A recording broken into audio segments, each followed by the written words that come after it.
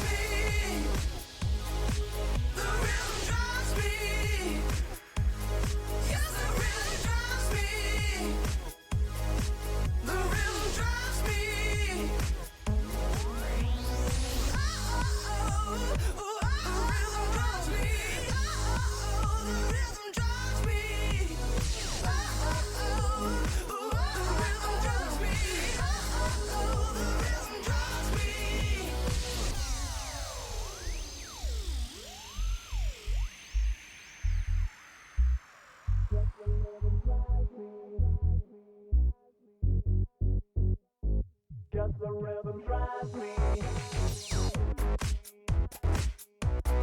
Guess the rhythm drives me. Guess the rhythm drives me.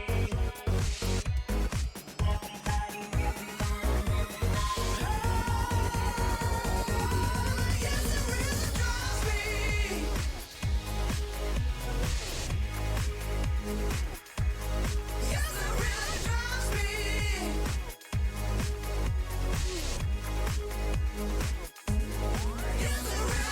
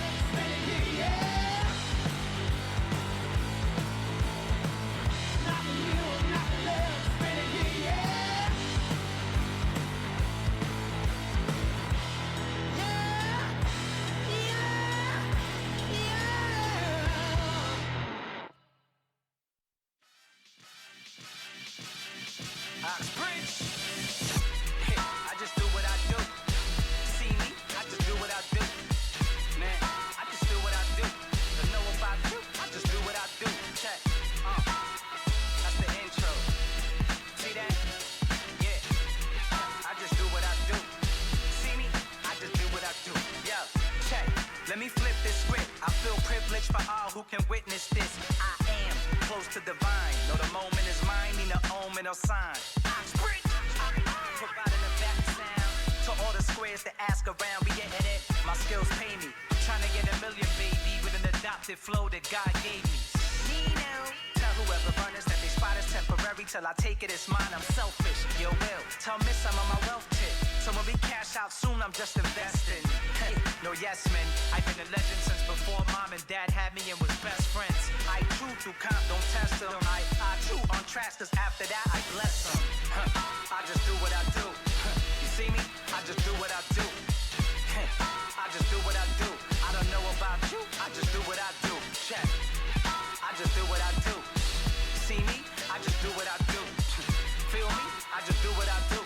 I don't know about you, I just do what I do. Listen to this rhyming exhibition. I'm something you ain't seen like an honest politician. This ain't just head hitting. A lot of pinch nerves on necks are caused by bars that bless spitting. Wait, don't hate, I just move how I move. I can't describe what it is, I just do what I do. I am better than any rapper from here to wherever, and my legacy will harass my offsprings forever. I flow and write better than any, I'm the hottest, and trust me, that's not being conceited, that's being modest. I'm being honest, pop up my collar, school of hard knocks, I graduated with honors. I just do what I do. You see me? I just do what I do. I just do what I do. I don't know about you, I just do what I do. Check. I just do what I do. See me? I just do what I do. Feel me? I just do what I do. I don't know about you, I just do what I do. I just do what I do. You see me? I just do what I do. I just do what I do. I don't know about you, I just do what I do. Check. I just do what I do. See me? I just do what I do. Feel me? I just do what I do. I don't know about you, I just do what I do.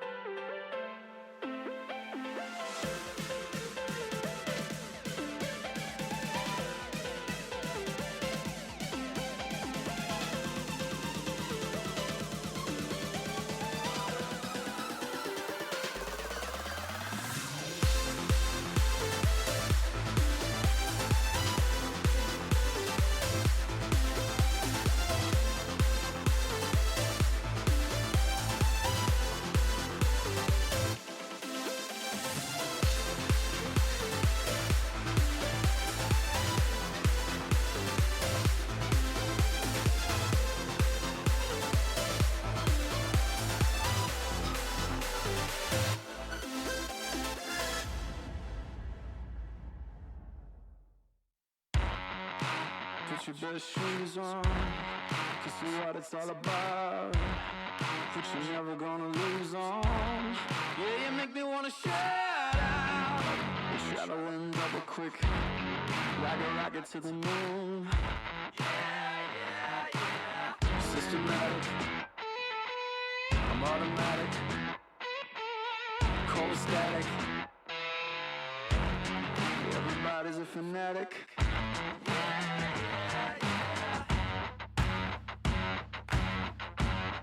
There's poison in my blood. Feels so wrong but tastes so good. One perfection, one desire. Feed the monster, fuel the fire.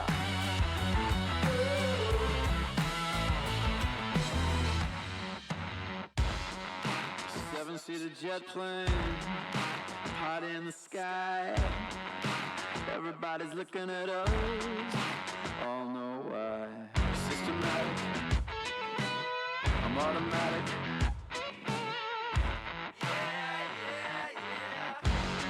You can pin disaster on me, I'll do the time.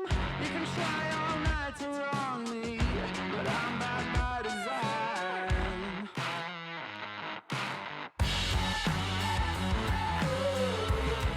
There's poison in my blood.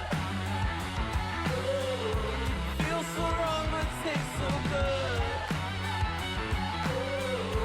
One perfection, one desire. Yeah. I've got a special secret. Don't waste your time on me. If you can swear to keep it, I might just let you see.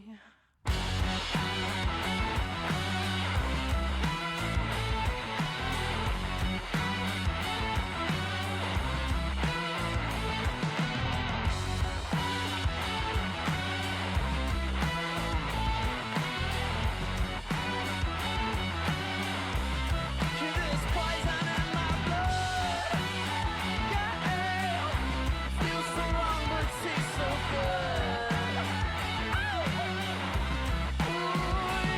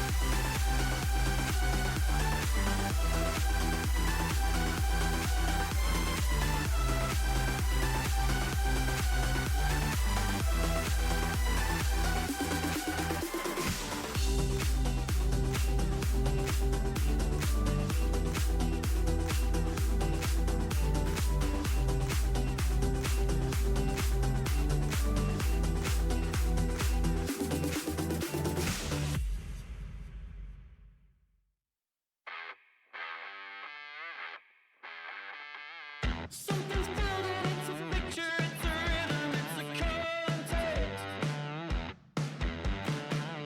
It's been snapping at your heels, trying to feel what is up next.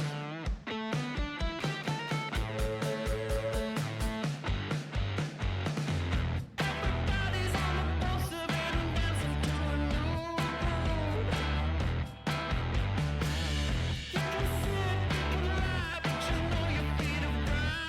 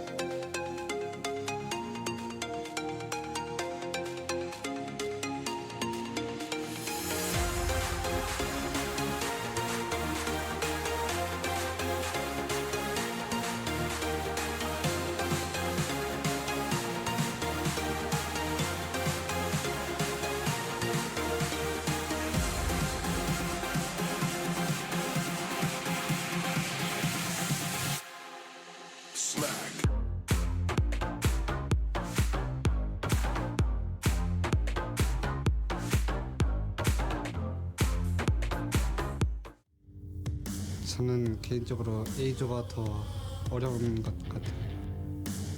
那就发挥的话，我觉得就是 RNG 的麻辣香锅、小虎，我觉得都是一直发挥的很好嘛。然后 IG 的 Rookie， 然后他们的那个 Duke 也是发挥的很好。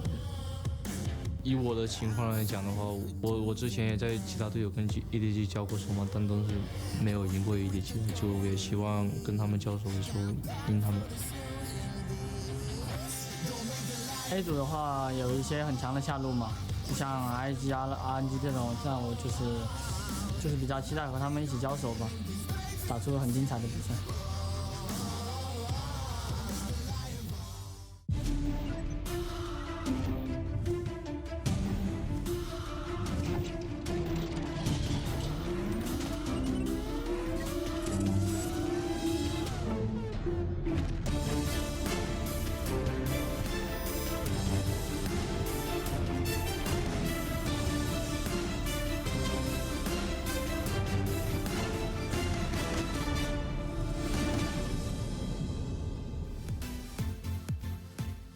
Welcome to week 4, day 4 of the LPL here in the Spring Split 2017. We are getting ready to get into our games today. We only have 2 sets for you as we have gotten to cross-group conference, so our Sundays are going to be a little less padded. So if you tuned in at 4 o'clock, my apologies, we're here live at 6 p.m. A little bit different to what we're used to, but LGD are getting ready for their games today against Game Talent, who have been taking names off some of the top teams we've seen around. On the opposite side, we see our 2 champions getting ready to go. RNG and, of course, their opponents, EDG, today. My name is Richard Pauls Cam. As we are getting onto the desk, I have my fellow companion of my protagonist of Final Fantasy 16 with me. It is Froskurin. How are you doing today? I know yesterday you were at Mardi Gras. I was quite jealous that I wasn't able to attend myself. Just so much glitter. I'm a little bit tired, but I'm very excited to be back on the desk. Although I don't feel like I get to fit into Final Fantasy 16 anymore. I feel like we kind of moved down to like FF6. Maybe, yeah, maybe we're back in time. I've toned it down. At some point, I know you're gonna dye your hair again, so I think we'll get to that point. But maybe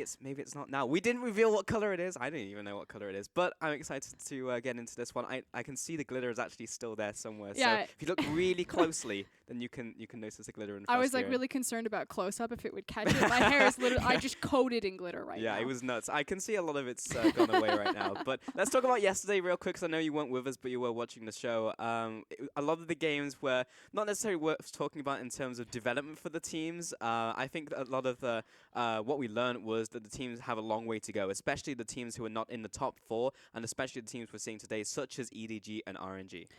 You and I were having a pretty good discussion about this kind of like pre-game, pre-show. This idea of like holistic narrative versus consistency. So we use that buzzword consistency all the time. Like, oh, we need the teams to be consistent if you're going to be elite. Well, that's kind of like the bare minimum at this point. And I'm almost willing to throw that away if the teams just recognize like their identity and what they're good at. Because we have so many teams that have very clear-cut identities. You know, this is a top-centric team. This is a jungle-centric team. This is a team that plays around their AD carry. And I just wish that instead of trying to marry, you know, macro and talent, that they would just commit to this one identity or figure out what their win conditions are and play to that. I mean, again, you look back to the height of Chinese League of Legends, OMG, Starhorn Royal Club, even Edward Gaming come to mind as the big superstars from the region. OMG were great at diving. They were the Bash Brothers. They were a very heavy skirmish team, and they made no apologies for this type of playstyle. Starhorn Royal Club made 2 World Championship runs off the back of just playing around their AD carry, protect the AD carry comps, that flying V like Mighty Ducks in there. And Edward Gaming, they made their statement on their ability to 5v5 late game and bait you around Baron pits. And it just feels like right now we're trying to juggle too many things, and teams are dropping the ball. And there's now like these clear-cut Achilles tendons in every single elite team in our region. I want to say we have a little bit of that in some of the weaker teams, like an IMA. You get to the late game against IMA, they're going to take you in a 5 versus 5. But when you look at some of the games yesterday, like WE versus IG, all the brilliance that we saw out of IG kind of fell by the wayside, I feel like, in that series, where they drafted something that definitely has its way into the game. But if you're drafting to pick apart mistakes from your opponent, and you're going up against WE, who don't make mistakes, then it's just like, well, how are we going to get in this game with, say, a Katarina, which they had in game 1? Like, as an analyst watching WE versus IG, a lot of time I'll watch games in 2x speed unless it's something that's very intensive, then I'll go back and watch it normal speed. I'm watching that game, and as soon as I get to that dragon fight where IG are behind because they already kind of threw early game to WE, and they start rushing into a 5v5 dragon fight as like a behind Zyra, a behind Katarina against like a Maokai comp, or excuse me, it was Nautilus, they had the Maokai. I was like, this is over. Like, this is just a bad decision, and they picked into it, and WE just rolled over the top of them. Yeah, I know you were talking to me pregame when we were in rehearsals that you don't feel like WE is maybe up to scratch right now, and I think that's a very interesting statement because if you look at the whole league, actually, where do we stand? Because we have nothing to base ourselves off. We didn't go to IEM. We haven't seen ourselves in international competition. Yes, today we have RNG versus EDG, and that'll be a great test to see how the top of the table goes against each other, but actually, how good are we? And WE, yes, they're consistent, but within our ecosystem. There's good things to look at as we take a look at the standings here. Like you said, it's RNG, EDG, top of the table clash, but we're really good at side wave control. Like, I think that's something that LPL fans can be like, at least we can do this, because at IEM, that was a disaster for pretty much every single team attending, is that when you go to these objective setups, that you don't prep your side waves, and so if you lose on the objective setup, you lose everything on your map. Or even if you win, you spend so much of your time absorbing that buff because you're just trying to set up the map to use the buff that you earn. LPL teams consistently across the board are actually decent at that. It's just kind of the decision-making about when to fight that they seem to really drop the ball, at least especially in lower tier teams. Yeah, I know you were just talking about the standings as well. We already kind of mentioned it. Today is the day of the big title fight. It's EDG versus RNG, which I'm very excited for.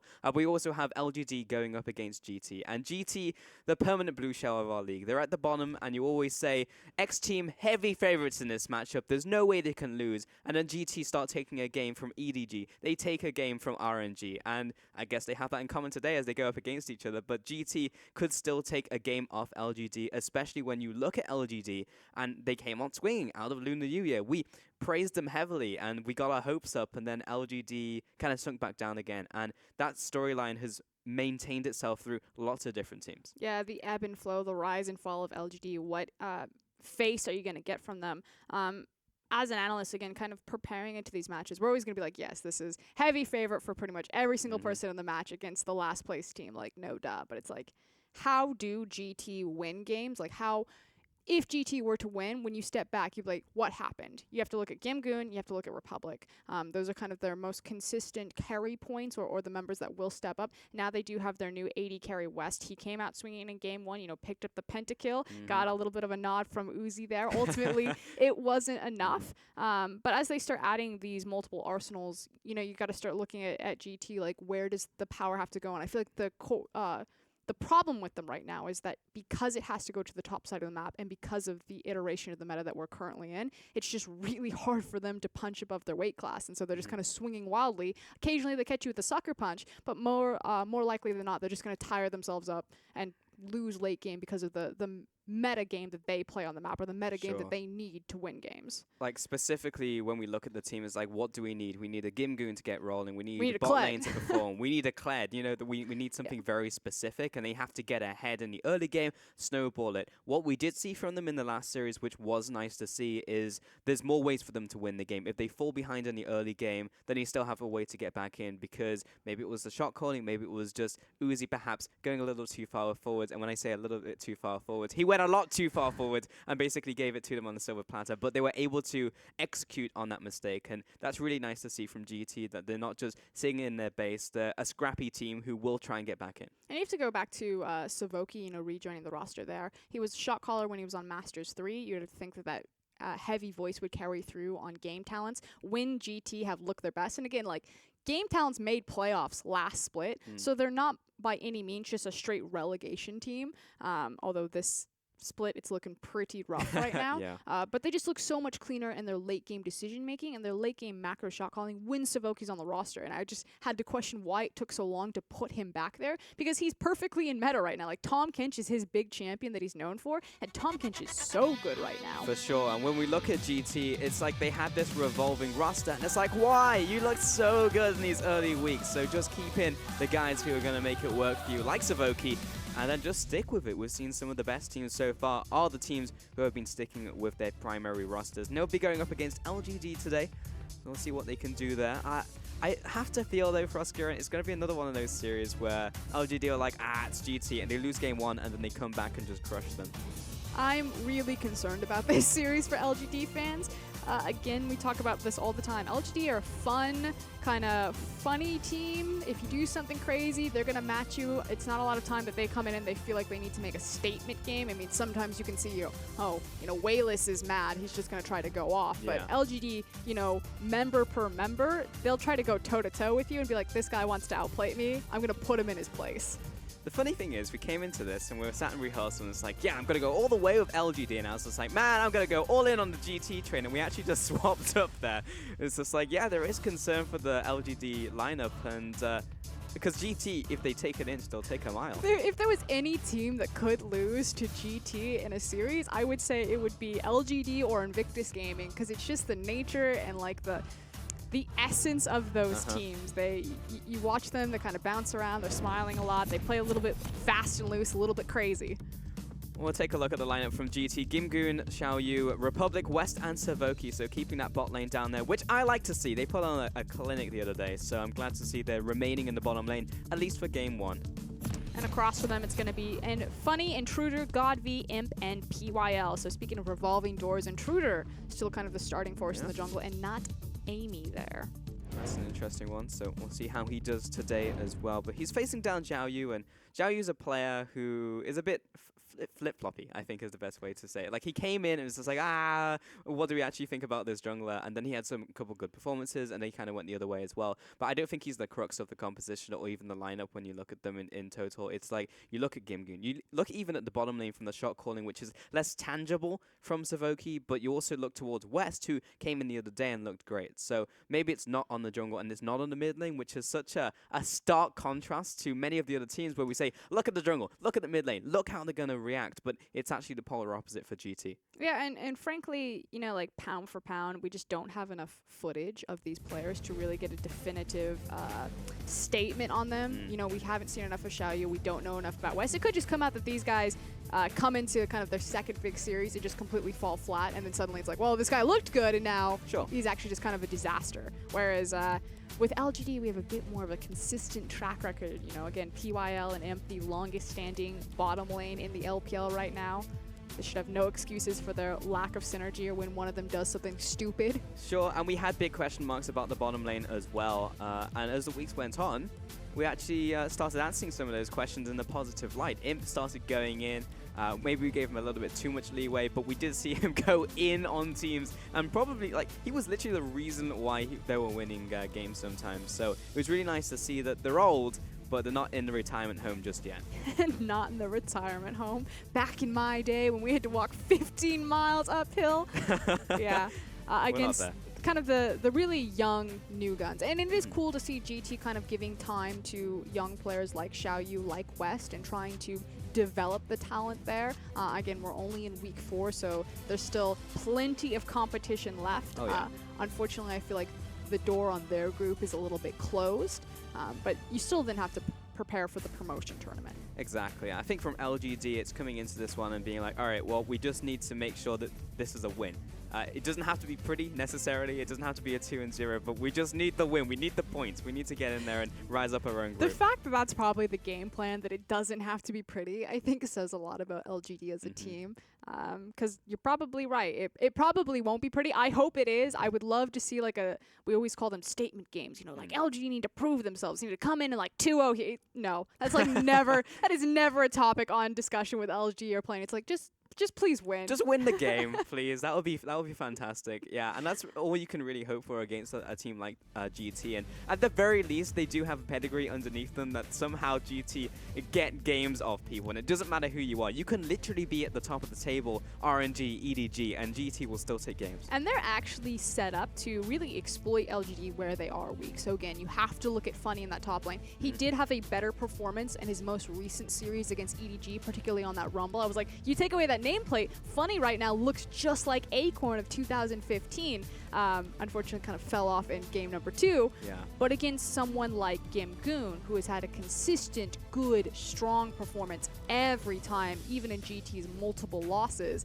like that is definitely an area that game talents should have their bullseye painted over, as we can exploit Funny. Oh, for sure. You look at a man like Gimgoon, you're like, he's actually there with, he's rubbing shoulders with some of the best in the league. You look towards, say, Duke and Akabe in the top lane, you're like, these are really good players. And if Gimgoon is more consistent, then we can maybe put him in the same light as those players, where you look towards Funny, and he's definitely trailing behind the pack. So it would be nice to see Gimgoon actually step up in the top lane. Maybe go for another carry, go for a Jace, go for like something more carry orientated than just sitting on the Maokai.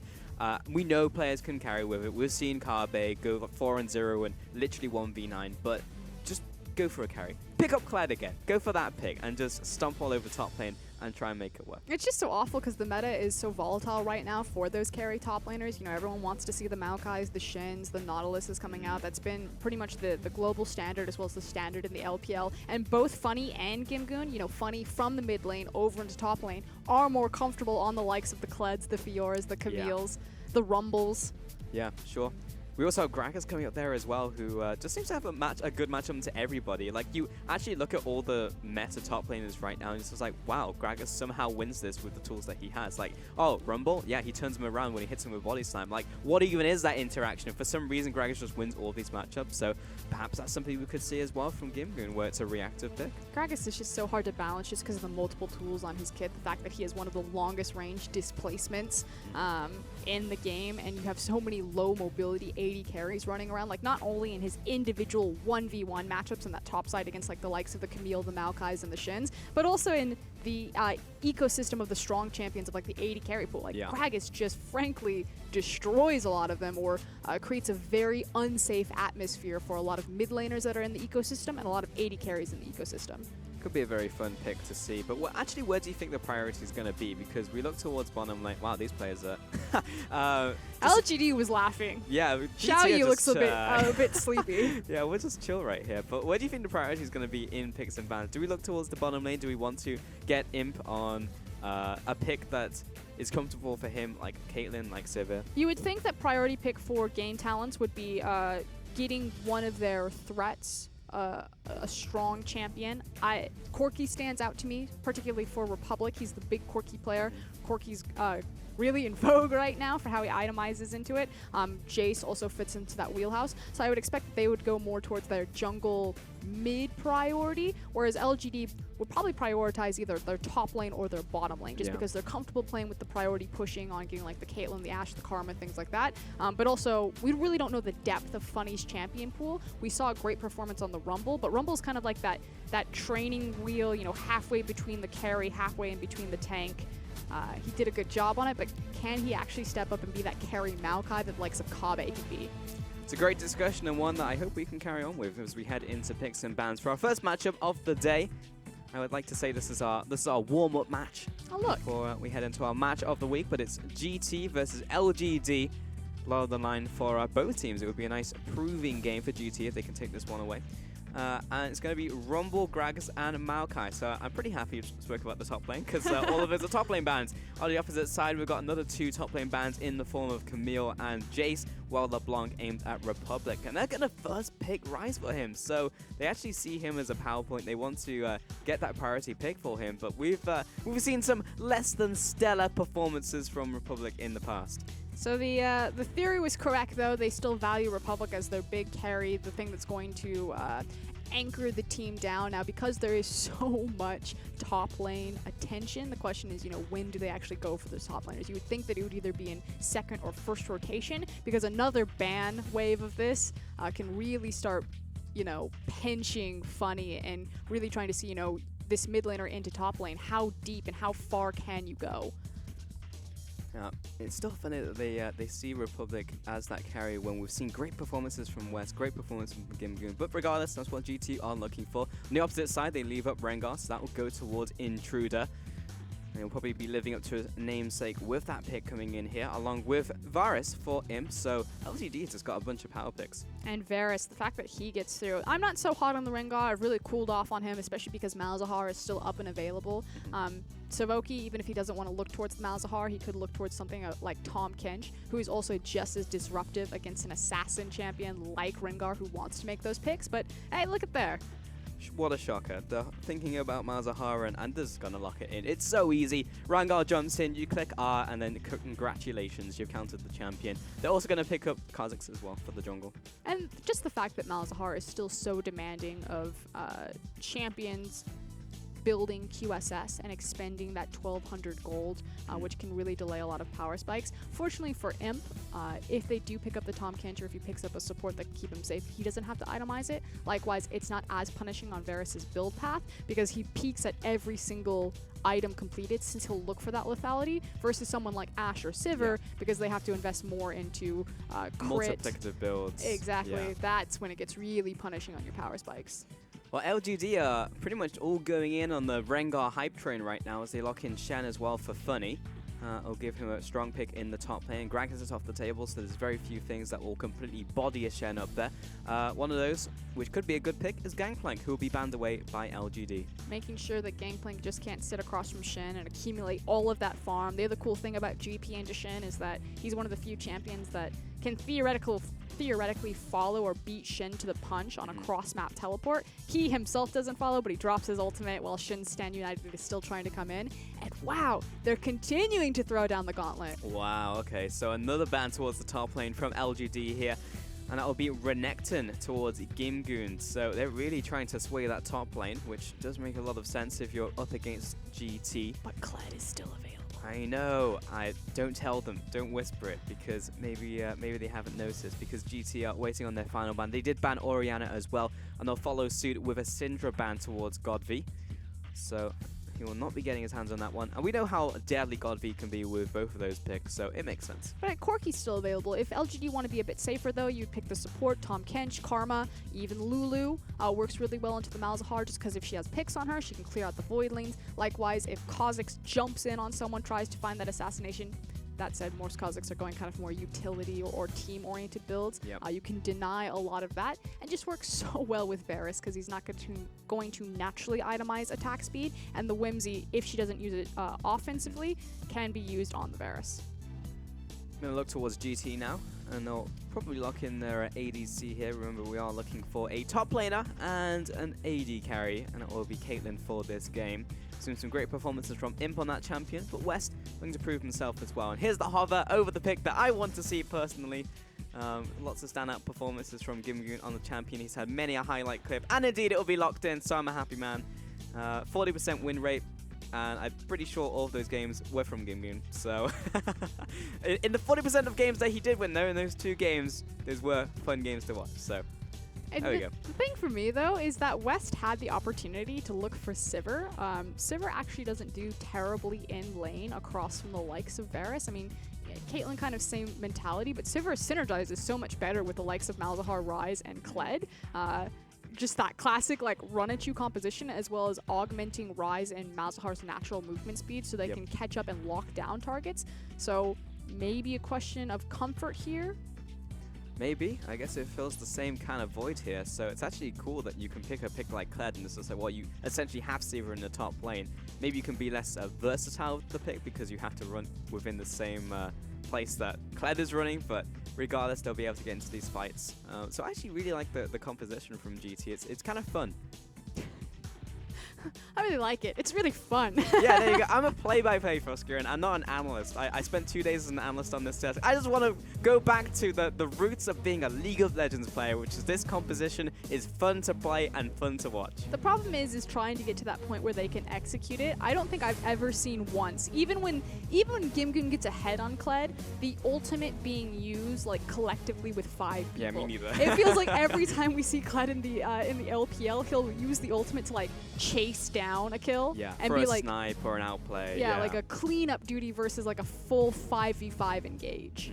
Well, the problem is it's much like Cyan Ultimate, where it's so scripted, and you'll hear it. Everyone hears the global sound of him charging in, so you know he's heading towards you, and you have plenty of time to scatter unless you catch them in the jungle where they have nowhere to go. So it's so situational where you can get those perfect ultimates where it makes sense, but theoretically, with a Malzahar and you're running towards your enemy team, it does fit the void that a Sivir would necessarily put in there. I almost feel like it's, I mean, obviously it's a comfort pick for Gimgoon and the fact that the top lane was pinched so much, but I almost feel like in a situation where all the towers have fallen and Rengar becomes that much more terrifying, because if you just step slightly out of position, he'll look to punish you or he'll look to hunt you down, that it's almost like a response to that. That if you see the Rengar going on the hunt and as he jumps in, Kled's immediately going to pop his ultimate and just try to, you know, like zippy his team over there to find kind of the lost little puppy or the lost little lamb that Rengar found.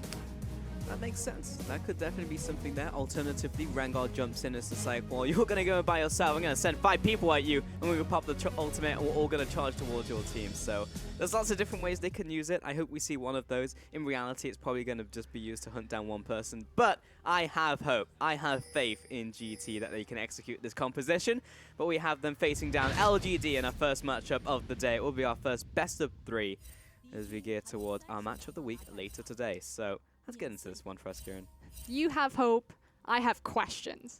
You know, what do Xiaoyu and West actually look like consistently? West and Savoki certainly will be tested against the likes of PYL and Imp, especially because they got kind of the, I'm going to call them soft counters with the Lulu into the Malzahar, the fact that they got their hands on Varus. Even with Caitlyn, it's going to be impossible to try to get wave priority against Varus just because he has line wave clear as well as AoE push potential on Q and his hail of arrows. So I just feel like they're going to be sitting under their tower for a very long time. Yeah, I mean, that's probably how it will play out in the bottom. Oh my god, that is frightening. You can tell the Chinese observer, like, yes, Kled again. Yeah. Get me in there. I'm pretty sure the English version of Skull does not sound that horrifying. Because that was some Jurassic Park Velociraptor noises I just heard right then. In the kitchen, hunting. Yeah, that was Did he that was get interesting. Every raptor? Okay. Every small raptor, yeah. We've seen this once before in the LPL, where we'll give them the slight level advantage to the Caitlyn if they get the just in time. Well, Savoka's going to get all the experience from that one. My issue is that Caitlyn level 2 is not nearly as punishing as other AD carries level 2, and so while I respect it and that you're able to do it so easily with Malzahar because you can take with the Void Lanes, it's pretty much like, now I have Caliber Net. If I hit Caliber Net, I can trade a really nice headshot on you, and if I time it with a second headshot, you know, maybe my all-in potential is there, but you give up a lot of your positioning on the initial wave, and you still have the same problems. I'm level 2, but I'm still underneath my tower. Sure, and I think for the same reasons you mentioned before, Kieran, where you're West against Imp and PYL, why not just go for these Raptors and say, I'm probably going to lose the level 1 anyway, so let me just get some more experience and make it easier for me to just kind of pad my way through the early game in the first couple levels. This is kind of interesting. So they've spotted Kha'Zix out on a ward, and PYL is now moving underneath Xiaoyu, but he doesn't know. PYL just came up here. He's going to hit him with a Glitter Lance as Xiaoyu backs away. He takes a fair beating. He's already gone all the way through his refillable potion. And we've seen several LPL teams kind of make this play. It's set up by the initial level 1. So if you sacrifice your level 1 wave bottom by taking Raptors like we saw West and Savoki do, you give better positioning to the enemy AD carrying support, and the supports will roam on that level 2. You never expect it. We saw WE do it when they faced EDG way back when, and now we saw LGD attempt it on Game Talents. Fortunately for Game Talents, it didn't result in their jungler dying, but can you imagine how disastrous it would have been if Kha'Zix had fallen? It feels so bad dying early on when you have those double buffs, which are so crucial for the early game of the junglers, but no kill just yet, and it did mean that the wave priority did briefly go back over to West. It's all but equalized the farm differential down there. Junglers are both heading back to base as well. It also means that you have to be that much more sharp about where Varus' level 6 is, simply because Lulu disappeared for a little bit, so he did get that solo EXP, and like Ashe, he's one of those champions. If he surprises you at level 6, wrap you with that ultimate, and track down a pretty easy kill. Especially on the likes of Savoki, who is a low mobility mage, and if they burn his flash beforehand as well, going to be a kill with Intruder heading down. and a Shen on top of him, mid lane. Republic just trading off against Godby. He's low on mana, so he's not looking for a kill or anything. He probably just wants to shove in this wave and then look for a back timing. It's one of the best things about Corki into Rise is that Corki's going to have early push priority on pretty much majority of mid lane champions in meta. And the thing about Rise is he has great push priority because they moved a lot of his wave clear from his ultimate onto his other abilities when they made the changes to him, and he can't get that early tier back. Like, Rise wants to walk into the lane, try to shove it forward as fast as possible, bounce off tower, and while it's bouncing back to him, get that tier. Normally it would happen about now, but against Corki, you can see that he's kind of stuck here. He's got no mana, he can't leave because he wants to get these creeps, and he's just being punished for a more delayed back timer in the specific matchup. He's only probably going to get like 2 of these minions. That's rough. One of these minions? Yeah, that like feels bad. he has to stay, but if he stays, he doesn't get the minions anyway, so it's just a straight up lose-lose situation.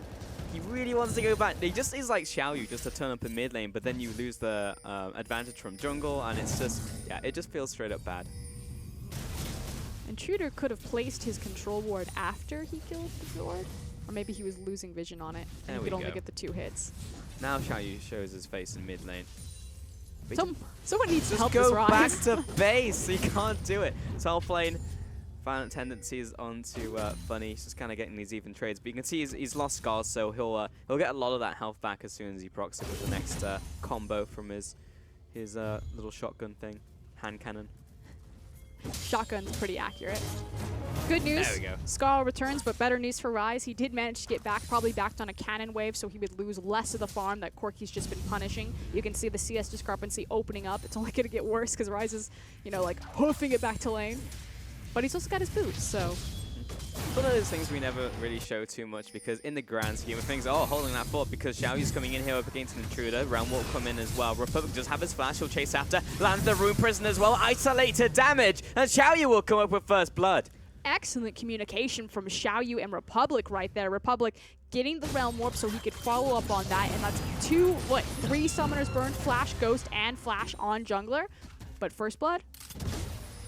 First blood over to GT and Xiaoyu of all people, so in terms of snowballing picks, that's exactly where you want it. And that's twice now in different series that Intruder has really been punished early level for just, you know, trying to make invades at poor times. Godby wasn't in lane, he didn't have any follow-up, didn't respect the enemy vision, and this could very quickly snowball back on him.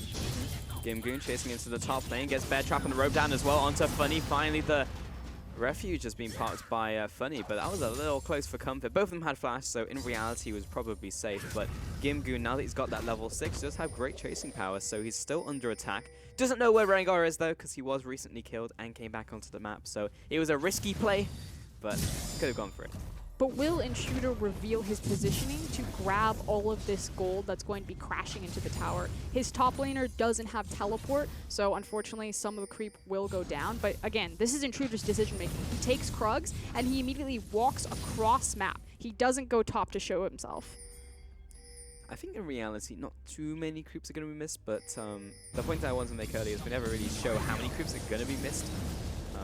Because as a laner, when you're in the game of League of Legends, that's really what you feel bad about. You know, you go back to the it's like, I've missed 200 gold, I've missed 230 gold, I've missed 250 gold, as you see the creeps dying. But in competitive, it's more about the big map movements, so we kind of missed that one just a little bit. Xiaoyu just giving his blue buff over to Republic, and that was a pretty clean one. We've seen many a blue buff not quite hit the mark in donations, but Intruder's actually down here with PYL.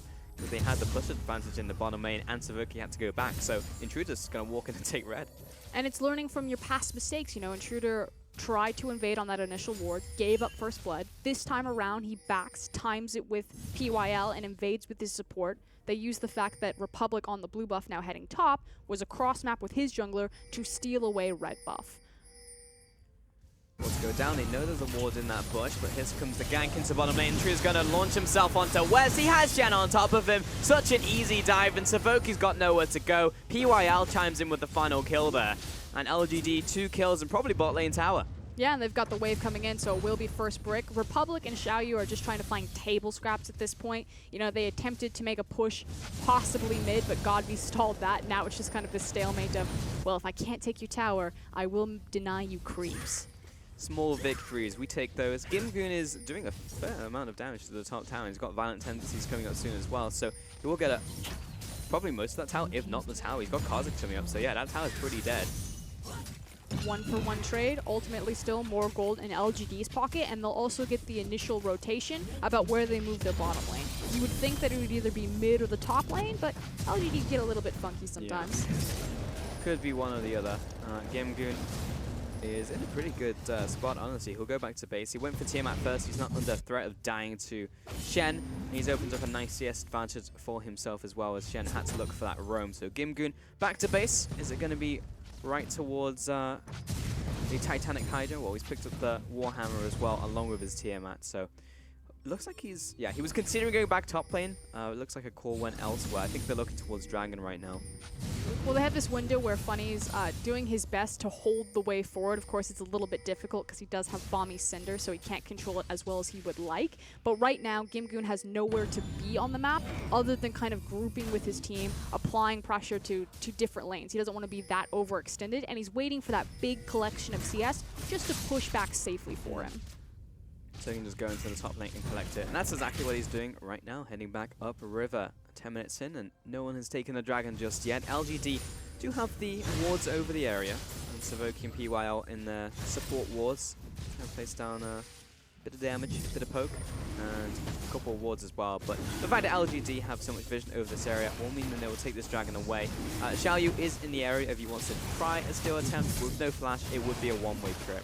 And it's also the TP discrepancy. So LGD did a good job. They didn't see where Gimgoon was. They made sure that they just played kind of defensively until Gimgoon was forced to show his face top. They have the teleport timing. They take Dragon when they know that they have a numbers advantage over that pit. Meanwhile, GT are like, it's Ocean. We don't care. Next one's Infernal. Buckle up, boys. Yeah, that's when we're going to be going in here with Gimgoon's ultimate. And throw Savoki in there with Republic and really get them into the fight. Godfrey was looking for a gank into the top lane, but Funny was like, not entirely sure we'll be able to kill him even if you come up here. Just go mid lane and farm. And Imp will push down the bottom lane here as well up against West. So this is a heavy push coming out from LGD. They need to be a little careful, as there are many people coming down to the bot lane. Xiaoyu's one of them, but he is getting blasted currently. Glidlance comes across, so does Missile Barrage. We've got Gimgoon on the outsides and the outskirts of this fight, but with 5 men strong, LGD, Gimgoon does not really want to be throwing himself in there. And ultimately, it's LGD that come out ahead after all is said and done because they use the Stand United versus the teleport cooldown. So they maintain a lot more pressure because their cooldowns will be up faster on the map. They do have this 1,000 gold advantage as well with that Dragon. So LGD just with a healthy advantage. It's not game changing, but it is nice to have. Gimgoon is waiting here, taking away this red buff.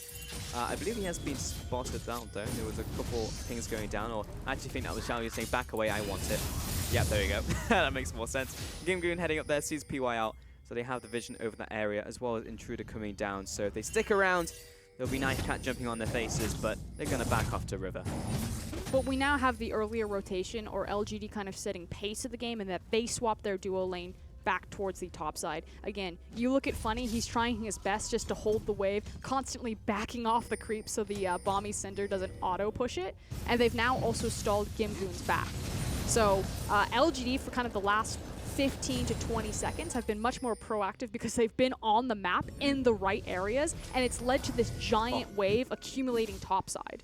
They'll push it in, but Savoki was on his way top lane, and Xiaoyu's there, plus there was a ward on it from LGD, so they'll get a little bit of chip damage onto the top tower, but it should all be collected by West here. You may look for the gank though with Intruder and Godby as they're just around the corner, but Xiaoyu should have seen this out. Yeah, pings come down, and LGD get the message, they get the memo, they'll back away off to mid lane once more. So surprisingly in this game for us, I feel like Vision is been pretty strong from both teams, which has denied a lot of the plays that we see getting set up. Yeah, despite kind of the early level 1, not level 1, but level 3 blunders from Intruder, LGD have certainly picked it back up. They just need to make sure that as long as, hold on. Well, let's see how much damage does that Q. It does quite a lot, actually. Realmwalk comes in. He'll jump over the wall, but now he's kind of in the middle of nowhere while Intruder will jump in his face. Xiaoyu's there as well, takes him out of the Evolved W. PYL caught out by Savoki, and there's the ultimate ace in that hole. Oh, it's not enough damage. The flash and the Q coming out there from Savoki, but PYL is still, he's still alive somehow. Single digits of HP. Bottom lane, Funny in the 1v1 against Gimgoon, but he gets Skull back and keeps him alive. Last minute, the hero that he needed. What the hell just happened? The entire map just exploded simultaneously. Okay. Is it over? No, it's not, because Imp's in the bush. Of course he is. West will flash away. There's a counter flash from Imp, but he's simply not in range, and he's getting eaten by Savoki's minions. He'll back away. I would love to see the replay of that to see if Imp let go of the arrow before or after he flashed. It was just slightly too short. But this is where it starts. We were just commending LGD about their vision, and then Republic catches out Godby, and it forces Intruder to overextend into Kha'Zix and Ryze to try to save his mid laner. Ultimately, both go down, and because everyone has information about where the junglers are, everyone's like, let's all 1v1 or 2v2. We have this chance. So many plays didn't quite work out. They're just thirsty for a fight, honestly, and that's what we saw across map. So all in all, there was a slight advantage to GT, and that's evened up the 1,000 gold advantage we just spoke about, because that mid lane tower went down. So GT back on a level playing field, but they did take that middle tower, which is quite important. And it'll help them start to place their deep vision and pivot around it. They've been doing such a good job, and kind of the little catches on LG, just kind of overextending on the vision again, catching Intruder when he tries to invade Raptors, catching Godby when he's trying to make a back on that ramp. Just every mid laner, just back up. Just go to your tower. It's not worth it. It costs you an extra 2-3 seconds at the cost of your life. I think it's probably worth it, in all honesty. But yeah, just being a little greedy there, and that means that overextension will result in a mid lane tower, 2 kills, and GT getting more control over the map. And especially with Infernal Dragon coming up in 1 minute, not really what LGD wanted. Which now puts even more pressure that LGD need to be so much more consistent on laying their vision on the Infernal. They still have the Varus. He's still got his Dirk as well as his Ghost Blade. So as long as they have the vision set up, we always use this analogy, fish in a barrel. Varus is going to hurt, which means that it's all about denial and acquiring a vision. Well, we can get an advantage with the classic Corki combo with Funny on top of him. He'll cancel out Savoki's ultimate, but Godby's still getting a lot of damage. West is under the tower, but Xiaoyi's getting chased down, and the last rocket will finish him off. West jumped on by Knifecat. I mean, what are you going to do when there's a Rengar on your face right there? 3 kills over to LGD. A nice setup in the top lane. They'll take this one away. And this is what we expect from LGD. GT have been doing a good job kind of keeping the lanes locked down 1v1, 2v2, and finding small advantages there, or at least neutralizing it. But when LGD get together, when they make the macro movements, this is when you start to see the difference between these two teams strategy-wise. This is a big power play from LGD. They took 1 tower. They'll take a second. Funny comes into the bottom lane, and Gimgoon and Republic will try and tag team him down, but Funny is not dying quickly. Gimgoon, he loses Skull. He'll still keep following after Republic. Now has the tower aggro. Gimgoon comes in with the hand cannon, but Funny's still alive. Last auto attack, and the overload out from Republic finally finishes him off before they turn their attention to the tower. And that dive was only possible simply because when what's his face? Kled jumps off of Skarl, it resets tower aggro, and it traded over into Ryze, allowing them to actually get a nice dive. But looking back at this replay, this is them just playing numbers advantage, knowing that Republic was on the bottom side of the map, so GT being out of position, and then LGD's composition having the tools to punish that with the Corki and Shin ultimate. Really cool as well with the interaction between Shen and whoever that Savoki is hitting with his ultimate can just instant taunt him and get him out of that situation. Imp is pushing down the mid lane as well, and West really needs to take this one away. That would be a big loss for LGD, but there's teleports coming in left and right. Imp caught out in the mid lane, and PYL, now he wants to get out of it. He's giving him a wild growth. That's all you're getting, mate. Gimgoon coming across, bear trap on the rope, did not quite land onto Lulu as she backs away. A flash will come out, violent tendencies as well from the Colette. So much damage! And Xiaoyu comes across with his own void spikes for the kill. Intruder locked up and stuck in Rune Prison, while Godby's also looking to back away here. Overload just misses the mark barely. Intruder turns around, but Xiaoyu's here to take out his opposition. Godby locked down, there's no taunt to save him this time. And GT will continue the dive under tower. That's an ace for GT! And Shu is on the other foot this time around. GT get the jump on LGD, they make the correct collapse. But here's the key difference between the teams. GT, they don't get anything off of that. When LGD made the collapse, when they got their correct members towards the top side, they instantly got a tower. GT have to respond to the waves. This is what we're talking about when we say side wave management before you look to a fight. Come on, Observer, I don't want to replay right now. Well, we get to see it once more. A lot of this was just mechanical and LGD getting called out. There was not a lot to it other than the setup that you just gave us, Trask. Yeah, all these teleports coming down. It's numbers disadvantage. I find it hilarious, just Kled's animations when he puts his, this. He has his little thing over his head. Yeah. He's just charging forward. And Gimgoon's confidence on the champion. But again, look at the waves. The wave is crashing forward. They have no creep waves behind them. They can get the ace here. And if this was LGD, the wave would have already been prepped, and they would have immediately taken that into a tower, possibly cracking or chipping away at inhib tower, depending on how much creep they had behind them.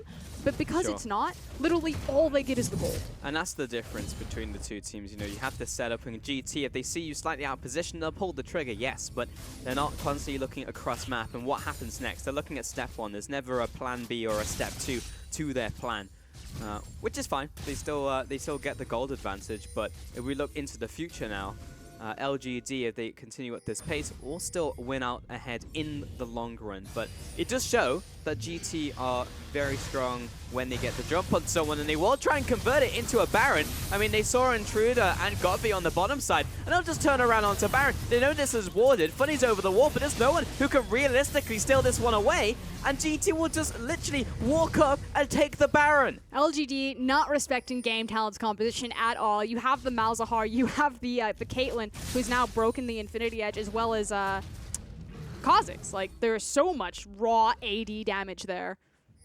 Leave it alone for 2 seconds. I mean, that was essentially just a straight up 20-minute Baron. That was a big oversight from LGD. And that has now firmly put GT in the lead of the game. We were just saying, well, all they got was the goal coming into that one. But yes, it was a little disjointed, but they got it anyway, I guess. Well, they got their waves pushing. See, it was the long-term plan. They're like, we there don't want we the go. tower off of this ace. We're going to get the waves pushing. LGD will have to catch the waves, and during that, we'll do the 20-minute Baron. Secretly, GT are actually just the geniuses. Yeah, I like to think that. I feel like I have to be the representative on the desk to be like, yeah, GT! But honestly, that was just a massive oversight from LGD. However, this is what happens, I feel like, in every GT game, and every win that they get is just like, there is this misplay by the enemy team. And we see them in teams where we see like middle of the pack teams and top of the table teams, and then it does result in something. But GT will take this and they'll just run away with the game with it. So there's something there. There's a little bit of X factor that GT have that allow them to take much more than typical.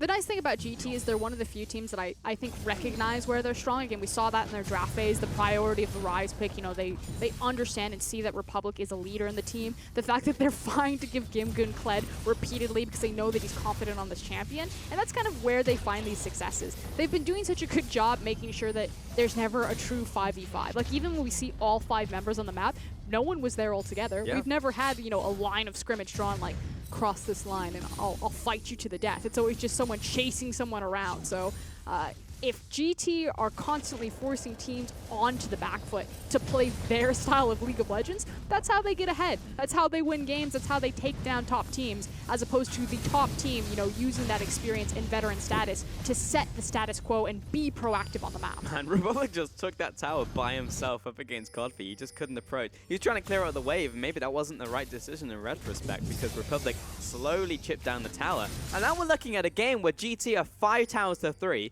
They have a pretty sizable gold lead, 5,000 gold ahead. They have an Infernal over Ocean, which is arguably much more important right now. LGD are just constantly on the back foot. They only have 1 inner tower remaining, and they're heading towards it. And Funny needs to take a step back. I know That's not really what you want to be, yeah. I know he thinks he's real big on the shin, and he's now got POL behind him, but GT, how are they going to play this patiently, or are they going to dive in? I think you know the answer to that question, but in the mid lane, Rengar is jumping after Republic. He'll jump away. He's good. Oh, what? Well, that's a fast Caitlyn. Where did Gimgoon go? Oh, he's way ahead of the game. He was looking to rotate towards the mid lane, but again, we said this in Champion Select. It's a very it's an ability that is easy to see. What's the word I'm looking for? Binary. Telegraphed. Straightforward. Telegraphed's There the you word. go. Yeah, it's a very telegraphed ability. So LGD just walk out of the way. But kind of think about the difference there. Like a skirmish starts where Rengar and Corki try to make a play on Rise, and instead of GT recognizing that they have numbers advantage to siege the tower top lane, especially with Baron buff, they're like, let's fight them. Like, let's go. Yeah. And they immediately leave the tower and then try to chase LGD, losing all sense of kind of momentum. Exactly, and that's the question you asked. It's like, what are they going to do here? Yeah, of course. course the answer is fight if they have an opportunity. Is Gimgoon's ult up? And that's the flowchart. That's it. Like, if yes, then we're going in. And that's all they need. That's all the justification they need for a fight. It's the Kled flowchart. Yeah. Pressuring tower, start a fight. Yeah, start a fight. Doesn't matter if we have advanced with Baron, whatever, man. Just let's go. We want to kill somebody. I've never seen a champion like so fit the perfect essence of a team before, rather than like GT or Kled. They are Kled. Their shirt literally says "fight" on it. Yeah. I'm surprised it's taking us this long to really come up with that fact, but I guess weak four's not too bad.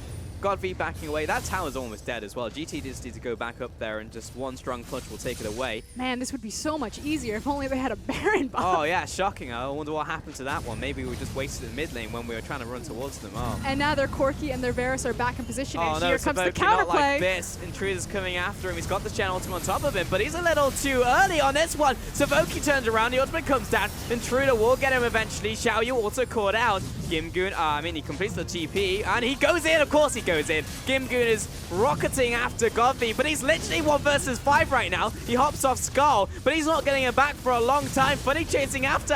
Gimgoon's still alive. He finally gets finished off by him. They chase down Republic as well. He's turned into a snowman. The bowler goes wide. Intruder. Oh, he's under attack. Republic takes him out, and this is all turned around. He finds 2. West finds another one. How is this? Why is this working? It follows after. He drops the 2 versus 5, and GT come home with the ace. And Republic gets a quadra kill. Oh my god, I love GT. They're my favorite team now. That was hilarious. Gimgoon is so ridiculously tanky on Kled. He literally...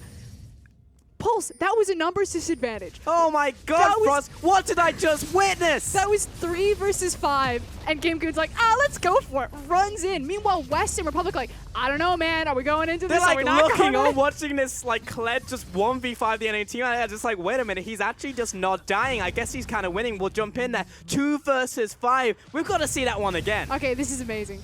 So first and foremost, Intruder actually does a really good job. We see kind of how the soft the soft answer of Malzahar works. It definitely is playing against Rengar, let me tell you. But he survives this. So they then collapse. They take out immediately 2 members. And Gimgoon, this is like, that's 5 people. He just runs in. And the thing is Republic and West aren't doing anything right now. They haven't laid down any sort of damage. They got chunked out by Imp. And Gimgoon's health bar is pretty much done. But he's eaten up so many cooldowns that Republic is able to wait out the Whimsy and then just turns on the Rise.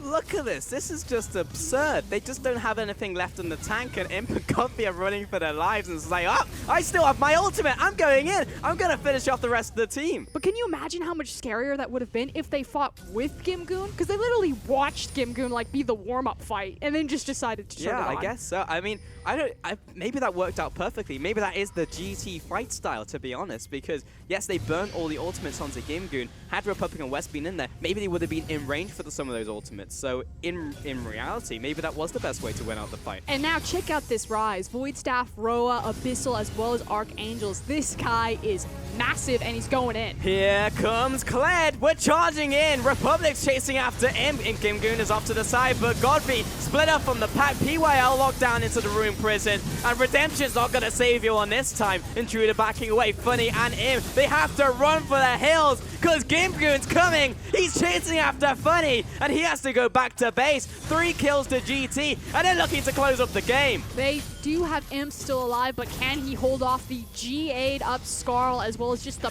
power of this Rise?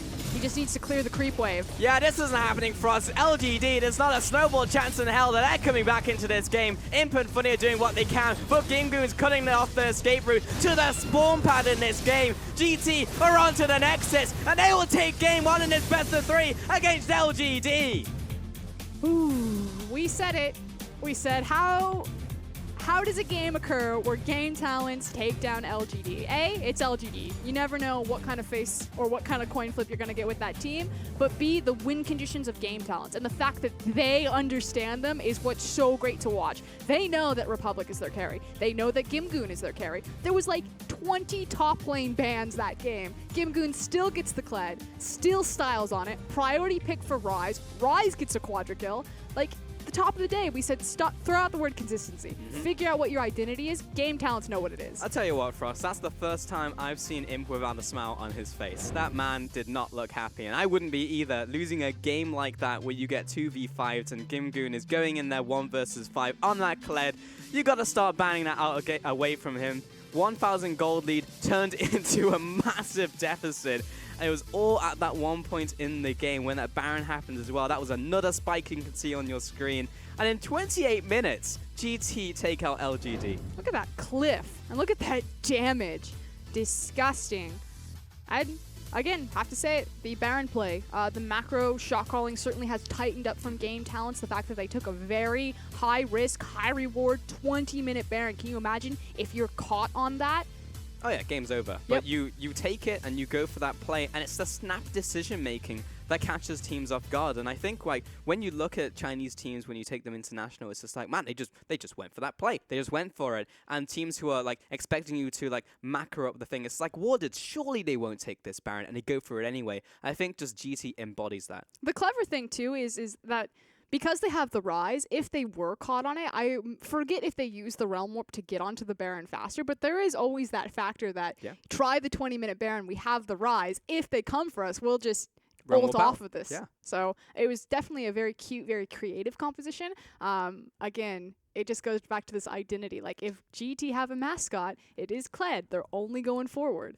I don't think in my wildest dreams I was expecting a game like that, because we came into this one Really? as just like, well, we have Kled, and it will synergize with the Malzahar. He'll go in there. You also have to speed up for Rise. Great. But I never thought we were going to see a game like that. It would happen in that way. And it never really did happen that way.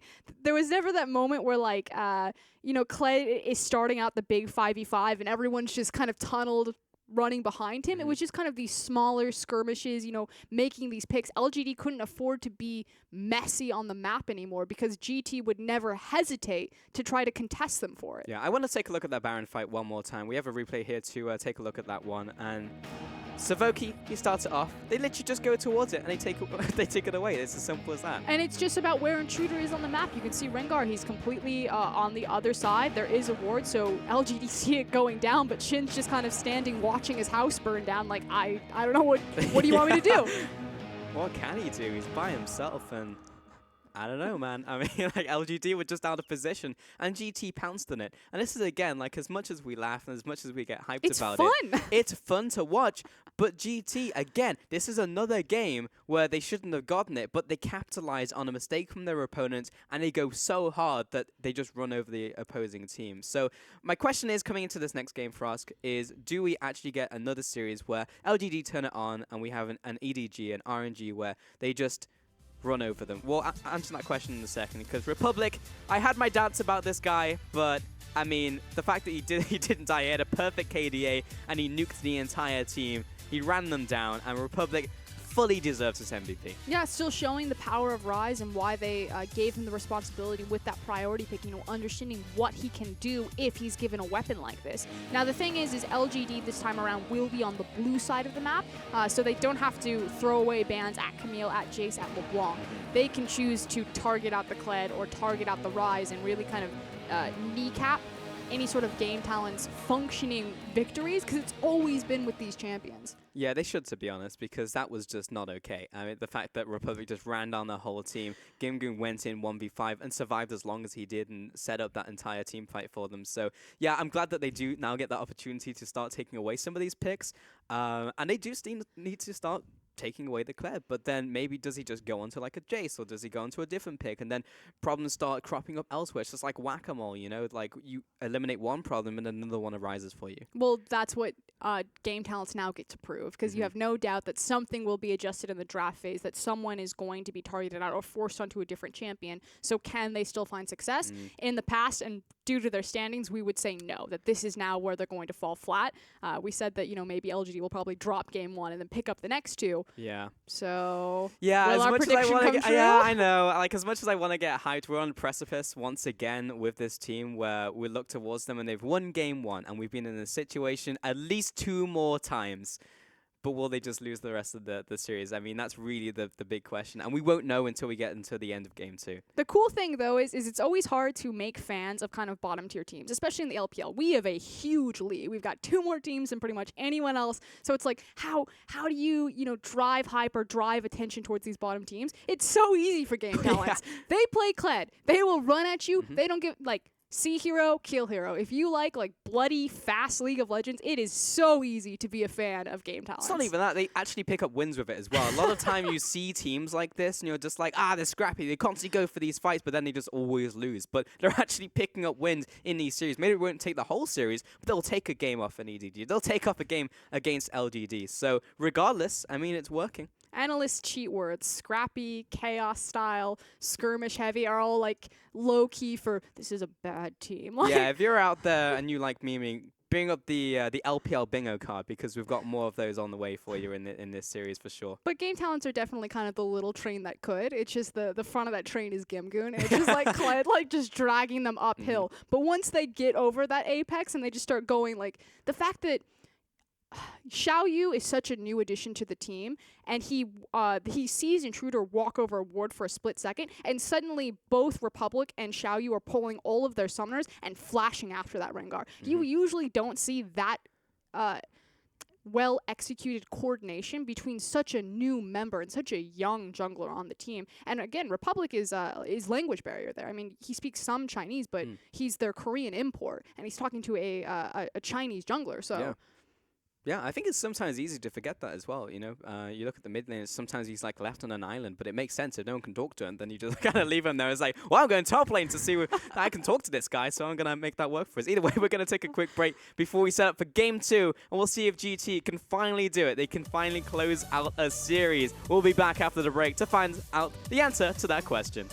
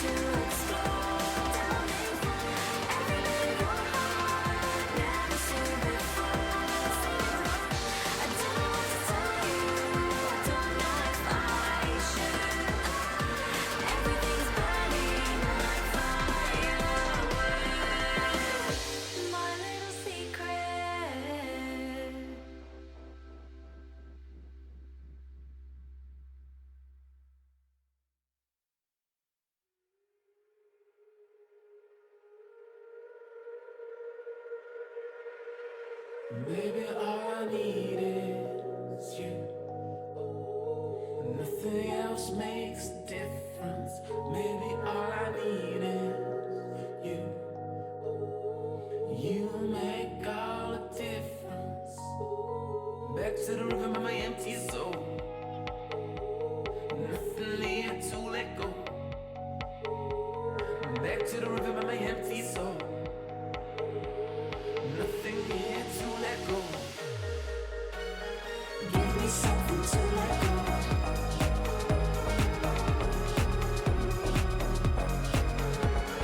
Give me something to let go.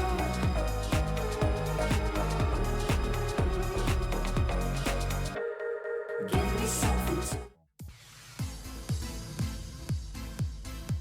Welcome back to the LPL. We have GT here once again with a Game 1 win. I feel like we're in this position many a time for Skurin. I'm back with Skurin, by the way. He's right next to me. Oh, hi.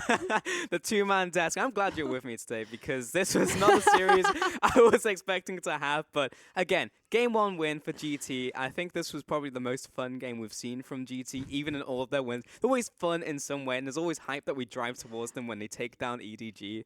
But Backstage, so when we they have a great chance to take this game. know, when we prepare for these games, we always like make these analogies backstage. So they never make it onto the desks. We're like, oh, we can't say that. Like, that's what, Yeah. But like LGD, I feel like they're. I always do the car analogies. Like, you know, if EDG used to be like the Ferrari, like they're constantly in first place, just running over. I always felt that LGD were kind of like that beat up old Jeep that's just like constantly like driving along. But you know, they finish the race, but they don't necessarily stay on course. They kind of go over. I feel like game talents are kind of like a little moped, and they just zipping around, and they're stylish and they're cute and they're fun, and you just want to take them for a ride, but ultimately it's not going to win the race. I think not like a moped, more like a quad bike. Like you think they're something doing fun, some off-roading like in the dirt. action? Yeah, exactly. I feel like that's where GT's at, because they'll just go in. They'll go anywhere, you know. But You go that's off-road, that's fine. In a busy city. Mopeds won't do that. But mopeds can fit in like heavy traffic. It's true. I don't know if you've seen the mopeds going in Shanghai like full speed. Yeah, I've seen like tuk-tuks and stuff. Those cars don't even care, man. Yeah, we'll have to find out. If you have a good car analogy for us, make sure to tweet at us on Twitter using the tags at Frostkieran. I'll take the brunt of the car analogies for game talents. Tag me in there. Well, we do have a substitution. One of the car parts needed replacing, and that'll be in the form of Amy, who'll be coming into the jungle here. Fresh off the car shop. I feel like that just replaces the wheels, really. You traded like your off-road wheels for like your street wheels when you trade up Intruder for Amy. Intruder much more about that aggressive counter jungling, whereas Amy's a bit more about coloring in the lines, supporting his lane, setting them up for success. So it does kind of move and allocate resources around for LGD. It's not about contesting jungle and following his lead. It's about supporting up Imp or supporting up Godby and having more of a tank jungler behind you. All right, Frost, but does that answer any of the problems that they had last game? Because they literally lost the game because they had poor map awareness. Does Amy solve that problem? Historically, I would say no. But ultimately, we don't really know all of the X factors that bringing in a new player. Like, it's really easy to see a new player get subbed and just compare him straight across from the person that he's subbing and be like, you know, he's worse at ganking than that. He's not as, doesn't have as deep of a champion pool. But it's so hard to track these other facets where it's like maybe he brings up morale. Maybe he just changes how the team talk to each other. Even if he's not a shot caller, maybe communication's just easier. Yeah. I mean, Aluka sat on Team WE's team forever as being kind of like one of the worst top laners in the LPL, but he was just so happy all the time. You just see him bouncing around. He just made everyone around him happy, and the team performed better because of it. I can definitely see that, especially if you're like just sitting backstage as well. You're watching the game unfold, and it's just like you notice something that no one else did because you had that overall vision of the game. Perhaps that's something that Amy can also bring to the team. We just don't know, but we definitely need LGD to fire back because let's be honest, the early game was absolutely fine. It was just up until the point where these big swings happened, and we saw it in the goal graph. It was exactly at the Baron, and everything went downhill. But there's no reason for LGD to be playing Game Talent's game, which is heavy skirmishes, 3v3s, never full 5v5s, and never making objective trades. Like, there's never going to be a moment where like, wow, GT really traded those 2 towers well for LGD's 2 towers. It's like, no, GT snowballed ahead because they found someone out of position and then just ran them over because the other team decided we could trade an objective here, but instead let's fight them. That's actually a really, really good point, because last time GT played and he played against RNG, it was like, yeah, they won because they brought the other team down to their level. It was like, if you actually just play your game and you play up to your own standards, then you should be able to just completely pick apart and dissect GT. Unfortunately, if you get drawn to the chaos, and I think of all the teams, you said it yourself, Frost, LGD will match you if you go for that type of game, and you don't want to play GT's game because they were born, you know, they were molded born. by it. You may have adopted the chaos, but we were born. We were molded by it. So you can't win. You can't win against Bane GT. Either way, we're into Pick to Balance game number 2. Don't start me with the Batman analogies. We'll go there. We'll go hard, my friend. But let's get into these picks and bans. We only have the bans so far, but we have LeBlanc and Jace, and we have Gragas and Karma from GT. I already want to flag this. You know, we talked about LGD. They're on blue side this time around. They don't need to be pressured into those red side bans of the LeBlanc and the Jace. They can choose to target ban, you know, one of these strong points out from GT, and already there's 0 adaptation. They ban away the Jace. They ban away the LeBlanc. So that's a single adaptation. So what is their priority then? But again, that's Like, that's not the problem. It's like we sub in aiming, it's just like, nope, that's not solved. We ban these, nope, that's not solved either. But then there's the flip, you know, maybe LGD are like, they beat us on Kled.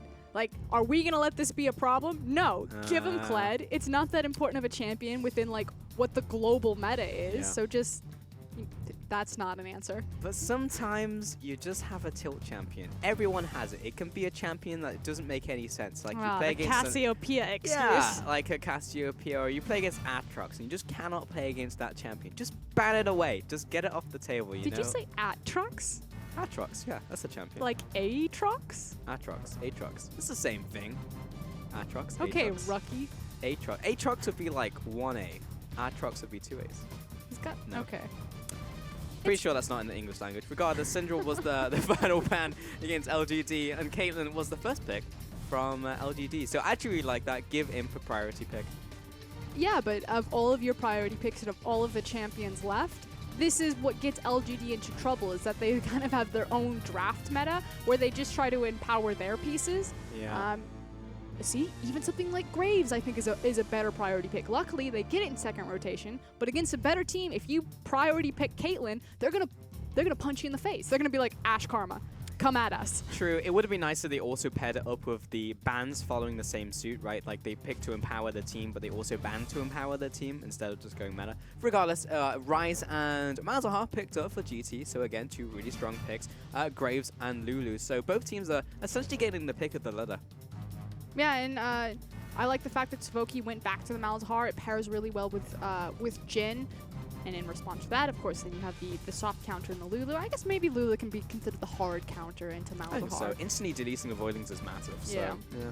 And I'm a big fan of Graves. I wish more teams would look towards Graves. I think he is the overpowered jungler on this patch. I just think he's absolutely disgusting, especially into the likes of Kha'Zix and Rengar. And that's what I feel like really puts Graves over the top. It's just his individual 1v1 matchups, how quickly he's jungling, his absurd power spikes when he gets strong in the game. He seems to hit perfect with everyone else. Never really has a lull moment. Like, he's strong early game, he's great mid game, and he can siege up towers and be disgusting late game. Like, Graves, please, stop. Yeah, he's just good. On the opposite side, Jin also picked up for the ADC, so West will be on that champion. Saw great performances from him yesterday. They finally fell for it. They finally locked it in. There's the Kled ban from LGD towards Gimgoon. So they won't let him get that pick this game. And Orianna aimed at Godfeast. So a similar trend to last game where they banned away Syndra and Orianna. So maybe trying to carve Godfrey back into that Corki versus Rise matchup. It did trip up Republic early on. We talked about, the fact that Corki can really stop Rise from getting push priority and getting an early back, depending on how he plays the lane. But Republic came back with quadra kill. Had the last laugh. Oh yeah, he absolutely did. And he's got his hands on Rise once again. So it's really, where did the problem stem from? Was it Gimgoon? Was it Republic? Was it both? Were these two taking 50% of the problem away? And Maokai as well aimed towards Gimgoon, so they're really trying to put him on a less impactful pick. Oh, Camille's open. Yep. Okay. And your expert top lane opinion, is that a less impactful pick? I think this is an extremely impactful pick. We haven't seen it yet from Gimgoon, I don't believe. So I guess that will be in a test by itself. But look at that. 69% win rate. The champion's good. Why is this left open? You ban away Kled. Okay, makes a lot of sense. Follow that up with a Camille ban. Don't follow it up with Maokai. To be fair, I like Maokai better than Camille. Just 'cause I again, don't. Like, Gimgoon's going to go off on Camille. Mark my words, Frostgurin. We're going to see him go 5-0. But this is the thing. Theoretically, then, Camille would demand resources to get snowballed. So while the enemy team is throwing all of their resources top lane to make sure that Camille is okay, just throw all your resources bottom lane. Don't even mess with her. Just leave her alone. Let her do her thing. And you got Renekton. Renekton's a counter. You know, the key word you said there was theoretically. And against GT, the word theoretically does not apply, because regardless of how you go in, planning out how the game's going to go, GT will do something, or you'll slip up once and GT will take the game from you. Let's see how it goes. Renekton picked up against it. A great answer to Camille, of course. There were a lot of answers to Camille still up, so maybe it was a bit of a trap card set up by LGD. We just have to see the execution in game. Godfrey will get his hands on Echo, while GT are looking towards the jungler. So the cool thing about Renekton into Camille is that Renekton, A, is a resource-baseless champion. He runs on Fury, so anytime you need mana to trade with him, inherently he will win over a long period of time. Likewise, he gets push, sustain, and damage all on one ability. It's his Call of the Meek's Q, which means that Camille, she kind of has different options here. It's kind of like, does she put her points into W to try to compete with the pushing power as well as the sustain? Does she put her points into E and try to get around the map a little bit more, get more safety in the lane? It really depends on how the early levels trade out to where she puts the flexibility and how she builds out her points and builds out her strategy into the lane. That said, there's also the big difference that Renekton will fall off really hard if he doesn't get a snowball, whereas Camille can really ramp into late game and be a bit unstoppable in terms of just deleting someone outright. Especially if all the gold goes onto one person, Gimgoon's going to jump on your face with Camille, and then you get blasted by Xiaoyu and Republic, and probably West as well from downtown with his ultimate. So, got to be wary of that, but we do have our full compositions locked in here. I think a lot was interesting about that champion select. It's like, do they have to ban Declared here? They don't do it on first rotation. They prioritize their Caitlyn of all things. But look at how much more vocal GT's coach was there, you know, gave him the good 1-2 clap, like, let's go, guys, you know how to. And if you look at their comp, Camille, Elise, Ryze, Jhin, I'm going to pick out Camille, Ryze, and Jhin as kind of the core of the composition. If you are ever out of position, they will find you, like, full taken on you. Like, you'll just be deleted from 4 screens away. Yeah, I mean, it's just the fact that they have the chasing potential as well. It's a very similar composition to Game 1 in the sense that if you're caught out of position, not only will you die, but your team's going to die as well. Like, it's going to be collateral damage. Like, multiple people will die from someone getting caught out. Whereas on the other side for LGD, you know, they did pick a bit more for their 1v1 individual matchups, you know, maybe seeing that game talents are trying to hold us more into our 1v1s and our 2v2s, so let's find the counter picks or the strong picks where we find appropriate and try to match them there, which I think is the wrong strategy against game talents, but LGD certainly have the star power to brute force victories this way, and if that's the way they want to play it, who am I to judge? Sorry for just cutting myself off abruptly there, Frosca. I was really confused by the zoom in of the coffee cup. I was like, what is the... Oh, it's... why are we looking at this? It's the logo. Yeah, it is the logo on the coffee cup. Fantastic. Game 2, LGD up against GT coming into this best of 3. The first one of the day. I probably misnamed it in saying this is the warm-up game. This is the waiting room for our title match of the day. This has been a very entertaining waiting room. This has been like, I don't know what's on the TV in this waiting room, but it's been exciting. So GT, 1 game up against LGD. See if they can take it to game 3. But GT, they are very close to picking up a game 2 win. And I think of all the chances they have had so far to get that 2-0, this is probably one of the best that they've gonna get and have done so far. Yeah, very similar composition to kind of what led them to victory in game number 1. And again, it's that ability to chase and to run down. Camille has great pick potential with her E and how you know, how far away she can find you. Ryze with his Realm Warp, as well as the fact that he went Storm Raiders, will be able to run people down or run in and out of team fights really well. And then the Jhin ultimate. As soon as these tower falls down, if he ever gets vision on where he is, he's going to open that up and try to catch you out. So watch how GT use these 3 champions to sculpt out 3v3s, 2v2s, instead of the big 5v5s. Or if they get ahead, that composition is also terrifying in a 5v5. Amy getting that assistance in the jungle there. Godby coming up there as well. It's really nice to get that early level 2, and you can get it just off the little raptors, so he'll immediately head into the jungle. Yeah, and should be flagged that Xiaoyu did start his blue buff. It's now caught out by Amy there, so good heads-up awareness. And the thing is this gives Elise a straight ganking path towards the top side of the map. So if you wanted to snowball that Camille, you definitely had the jungle start to do so. And now Funny should be heads up, you know. Elise started bottom, she could be top lane. Let's play this a bit slower, and immediately he lets Camille neutralize and start pushing the lane in. And for you top laners out there, if you know that the enemy jungle is starting on the bottom side, then play defensive at around the 3-minute mark to around 3:30, because that's when most junglers will head up to the top lane. As soon as Xiaoyu will finish up his red buff, he'll wander up to the top lane. But he may look towards the crab as well and just allow Gimgoon to get into this 1v1, because Gimgoon, you can see here, is pushing up. So he can't gank the lane, but he can also provide coverage. So that's really all he needs, because Amy could also be up there as well. The adaptation then is, you know, what does Xiaoyu do with his time? If there's not an available gank top lane, does he look to contest Scuttle? Even if he had done his Raptors a little bit faster, he technically had 2 buffs before Graves had 1 because Amy spent the extra time to place the ward on blue. Now, Xiaohu didn't know that, but if they did, he also even could have contested the blue buff from Graves. Instead, it looks like it's going to be mid lane. He's going to give mid lane a try, yeah. Godby, he's locked up, Rune Prison. Nice CC layering, and that's just so perfect from GT. First blood to Xiaoyu. Classic Godby. Now, technically, he feels like he's standing on the strong side of his map because his Graves is over there. Yeah. But he knows that the enemy jungler is also there because they had the ward and the blue buff, so they know where Elise started. So just either poor communication between Amy and Godby, or Godby just straight up not paying attention. His teleport's been burned. If I'm Elise, I'm like, free meal. Yeah, I'm going back mid lane, boys.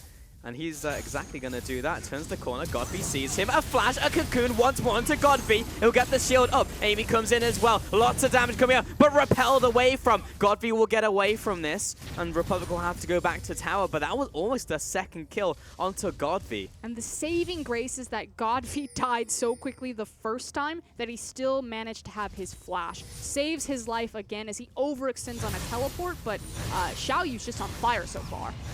Yeah. For sure in this early game. Amy's going to take this opportunity to go into Xiaoyu's jungle and take away some of his camps, specifically in the form of this Grump. PYR and Imp are pushing up in the bottom lane. They have the slight priority over Jin and Malzahar right now, as this is the winning lane, but Imp is taking a lot of damage. He'll jump back. West is looking to punish, and that'll be the instant exhaust out from PYL. Imp just simply overstepped. And interesting that West playing a bit cautious there when he had 4th shot coming around. Maybe either thinking that the jungler was going to come out of the brush, but he could have stepped forward and layered a bit more trade damages again mid lane. Oh, the cocoon goes wide. This time, what Godby is getting camped, and for good reason, you know. A lot of times, laners and solo queues is like, man, this jungler, can't you just 1v1? It was like, yeah, you're overextending constantly. You're doing a Godby. Like, you're making it easy for me. You have no summoners, so why not go for the mid lane once more? Godby, also a bit of an emotional player. We've seen things like this kind of get to him in the past. We'll see if he can correct himself, stay on the right path. Sorry, I was just listening to Jin. I like listening to the Mandarin voice lines. But West, yeah, he didn't go in for that 4th shot before, and he didn't get that one right there. Because often when you see Imp just step up and be so aggressive, it's like, surely the jungler must be here. There's no reason for him to be this far up without PYL supporting. So, what happened in the bottom lane, but he goes back to base while Savoki keeps himself in lane. And West has immediately gone for those tier 3 boots with that longsword. On the other side, Imp has straight up just got the BF sword, so he's in a pretty good situation himself. I'm looking towards the top lane though, where Gimgoon is almost 20 CS behind Funny. He's been doing really well in this matchup. And we see this globally. Again, Renekton being picked in. I think it was Marn that really started this one. Of course, he's the big... Shocker. He's the big Renekton player himself. I know exactly, right? I want to see where Camille's putting her points. So, because probably W. Classically, we see that Renekton's putting all of his points in Call the Meek again. He gets Sustain, he expends Fury for it, so he's not trading mana. He gets Pushing Power, and that's really what kind of puts him over the edge in terms of the trade patterns against Camille. And like you said, I expect it would be in W just so she can keep up with his Pushing Power as well as his Sustain. But she's trading mana, so over the course of the lane, she inherently loses. Loses the war of attrition, indeed. Gimgoon is level 6 though. Of all the ultimates, Gimgoon's ultimate is pretty good against Dominus, as it is percent damage. Yeah, and this is the other cool thing about Renekton, is that since health stats are so cost efficient right now, like everyone's talking about armor, it's, you know, you changed all the AD and lethality items. Of course, 7.3 changed a little bit in the conversation, but his ultimate scales with health, and so he is so much more cost efficient than other tanks at getting tankier because he doesn't have to purchase the health. He can just go straight for the armor and get the best of both worlds. Going towards Amy in this mid lane. Godby will snap back with the Chrono Break to get 50 health back, and Republic will be like, all right, mate, I'm going to carry on farming mid lane. Cool. Gank me again. Yeah, Godfrey's definitely a little bit tilted in the mid lane for sure. Xiaoyu's going to be spotted out. That was a really nice timing on that ward from Amy. So he'll find him here. But this is a 2v2 that LGD inherently don't want because Godby doesn't have his ultimate. He doesn't have the level advantage on Republic. Exactly, so Xiaoyu and Republic are just going to continue to exploit mid lane and bleed it over into the jungle. And now West and Savoki also getting involved.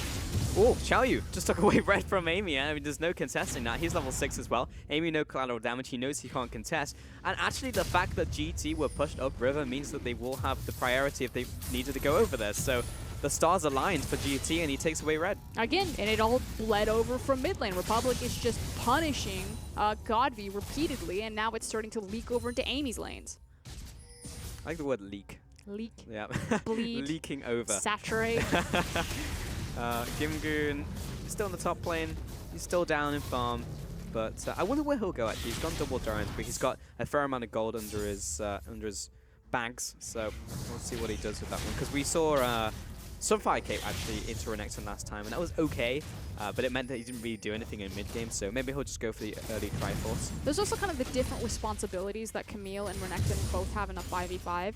Camille, you know, kind of isolating different targets, or even just trading her life or just bursting someone out, whereas Renekton's a bit more of that classic disruption tank. The issue is that it's much harder for Renekton, or he's much more dependent on his teleport, to get in position to be that disruptive tank in a 5v5, whereas Camille can just get that naturally from her E. Yeah. Very, very true. Savoki will move up to the mid lane. He'll start clearing out wards as well.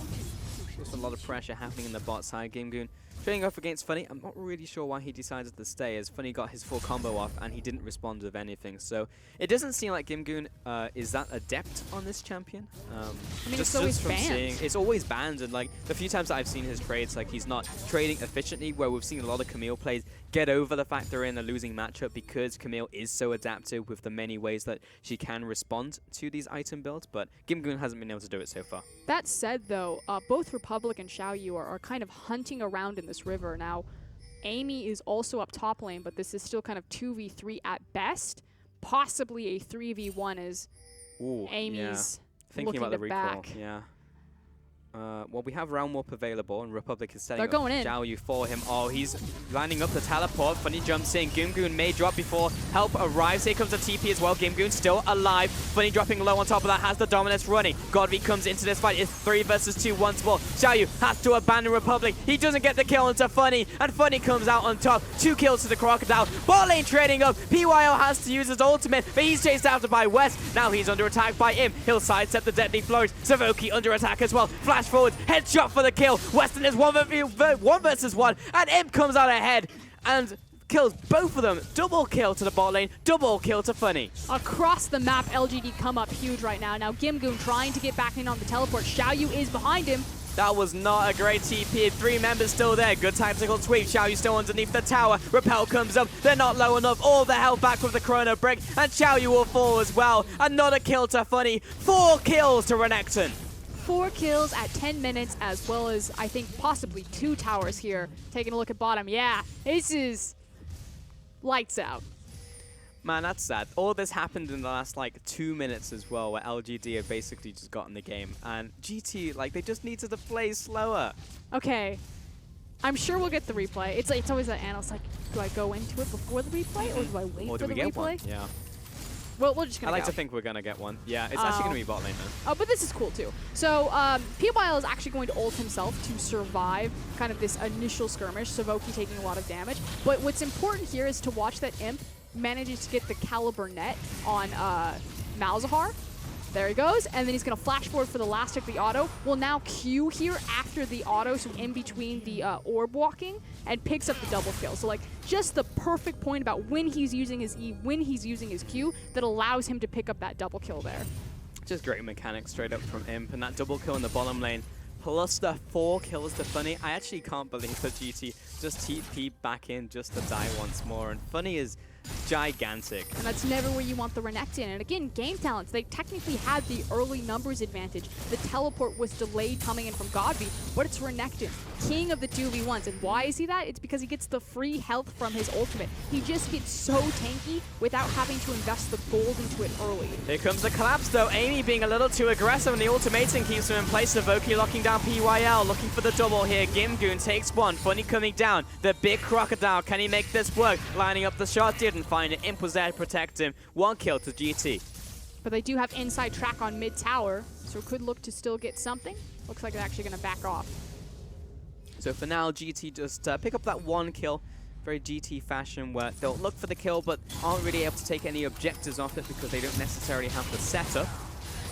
And Imp is quite big. He's got the Runans and a BF sword, so he's a pretty happy camper. That's all he really needs at this stage in the game to deal damage. And the pushing priority on both Caitlyn and Renekton is massive right now, as Godby now looking 1v1. Oh, he's going on to Republic, and Republic's still pretty big, but he is getting the best of him for now. Still has the Chrono Break, lining up the stun, gets the shield, sidesteps the Time Winder, still chasing after Republic, drops him low. He has the Chrono Break, has to back off. Republic has the advantage, he's chasing after. Realm Walk comes in, Xiaoyu following after as well. Time Walk lands onto one, he will back away with the flash. Godby low, Repel comes after, finishes him off. Venomous bite, Xiaoyu wins the trade. And classic Godby tries to step up for the 1v1, but Republic doing such a good job making sure that he's not only tracking Echo's skill shots, but his ultimate. Dominus pop by Funny, he's looking for the tower dive. Savoki, he's under attack, there's no getting away from him. Imp comes in and chimes in for the assist, while Xiaoyu coming into the mid lane. Imp caught underneath the tower. Volatile spotting for the kill. Hold on. They're going on to West as well. He just dies. One combo from Funny annihilates him under the tower, and LGD will convert this. LGD kind of falling apart at the seams a little bit, dropping Imp because they didn't manage tower aggro appropriately, decided to dive without the creep wave. Good rotation from Xiaoyu, but ultimately, it's 6-0 Renekton. He's so big in this game. And for now, we have to see if Funny can actually translate this lead and make it work for him, because Funny, he's a decent player, but we haven't seen amazing things from this man just yet. Right now, he's essentially been gifted so many kills, and he has converted that into 2 more as well for himself. So far, doing pretty well. This could be an MVP under his belt. Yeah, and he's effectively resetting his career from the mid laner, formerly known, the artist formerly known as Punish, to now the top laner, formerly known as Funny. It's nice to see, you know, still kind of more that carry-oriented style versus the true tank. He was the big Twisted Fate player, if people remember him on Unlimited Potential. So now it's kind of Rumble and Renekton that he's sort of to carve out his niche. See if he can pull a Zatai here. Really define himself as a top laner. True. Zatai back in the mid lane now. Don't remind me. Yeah, he had a good talent game, but his team a little too far behind, unfortunately, in that last game. But Imp is big. This is a game that LGD should not lose. Yeah, I say should as the word here, because GT, we've seen them on the back foot before. And then maybe that one crazy Baron play will drag them back in. But LGD played this smart. They should win. 3v1. Can he do it? He's 6-0. He's pretty big. Gimgoon's going to jump on him with the Hextech ultimatum. TP coming in. I think he's dying a little too fast, unfortunately. Teleport. Does not get completed. Yeah, that's not really one that you want to go in for, Godby. We've seen your highlight moments before, and they weren't too hot this game. But now the question becomes, you know, how do Game Talents actually get back into this game? Because you said LGD should win. But the problem is that they need to use Funny correctly on the map. And if Renekton is pushed forward while nothing else is happening on the bottom side of his map, like, that's pretty obvious for Game Talents. Any team can make that call. Let's gank this guy. We'll lose nothing for it and get the shutdown bonus, which is the big key there. Unfortunately, the shutdown bonus went to Xiaoyu. Yeah, who's already big. He doesn't need more of that feeding. Had it gone to like a Gimgoon or Republic right there, that could have been really, really good for GT. Would have been a massive turn for GT. Godby's pushing down the bottom lane. Republic is on his way with Xiaoyu. You know how this turned out last time on another episode of Godby pushes bot lane. So I want to see him back away. I want to see him not look for the fight. But Amy, PYL, and Imp are here, so this would be a skirmish, not a solo player highlight reel. Funny going back to the top lane. He knows there's plenty of people down bot lane, so he won't have the same thing happen to him. The appropriate time to do this. Yes. Should have just waited a little longer, because for now, Gimgoon cannot 1v1 him still. That's like a 50 CS advantage, 6 kills over his counterpart. He's looking towards his second item, while Gimgoon only on the Triforce. They should pick up Riftherald right now. You'd expect that this would be put over into Funny, especially if he's going to continue to be that big split pushing threat Renekton, and then set him up. So I would say Riftherald back, grab your items, and then start setting up for Renekton to split push pressure against the Infernal Drake spawn. Sounds about right. Yeah, over to Funny as well. So yeah, recall, set up for the Infernal Dragon will be coming up in around 3 minutes from now. And GT, while they're not too far behind on kills, they are far behind on gold, looking towards that 5,000 gold advantage. Most of that is on Renekton, to be fair.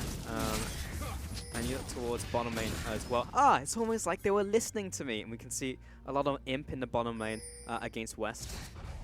But the problem with all of LGD's goals being on one player is that if Funny ever misplays, or if LGD ever misplay around that power, suddenly they aren't strong. Suddenly they are on the back foot. And GT's composition still scales wonderfully into late game with power like Jhin, like Ryze. So while I have full confidence in LGD, I'm not... Can I quote you on that, Frusk? Full confidence? Or would you like to... You have to put the ellipses in there. Yeah. Would you like an asterisk on that one, perhaps? There is still hope for the game talent, CLED fans. All right. I have faith that they'll be able to pull something out of the bag. But remember, they picked up game 1, so they can lose this game and they still have another shot in game 3. So it's not even like they lose this game and they're out. We could have a 20-minute Baron. Who knows? Yeah, we could. I mean, we've got 90 seconds until it. So I want to see LGD go to the area, place down some wards. Luckily, PYL is there already, so take down a control He's ward. hunting. He's waiting. He's like, get sneaky Baron on me now. Yeah, not this time. Amy is also with him, so he's got an escort. I feel like I've seen this play before, almost with the same players, but this time they're going to back away as there are many people from LGD reacting. Amy's going to jump after the blast cone, And reminder, Jayu's out. it's also double teleport, so Godvi can also get involved with this, although he's doing a good job pushing bottom and rotating mid lane, so we may actually have a 5v5, probably the first one this series. It's true, yeah, an actual equal 5v5. Well, No, there's Imp, learning. No, not like this. No, he gets through prison. There's the ultimate as well. He should be able to get away. Republic's chasing after. Slows him down with the exhaust. No, an auto attack, and it's going to be the Flux actually coming in for the kill. And it was almost looking good for LGD. Godby caught out as well. He's instantly CC'd. Perfect CC layering. Chasing down Funny. He's turning this one around. He knows he has to get a kill. Go Commando. But Gimgoon over the wall rejoins the rest of his team. But Dominus is going to be up. That's a huge trough for Renekton here. And suddenly Funny's like, I'm no longer a big crocodile. I'm about to turn into a very tiny Geico lizard. Yep, nope, yep, run. I need to get out. I need out. He's running away into the bot lane. The great escape of Funny. Gimgoon's chasing after. Does he have his ultimate? Yes, he does. Hextech Ultimatum is available, and Hookshot will be coming up any second. He's got the blast cone. Here we go. Oh, no. Why is PYL here? No, get away. Run away. Okay, that's fine. Funny, he's still running away. He's got the extra movement speed. He'll get the slice. He has the dice coming. Tactical sweep. PYL has the wild growth. There's more health as well. Gimgoon jumps in. Hextech Ultimatum. Funny is dying so quickly. Percent damage from Xiaoyu. Godby backing away. This is not the fight that you were looking for. Amy, back away. He's being silenced. They have GT, no they mana. have the turnaround though. Imp is back from base. He's back from the dead. You guys have no mana. Just back up. Just go away. Go home. All right, I think they listened to you for us because GT are on their way out now. That was like the lowest speed car chase I've ever seen. Yeah. Oh, man. Okay, finally. Okay, what happened now that the dust has settled? LGD still have the advantage by 4K. That's been evened up a little by GT. But again, we just get this absurd fight again, which LGD, like, there was no reason for that to happen. And really just searching for shutdown bonuses as well as kind of pocket cold again. I like the fact that GT didn't decide just to immediately turn on Baron when they did actually get control of the area after picking off Imp.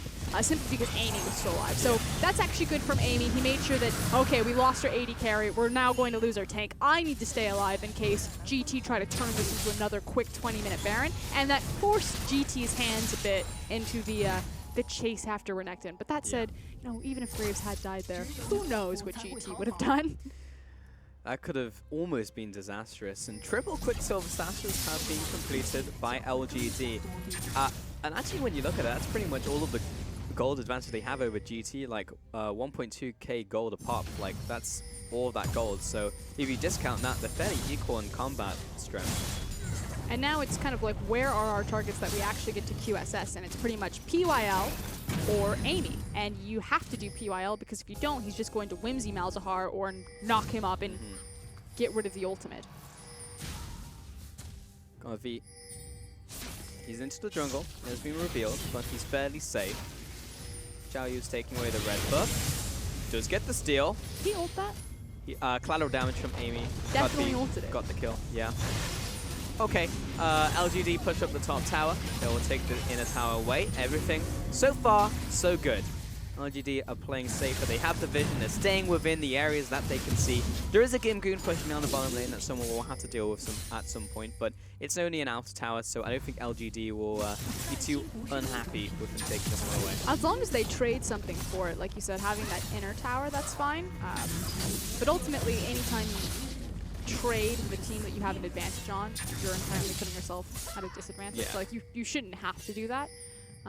There's no reason that they needed Funny up there to also push the tower. He should have been matching away from Gimgoon. And that seems super nitpicky. It's like, Musketeer, you know, they got the top inner tower, you know, stop being so hard on them. But no, it's LGD, tired of this. Yeah, especially when we know that these small mistakes can cascade into something really big for GT, and we've seen it time and time again, and we harp on about it, but it's something that you cannot discount. And it's not even just against GT, it's also against, you know, EDG. It was tiny mistakes that snowballed that series where it basically came down to a best of one. That was the only time that we would see LGD versus EDG unless both teams found each other in the playoffs. And just tiny little things that just need to be tightened up, or LGD will never be that first place team that they used to be. It's so close. So close to reclaiming some of that former glory. GT are starting to ramp up in strength though, looking towards the item build. West is double the Fallacy items, mid lane is also 2 items, bot lane Savoki just picked up Rylai's. Ooh, and a pickaxe, nice. Buys Rylai's before he has the upgraded Ruby Sightstone, or Yeah, that's technically in this, he can't place the 3 wards, but he's like, but I can slow them. Yeah, he went back to base and was like, wow, I have over 2,000 gold, so I guess I'll just pick up Rylai's. And you have like the pop-up in chat. It's like, well, I hope no one notices this. 25 minutes, Baron's in play. Time to buy Rylai's. Yeah, perfect opportunity. Fantastic. GT are all centralizing around the top lane. They're congregating. Funny, we'll take this time to go back to base. He does have his TP, so I'm not that concerned. But Gimgoon's pushing down the bottom side. He's hook-shotting after this next wave, and he's applying the pressure. And Funny will be able to match him. Yeah. For all Gimgoon struggled in the early game, this Camille is actually quite an obnoxious threat to deal with. Not necessarily in the 1v1. Again, if you get a hold of her, she's still going to be in trouble across from Renekton at this point in the game. But it's going to be much closer than it should be. And likewise, you still have to catch her. And she is impossible to catch right now. So GT now have this kind of extra win condition added to their belt. Distract LGD with Gimgoon, take something else on the map. If you go later into this game as well, Gimgoon will eventually, yes, there's those 6 kills. Overwhelm. Yeah, you will overwhelm Renekton. I mean, it's going to take a long time because of all the gold that Funny has, but it's still something that they have to keep an eye out for. Look towards the top lane as Republic is running down Godby, gets the Rune Prison and a bit of a combo. But Savoki was not looking to commit, as there is pressure in the mid lane from LGD, so they are pushing up here. And West is combating this with a little bit of wave clear. Gimgoon is being shoved up by Funny now, but Funny really wants to be in these fights rather than being on babysitting duty against Gimgoon. You know, all this gold that's been centralized, that's like a 3,000 gold advantage that's going to waste in bot lane.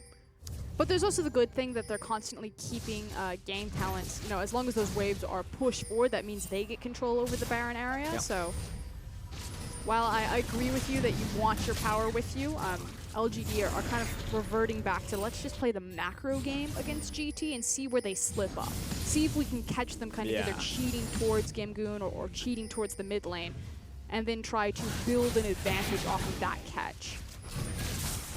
LGD are starting to regain the advantage that they had earlier on, and all of the Dragon control has gone over to them as well, so it's not like they're in a bad position whatsoever. They're definitely in a strong position. Xiaoyu just jumped into that blast plant. And Republic, he's still pushing up against Godby. We have a small rotation from LGD. They are on their way. They have pinged. That said, Savoki and Xiaoyu are also sneaking in behind, but good ward catching them out, which kind of diffuses all sorts of play in the top lane. And again, LGD back to the macro play. Push mid, push mid!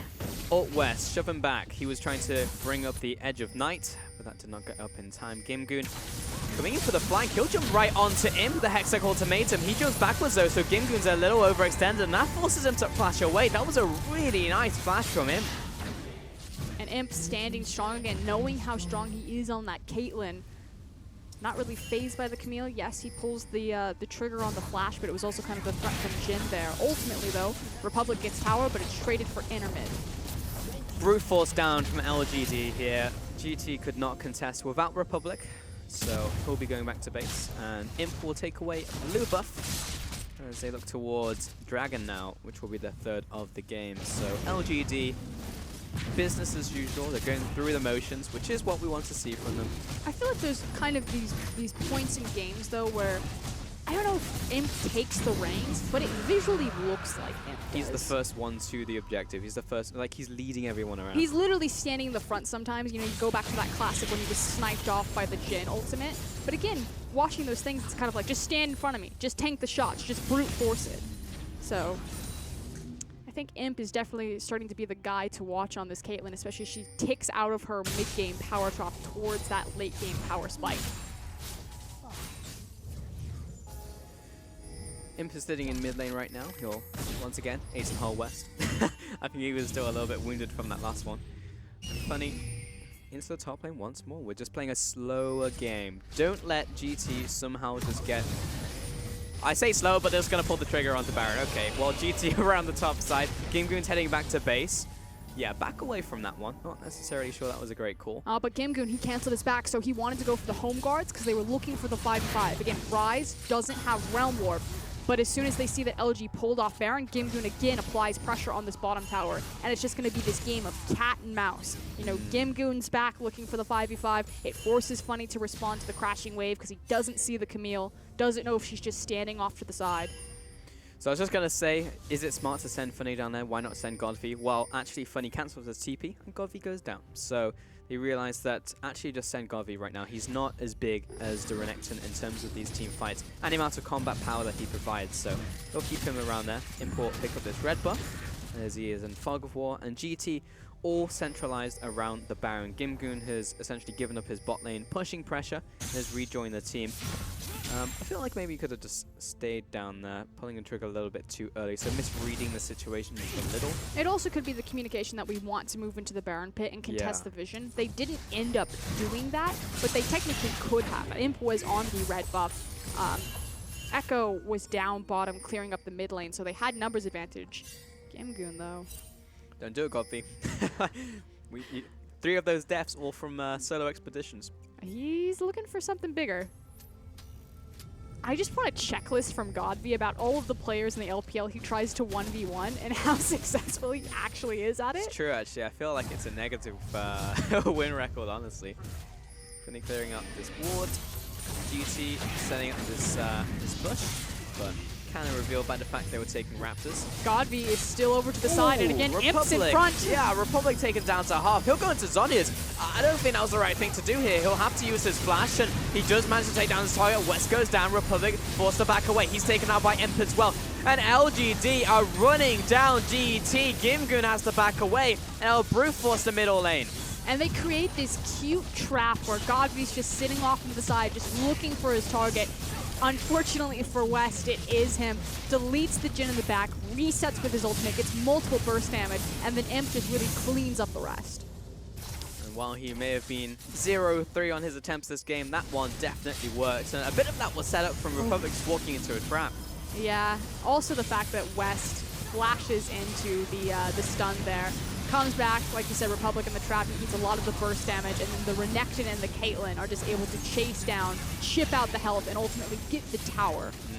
A lot of that, to be fair, was from Godby off the back of him. LGD are in the pit, but GT is contesting as well. This is going to come down to the wire. Amy is dead. We're looking for this fight, but there's no junglers alive. Who's going to pick up the Baron? It's so low. 400 health remaining, and Renekton collects the Baron. LGD are so low, but Savoki is the only one alive in range to deal damage. And LGD, it was messy. It wasn't pretty. Call of the Void, not quite enough to finish off PYL.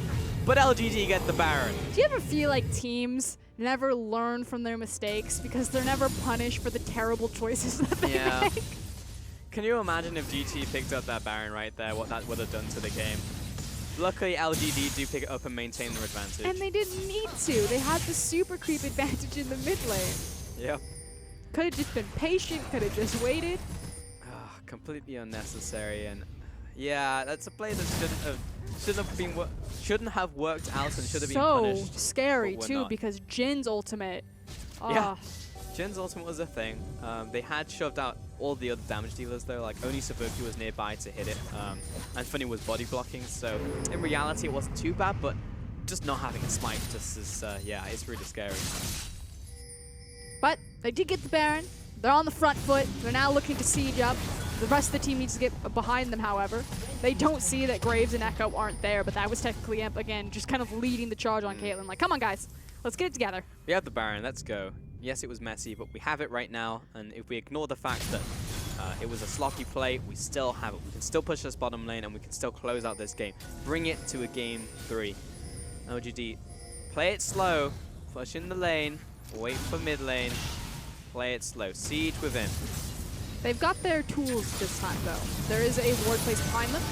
Okay, we're going to try and push them back. Funny's taking a lot of damage on the front lines. Remember, he still has Guardian Angel, so it's not too bad. They clear out the wave, but they will not have West ultimate for the next one. Republic tries to step up, clear out some of the minions, and Godfrey is low, so I think he will back to base. Yes, he will. Funny will do the same, but he has TP. Godfrey does have his ultimate, so he doesn't necessarily have to TP, although he's choosing to, so wants that ultimate for battle purposes rather than just using Echo's ult to reposition himself. Tower goes down, and GT will back away. Will have to be on wave clear duty. LGD, they are looking for more. They have played it slow. They have a lot of minions pushing in. Those Nexus turrets are falling very quickly. Funny is on the front line. Savuki doesn't get anything done right now. Imp gets launched on by Gimgoom. Does not enough damage. He goes down. So does Zhao Yu. P-Well backing away. And this is the fight that LGD were looking for all along. They've run down GT.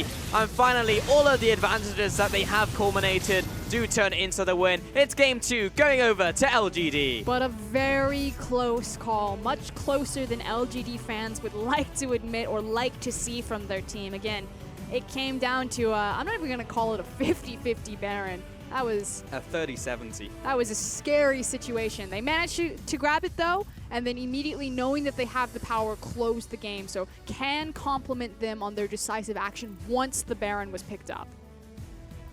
Yeah, once it was picked up. But imagine in a different reality where that Baron had gone over to GT. Maybe that had been the catalyst for them to come back into the game. We wanted to see a cleaner game there from LGD, because while they did have the advantage for most of that game, it was not really accelerated until near the end of it when they did pick up that Baron. So there was always that chance that GT could fight back. However, LGD have brought this to a 3rd game, and their hopes of getting the win are still alive. And, you know, it's like we were saying at the start of the day for us, Kieran, it doesn't have to be pretty, we just need a win. I know, we keep saying, like, who could have expected this? And then ultimately what we're saying is like, oh yeah, we're probably going to see it Kled. It's probably going to be a 2-1 victory to either team. Big props, though. Again, Imp threw down the gauntlet. He said, give me the priority pick of the Caitlyn. Take it away from West. He had a good game on it in game 1 of this series. Gets it in game 2. And that damage pretty much speaks for itself because the Renekton was the guy that was sitting 6-0-0 for the longest time.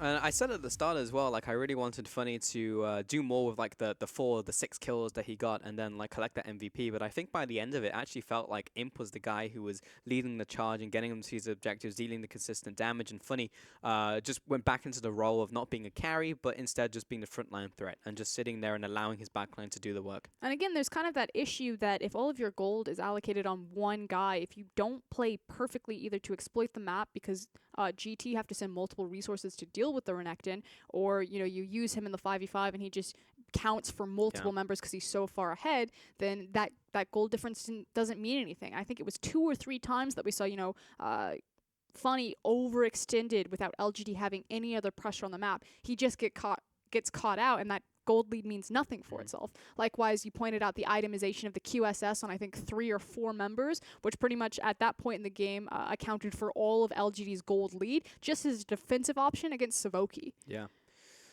Okay, going into game 3, I think we can talk about picks and bans, but I'm not sure how much it matters because I feel it's like so much comes down into the in-game execution. Like LGD could quote unquote like win picks and bans, but it doesn't necessarily like mean that much when you actually get into the game because LGD do not play the cleanest game of League of Legends. I mean, ultimately, I obviously, as an analyst, prefer a certain style of game. I think Siege and Poke compositions, I've talked a lot about it on kind of analyst desk and during games, are like the elite way to play, just because structures are global gold. And if you are sieging structures, then you're constantly have uptime on your pressure versus waiting on like big cooldown comps like the Ashe, Shen, Rengar comps, where if you don't execute on those cooldowns, you're kind of worthless while you wait for them to come back up. But ultimately, I think it's a very unfair statement to say that a team can win draft phase, because we technically don't know what those coaches are saying. A coach could give away picks like Camille, Rengar, and LeBlanc, which anyone looks at that draft, you're like, how could you just let them win draft phase? Yeah. You know, like, whatever. But maybe the coach comes away as like, aha, you know, that was our perfect strategy. Maybe my team doesn't play with Rengar, Camille, and LeBlanc. Maybe they have the perfect counterpick. You know, we saw this at you know, like MSI with EDG when they finally beat Faker. They let Faker have the big LeBlanc and they drafted a perfect composition to counter it. So I really hate the phrase like winning or losing draft, even though I see the merit in that discussion. Yeah, and I think for the rest of the time that analysts will still use the phrase for us, Kieran. So while you may hate it, it's going to exist. But let's take a look at the MVP. Imp comes in here, and I honestly, I think he deserves it. Like, he has to. Great kill participation, played exceptionally well through the game, and yes, Funny got all of those kills, but it was kind of being like right place, right time. And that was a time where Funny maybe could have gone off. He could have been like Godzilla and just gone in there, killed everybody, and be like, I am the Renekton player, fear me. Marin, step aside. It's my time to shine. But we didn't really see that. You know, he stepped back. He was a team player, and then Imp was the one to lead the charge, and he was the one who got the MVP. And you can kind of see that switch flip when Imp kind of decides to take that leadership role almost. You know, suddenly you have the Caitlyn building, the Sterix gauge, and like running into backlines, or like you said, always being there first on the rotation, always being right place, right time, deciding to end the game, being the guy that rushes forward. Yeah, and I think that's why he deserves it in the end there as well. So while like shot calling may be less tangible, it's also cool to see that like if he is the first one there, you can clearly see he is the one leading the charge coming into that. So, all right, for us going into game 3, how clean do you think that LGD will play? Because I think they did some good things here. I think taking away the Kled, taking away some of the wild factors away from GT did certainly help them. But there were some still pretty big blunders that could have gone either way in that match. And this is like a perfect example of, you know, a coach saying that the OP champions don't necessarily mean so much, because they decided to ban Varus from blue side and first pick Kate. Yeah. So this time around, LGD won't have that because they'll be on the red side themselves. Sure. Let's revisit that conversation after the break, because we will be setting up for game 3 here and our first best of 3 of the day. Stay with us. We'll be back just after this break.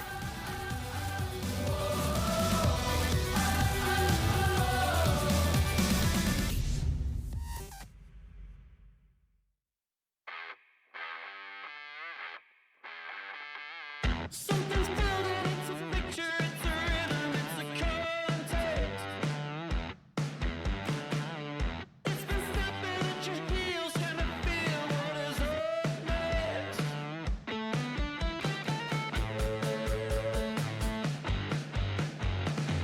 Everybody's on the pulse of it and dancing to a new groove. You can sit, you can lie, but you know your feet have gotta move.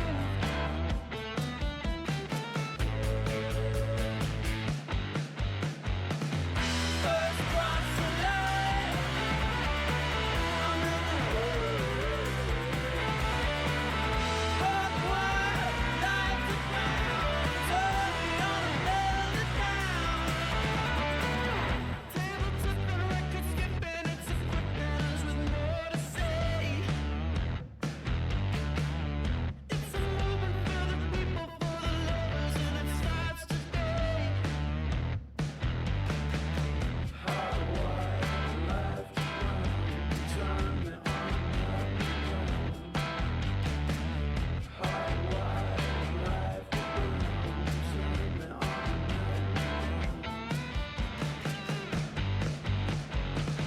First cross the line, I'm in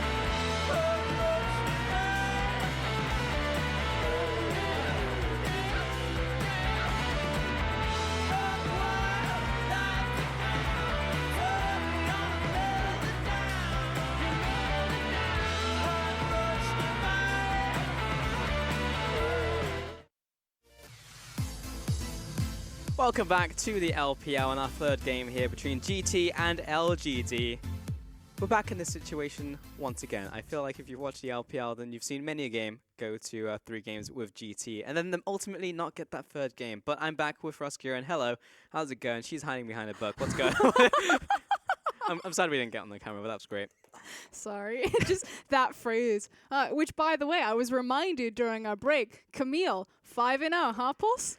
Man, okay, this is like one of the best and worst things about being on this broadcast, because our producer is a fairly high-level player, so he will call me out on things. Back in EU, my producer, Dirk, he was bronze 5, so I would say something and it would get past him. It would be, that was great. But he knows, and he will call me out on it. This is the worst. So I said there was a possibility, okay, that Camille pops off. I covered my ass on that one, and I was hoping that no one would remember I said that. Yeah, and said it was, of course, thrown out. But obviously understandable. Like, again, game talents, the right idea, just kind of missed execution. They think that they have the numbers advantage to make the play. Initially, they go up there. It's like, oh, guess what? It's Renekton. At level 6, level 7, he pretty much counts as like 4 people. Well, that's pretty much it, isn't it, Frost? Because we look at these games with GT and we're always just like, think of a different reality. Think of a different world line in which actually that play didn't go well, and those 4 kills went over to Kimmel and not Renekton. It was just this misstep and kind of like cataclysmic result that happens where Renekton just gets a billion kills. I like the reality that I'm in, though. I like the game talents. I don't want to say chaos style. I hate that word. The chaos style is so bad. It originally came from what, Unicorns of Love, and it doesn't mean anything. That's the problem. Again, it's just that bingo chart. How are the casters trying to be nice to a team? Chaos style, skirmish, I haven't scrappy. looked at Twitter, but someone must have made it by now. If you haven't, then you're slacking. Get on Twitter, make that graph, make that bingo chart, because you have more than enough content by now. But here we go. We're into Game 3. We said that this series was probably going to go to a 2-1. I still expect that LGD will pull it out here. Scary thing, they're on red side. Blue side priority picks have been a big thing for game talents. They are consistently getting that rise, though, so we'll see if LGD mix up their draft at least a little bit. They did ban the Kled last time, but... I mean, we have to think back to the draft in Game 2, because that was a first pick Caitlyn for Imp as well, you know? Like, they banned away, like, meta champions, and they was like, first pick Imp. Give me Caitlyn, and I will carry the game. And that's what he did. He got the MVP, so props to him, you know? He put the team on his back, but... you can't keep doing this. At some point, you will be exploited by a greater team. And especially because Caitlyn has just kind of fallen so far down on the priority list of what everyone else is using globally. But, I mean, I just made that big speech at the top of this day is that, you know, like, I don't care what the global meta is doing. I just want you to find your identity and just play towards it. Just be... If you want to be the best Caitlyn team in the world, be the best Caitlyn team in the world, LGD. Yeah. Don't let anyone stop your dreams. I mean, it's a little bit different, though, because, like, when you talk about identity and then, like, picks, it's like we call GT, like, they are the embodiment of Kled. That's an identity. That's a style. But just the people who pick Caitlyn, it's like, well, we counter your identity by banning Caitlyn, you know? Like, it's a little bit different. So I think that, like, if LGD can find a style around playing around Imp, that will be helpful in the long run. Their style when they look best is in how they manipulate sideways before prepping objectives. That's what made them the powerhouse in 2015. That's what's made kind of that spark reignite for me as an LGD fan in 2017 when you start to see them play around it. So now it's a question of if they can organize Funny and kind of Intruder or Amy to fit that style and continue to be strong there. And hey, look, Caitlyn ban. Yeah, well, that's literally what we just said. I'm so glad that we had that set up. I think we've been really, really good today on setups. We've just been nailing Yeah, it. we have. The Pulse Froscure duo. Let's ship it. Well, we've got the Caitlyn ban, as you mentioned. And Jace and Rise from LGD. So the same on red side as it was on blue side. Of course, that other pick, it's a little bit hard to see, is the Gragas. Yeah, it was... I saw the beard of Gragas. The double Imp respect ban. Wow, Sivir as well towards Imp. Okay, well, he's going to have to go towards something meta most likely. And LGD, they have their final ban here. Let's see if it will... I wonder if they'll go Kled here, because maybe GT will put that in the first rotation this time around if they really want Gimgoon on that pick. Because he didn't look comfortable on the Camille, even though it's a great power pick. I feel like every other team in the world dreams of getting these blue side bans. Like, I wish a team would ban Caitlyn Sivir against us. Yeah. And we're going to prioritize Malzahar over Varus. So you would think that immediate second rotation would be Varus top lane, Varus jungle, Varus Graves. Varus Graves, yeah. That would, I mean, it would make sense. Malzahar first pick for Savoki. I mean, yeah, I can see it. Because Rengar is still left open because you prioritize so heavily in taking away Sivir and Caitlyn, so that way you kind of dissuade them from picking the Rengar by having the Malzahar available. Yeah. Which is why I went Graves instead.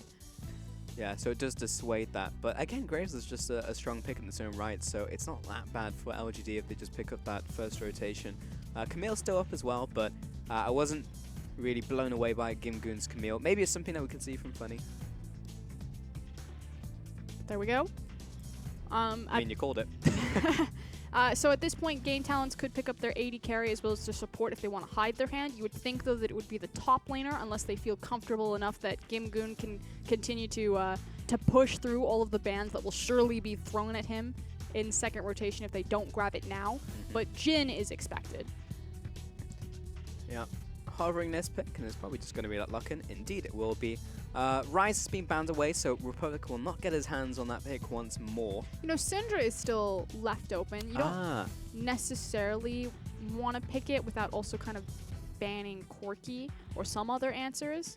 I do like this one better. Again, it holds their hand and it holds the identity of their comp more. So I like the fact that Game Talents are kind of giving now trust over to Republic and Gimgoon and saying, like, we know that your champion pools are going to be pinched farther, but we think that you're the strongest members that can survive it. Kha'Zix there as the jungle picker for Xiao Yu, so he'll go on to a pick like Kha'Zix, which doesn't really fit the identity that we've seen so far from Xiao Yu. Typically he's on like supporty picks like a Rek'Sai or an Elise who can gank early, but there's no inherent CC coming out from that pick until he evolves W, so I expect to see that coming out from Xiao Yu this game. I'd like to see, I don't want them to pick Zyra here. I would like to actually see them prioritize something like Maokai, so that way they don't have to ban it away in second rotation. Because you would think with the Kha'Zix that it would make Maokai that much more a priority for Gimgoon, because the champions synergize so well in helping set up Kha'Zix for that snowball. But it will be that Zyra in the end, and once again, the Kled ban. So there was not a priority pick there from GT.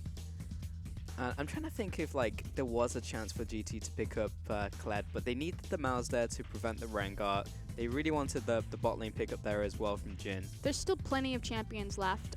You'd expect that Corki, Orianna, or Syndra would be kind of the last bans from Game Talents. But in terms of the top lane pool, we still have Shin, we have Nautilus, we have Maokai, we have Camille, we have Fiora. Like, it's not the mascot of GT, is it? You know, you can pick up a strong power pick in the top lane, but it's just not Kled.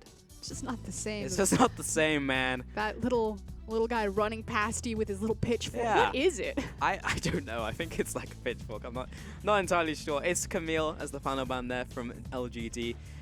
Regardless of how Gimgoon did in game one, it's just scary, just in case. Maybe they were testing horses. Like, does Gimgoon even play Camille? Yes, he does. So maybe those kills could have gone the other way. Just take it away. Don't even allow the opportunity to arise. Testing things in game two when you've lost game one. The LGD motto. The LGD motto, the IG motto as well. Like, we've seen that from so many different don't teams. hurt me. Like, LGD and IG just suffer from the same inherent problems. But LGD, hang on, I don't even think that was a ban from GT. GT just didn't use their final ban. We'll have to get confirmation. It's a bold on move, Cotton. We'll see if it plays off. LGD looking towards their next pick. They are thinking about the top lane. Last time they banned the Maokai, but this time they'll lock it in against Gimgoon. And again, it puts priority on taking away the Maokai because they have the Kha'Zix there. I definitely think it was a, actually, LGD were right. They outplayed me by picking the Zyra because they were on red side, knowing that they would have first pick coming out of the draft phase. So that's why that they were able to afford the Zyra pick instead of the Maokai's pick. I'm sorry, LGD. I judged you too quickly. Yes, you. You are the superior team. You got it. Orianna picked up there for Republic. So last time they banned it away from Godby. This time they'll just pick it themselves for Republic. Rumble could be coming up there as well. That is a ton of magic damage. So now the Kha'Zix even more important right now. That Xiaohu needs to start popping off. Let's see if they lock it in though. 5 seconds remaining.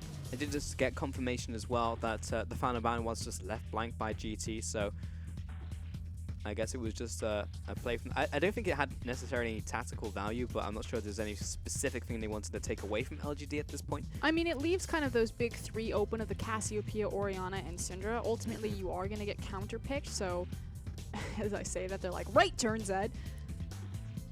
We have to wait for it to be low. It's okay. It's just straight up locked in. Godby's angry. Like, he had that game on Echo, and it was just like, well, I got one 1v1, and it worked out for me. But the rest of those 1v1s did not win out against Republic. This time, I'm going to play Zed into Orianna. So, okay, let's see what you have for us, Godby. It certainly makes it that much easier to find those duels, and it also means that if LGD ever get control over Vision, and if Zed ever gets a lead, he's absolutely terrifying and incredibly punishing against a team like Game Talents, who are so quick to skirmish and chase and walk into these traps.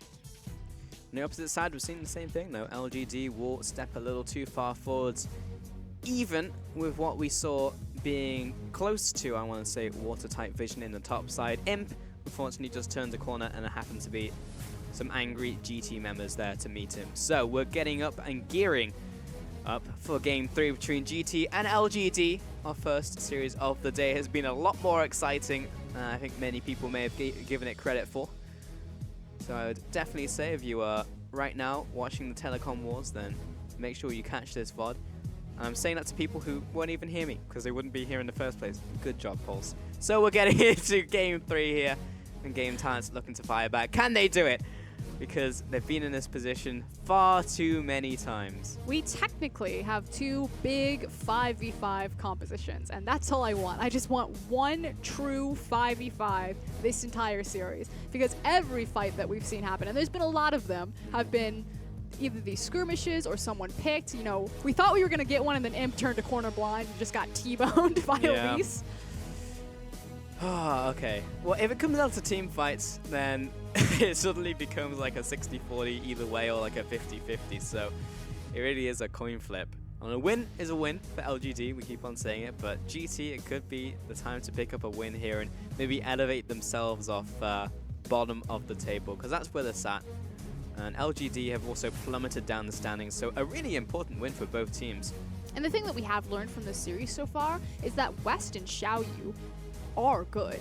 That there is potential there, and there is quite a high ceiling. I don't think we've seen a game from them where it's straight out been bad. In fact, when GT have thrown games, it's usually been, you know, Republic kind of missteps that hourglass play comes to mind, or they make a macro mistake or decision-making mistake. It's never West or Xiaoyu just getting absolutely smashed. It's true. Perhaps diamonds in the rough. We'll have to see, though. So Gimgoon heading down into this river on this Rumble pick, a pick that could snowball. And check out LGD's cams right now. Amy is talking a lot. We had questions, you know, Intruder, he's the carry jungler. The meta seems more oriented for him. What does Amy actually bring to LGD's, you know, situation? Is it something in comms? Is it something in morale? But right now, just super vocal on screen. Yeah, he is talking up a storm. It's a little bit of poking back and forth. Xiaoyu just gets hit by some shurikens there from Godby. Anything out of the ordinary in terms of keystones? Well, once again, Imp just going for Warlords, seeing a step back from Deathfire Touch. And the rest is pretty much normal. So, but he also set up these Raptors for Amy, so that's nice to see. Amy will take away these, get to level 2, and he may even just do the same thing as we saw last time from him, which is head into the enemy jungle, place down a ward. Actually, he'll clear the entire camp and he'll go for the clear. And you have to expect that everyone knows that this is happening on the side of GT, so we'll watch how Xiaoyu maybe changes up his pathing, or if he's more defensive about not even bothering to contest bottom scuttle, because you would assume Amy would have the inside track getting to it because he got a lead with Raptors. Got the push happening in the bottom lane here from West and Savoki.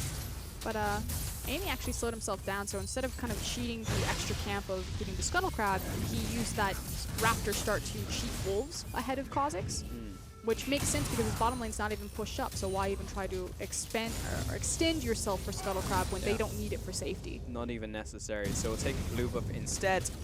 Start coming up with those mana reserves, take away Grump. Maybe even go back up to the top side as well for that red buff. Mid lane, Godby being pushed in. To be expected in those early levels before Zed really turns online with some levels. Level 6, of course, is a big power spike for him. And Xiaoyu will get priority over Crab, but just reveal himself to LGD. That said, LGD's fine right now. Everyone's safe, like you said, just picking up the farm, waiting for it to come into their open arms.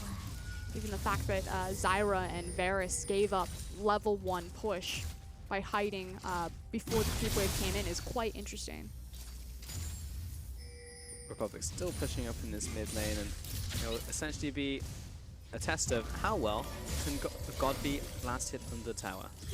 Contempt for the weak does make it a little bit easier, but Republic is just waiting for this ball. It's like, well, if you step over it, you're going to get hit by dissonance. So Godby has to respect that and hit it with shurikens. I get way too invested in watching people CS in the tower, but for me it's quite interesting. Gimgun in the top lane, clearing out these waves. And Funny will go back to base before he just gets his first buy. Might be double Durans, honestly, just to try and sustain through laning phase. You know, it seems so small, but I actually agree with you. These micro advantages mean so much more in the large scheme of things, because you always have to take in player mentality, and it's so frustrating as a mid laner when an Orianna is standing like that and threatening with the ball, because she has to be so far extended in that lane. At some point, is Godby just going to be like, dude, just gank him. Yeah. He's so far forward. Just come get the free kill. Ultimately, with the Zed Graves, they don't have the hard CC, but going to try it anyway.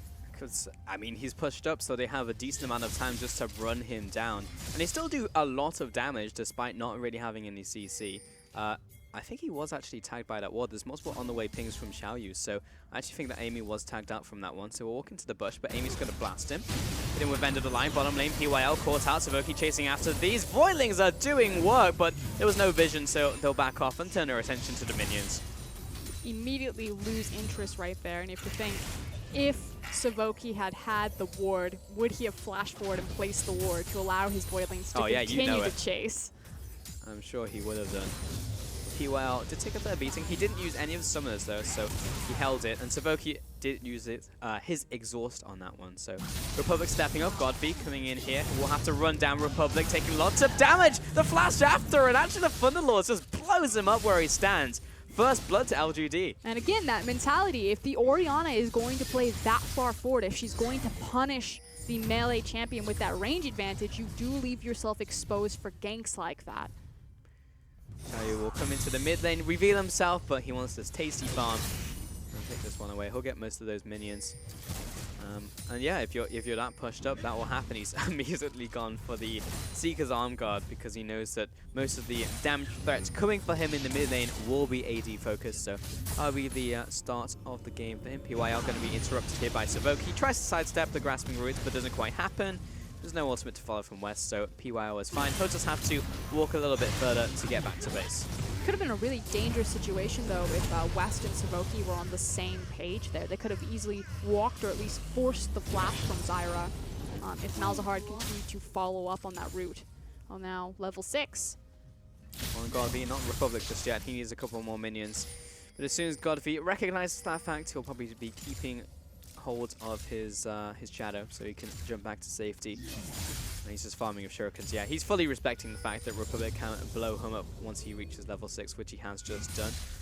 Top lane, you can see advantages opening up for Gimgun. He hasn't gone back to base yet, while Funny did go back to base and pick up those double Durans, as we mentioned earlier. But it's not a massive advantage, it's just one wave, really, overdo him. So he wants to get rolling a little more than just getting an edge in CS. Hold on, though, because we're about to have a big clash in mid lane. There's tons of pings going down. Both supports have made their initial backs, gotten their vision, and are looking to place it. And both junglers are also hanging around the aggressive assassin lane and the very forward Orianna. Can I get a refund on that? Because there is definitely no big clash happening at the moment. Just wait. Yeah, I was Amy's still walking into the mid lane, but Republic is playing more defensively now. I was going to say, you start to see Maokai like heading down and river, you're like, they want to fight. He's going in there. West is still level 5. Imp did have that level 6 and unleashed the chain of corruption. But he's still being chased out. You need to deal with those Voidlings because that damage starts to stack up. And they do this because they see where the junglers are, and they see that the top laners are busy. And it's just so funny that anytime Imp and PYL get any sort of information about where the enemy jungler is, they'll like both flash on top of you and try to all in. Almost every time. That's Boobuff over to Republic. Gonna keep it even in the mid lane. And so far, nothing has really happened outside of LGD picking up that first blood. Take a look at Godfrey, though, on the way to bottom lane. A wave has been built up by PYL and West, and now Godby's coming to Oh, clean they're this up. turning around. They're stacked on top of each other, but the exhaust Goodbye. comes down onto West. Someone's dying. Godby, instant exhaust comes up. Nice flash by West, but I think he's dead to right. Godby will take out both of those players before literally walking away from this one. Equalizer comes out, the flash. Oh, it's enough damage regardless. Deathfire Touch will finish him off in the end. Gimgoon reclaims 1 kill. That said, it will be the teleport. Funny still manages to retain his, so we'll see if that forces game talents to possibly try to make a play for Dragon. But with Xiaoyu going for red buff and Gimgoon walking back topside, it now means that Dragon control is back in LGD's core. Mid lane being pushed in as well by Republic, so at the very least he will open up a 2-wave advantage for himself against Godby. But Godby picking up that kill has accelerated him towards the Serrated Dirk and that first item of the Ghost Blade. Top lane, Funny also pushing in now that there's no Gimgoon to shove him away from this farm. It should be up there in time for this wave collection, and yeah, Gimgoon is on his way. Amy also in time for his red buff, so everyone just going through the motions for this dragon, pretty much. Xiaoyu's being so patient here. Republic took the back. Hold on. Don't do it. Oh, he Oh, wants no. it. Who's gonna win?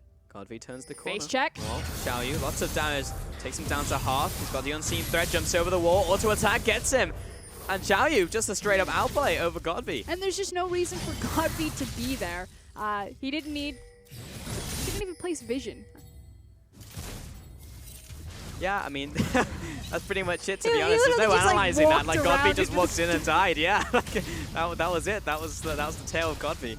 I also wanted to mention that Xiaoyu has maxed and evolved Q, and PYL caught out Savoki, unleashing the ultimate, but West is now caught out in these Stranglethorns, and this is an easy kill for him. Yep, there we go. Hail of Arrows, and that's a kill. So that was just, yeah. These trades are really weird. Yeah, and also really funky teleport from Funny. He was actually walking down in the mid lane when he started to proc his TP. So now, doesn't have that summoner, will get a faster refresh on it. But he actually could have held it, since that kill was pretty much guaranteed, and used it on this creep wave if they wanted to force this tower. LGD are shoving in, Call of the Void onto PYL. It's fairly low, has to be careful. Xiaoyu does not have these evolved spikes, so it's a little hard for him to go out these waves and be any more of a threat unless he heavy commits onto these players. He'll jump away, Amy jumps forwards, it's a tower shot, but they'll continue pushing down this bottom lane. That tower is very close to dropping. But they need to be very careful now because West is back up and in position also with the Jhin ultimate. So again, it was kind of that, it seems so obscure, that funky teleport from Funny. He went for the ward when the kill was pretty much guaranteed for Varus. If he had used it instead on the creep wave, that would have been first brick for LGD and possibly a rotation into Dragon. Now they lose Dragon priority because they no longer have the TP priority and they don't get the tower. Ultimate used by Republic will send Godby back to his tower, but realistically, he was never really going to kill him with those mana reserves. And for now, he's ultimate down, has both summoners. And Amy is around the corner, but yeah, he was pinged out by GT, so he's fine. Take away this blue buff and probably look towards Dragon Vision as their objective. Xiaoyu went back to base and has his warrior enchant, so he's pretty big.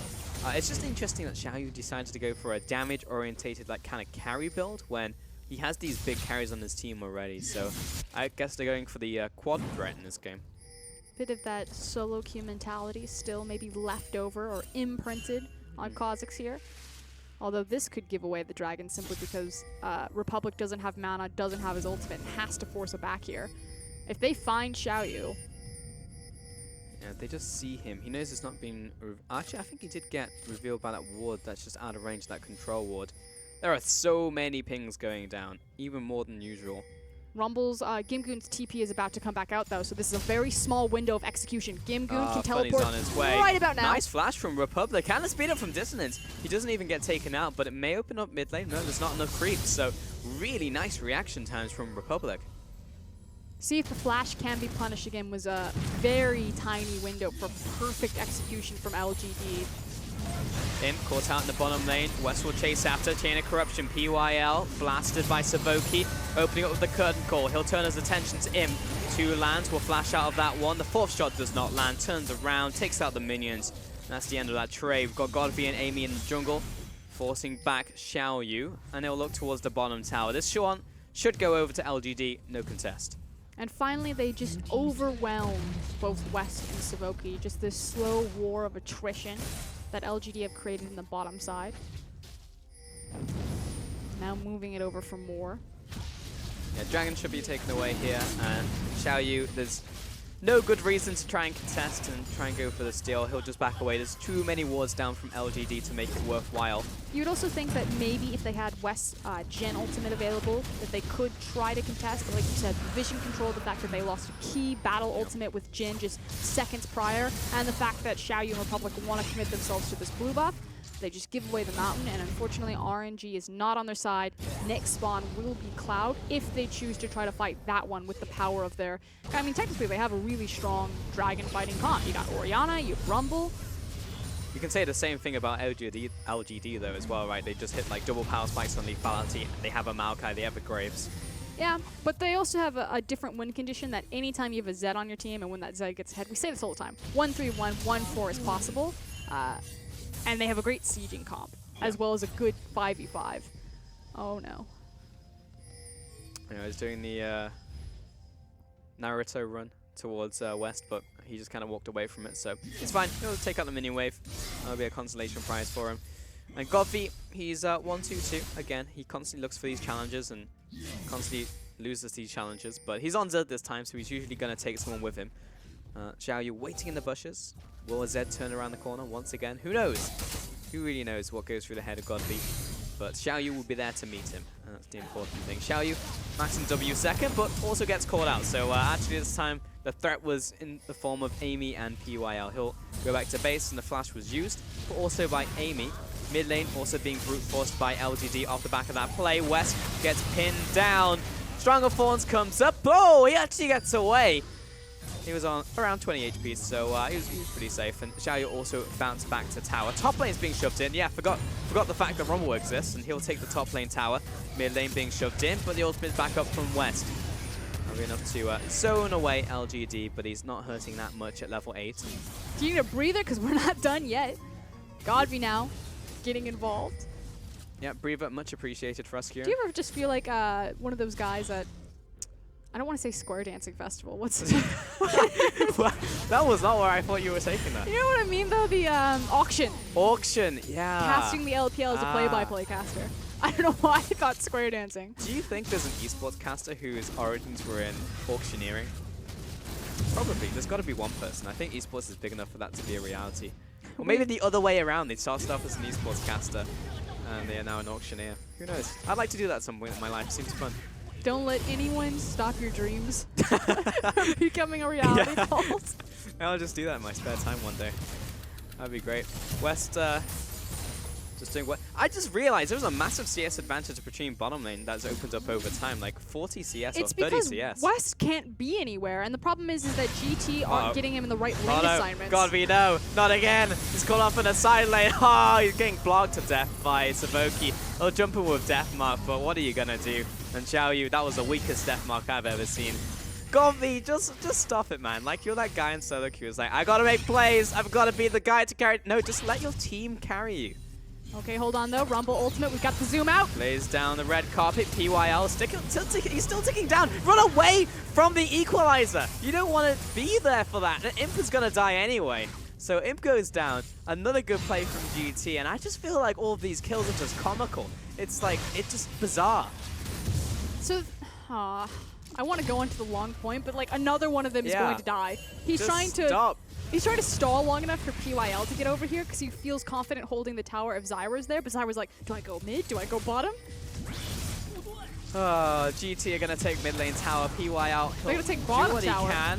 Shockwave land. PYL will flash away, but the little cog will just follow him down and finish him up. PYL also falls in the mid lane, and while he protected the tower with his life, I mean, he died. Amy, just go home. Why are you still here? I mean... Oh, he's trying to threaten with the fact that they don't see where Godby is. But I think Godby's doing blue buff. Yeah, he actually is. So, in reality, GT could have just brute forced it. The fact that they didn't have the vision there was the only reason that Amy stayed alive and the tower's still standing. That's hilarious. Because I think Zed's going to flank. Okay, so what happened is LGD had like full tempo advantage when they were pushing mid lane tower, and they got that because West wasn't in the right lane. You know, we saw that Godfrey tried to get a pick on him bottom. He immediately went mid. He almost died there. He died to the I think the Deathfire touch in the end. But ultimately, LGD then just threw the same exact play. They just overstayed in their lanes, didn't respect that GT had gotten multiple backs, and then were kind of like overwhelmed because they stayed too long on the map. And then instant tempo back to GT. They had the chance to get 2 towers, but because they didn't have the right information or the confidence, we've now got mid and bot tower. Stiff breeze will push them down. Yep, that's an excellent summary of the last couple minutes. LGD, no advantage anymore. Equalizer thrown down. Just for the mini wave, I guess, just keep this mid lane tower alive. He wanted it. He just wanted the creeps. Yeah, I think so. I mean, his ultimate is, of course, very valuable at this point in game, but I mean, there's no fight really going to open up anytime soon. He knew that LGD would just sat in bot jungle, so they were looking towards the middle lane. So use the ultimate, will wander towards the top side once again. Looks like they're actually going to go towards Rift Herald and give it over to Rumble's half. They were pinging it, but well, Savoki's like, well, I ain't got time for Rift Herald, I'm going mid lane. They can't fight the 5v5 at Dragon in 19 seconds because Rumble used his ultimate to clear out the mid wave, so they won't have a really key ult there. Just feel like both teams' kind of communication, how they're setting up the next 1-2 minutes in gameplay is just non-existent right now. Everyone's just playing like super reactive. Do I see someone on the map? Can I kill them? Throw everything at it. If it doesn't work, try again. You know, Frost, this is what I expect from GT. I'm like, well, this is a normal GT game, but I expect more from LGD. I expect them to be setting up these waves, and when they make a play, they have something to go for afterwards. Because we saw it in Game 1. We've seen them do it before. I will literally quote LGD's former coach Hart on that one, and just say, you want to have high expectations, but sometimes it's just LGD. So, don't worry, Pulse. Yeah. You will soon learn. All right. Again, that's not me. That was Hart. Yeah, yeah. Don't worry. That was just a quote. Okay. And it's unfortunately true, and I'm witnessing it with my own eyes. It's just opened up again. And There's so many games in the dragon. LPL. Like, it has more games than any other league, although a lot of the leagues are catching up now because they've changed over their format, but it's just kind of ingrained this different culture and this different style. You know, the LPL casters get used to it and hardcore LPL fans, but if you're not used to the league, if you're new to it, you're like, what are these teams doing? I get that for sure. I am living it. I am breathing it right now in this game, and nothing has really happened in the last 5 minutes at all, other than just LGD maintaining control over the bot side of the map and taking Dragon. And again, it's Godby. Jumps over the wall, Savoki locked down with the ultimate, but he's caught out and the plant will kill him. Collateral damage for the kill. Amy being chased down. Someone will probably want to block for him. Last shot lands, and he backs away. Imp returns fire onto Gimgoon. Just scratches the mech, and that will be another kill. Bot lane pushed in by Republic, and essentially that was a kill for a tower. Hold on, deep teleport from Maokai. Likewise, Godby is trying to rush down Republic. 2v1, here we go. All right, Public keeping Godby at range. He knows someone's coming for him. Uses the ultimate. Godby's dropping low. He'll jump away with the shadow. Mid lane though, engaged by Gimgoon. They shred down PYL. Amy gets chased after, but he's got the Hex Drinker. Oh, back away. Republic's still running away. He's had no mana for a long time, and he got away from the 1v2. LGD just lost bottom, lost mid, and now they're going to lose their tower. Oh, no, possibly this is not the more. way you wanted to run. The flash out by Gimgoon. He's looking for a second one onto Amy. Someone stop this man. He's chasing after Imp as well. He's got all the pressure. Flash over the wall from Amy, and maybe Gimgoon will die for it, but that was fun. That was awesome. That's a play we want from GT, and Gimgoon will get away with it. Finally, someone is decisive on the map, but it's not the team you expect. Game Talents are continuing to push for more. They're going to take this tower. Xiaoyu will tank it up. He'll jump away. GT will go back to base. Their coffers lined with gold, and GT are in a great position now. Yeah, and now we're just going to start playing around the Baron. Gimgoon closer to that level 16 when Rumble's going to get like that big final power spike, especially for those 5v5s, because he'll have all the points in the ultimate. This is a really scary point for LGD. I mean, towers just fell down like dominoes. That was 3 towers in the last play from them. Multiple kills. Mid lane tower, the second one taken out. LGD haven't even taken the outer tower. They're pinging towards it now, but I'm not even sure if they're going to get it. Just botched execution. The fact that they went for the 2v1 outplay on Republic bottom and Godby just got blasted. Alright, they got the tower, it's fine. West was going back to base, he was just farming up Raptors. Needs to get enough gold for his second power spike, which is now double lethality items. Popped that backwards. He's clearing out his own jungle. Interesting. POI actually hit the orb backwards into his red jungle as opposed to over the Baron pit. Ah. That's what I was checking. Sorry. Ah. That's interesting. Sometimes that makes sense because maybe there's deep vision there and you want to clear it out. And also it's around the Baron area, so. I don't feel like we see that very often though, but it does seem like it makes sense. 2 wards down there from LGD. Funny has seen Zhao Yu. He'll pop his Edge of Night. And they're just clearing out the vision. Sapping over the wall as well from Funny. The Edge of Night, Q evolved, E evolved cosmetics.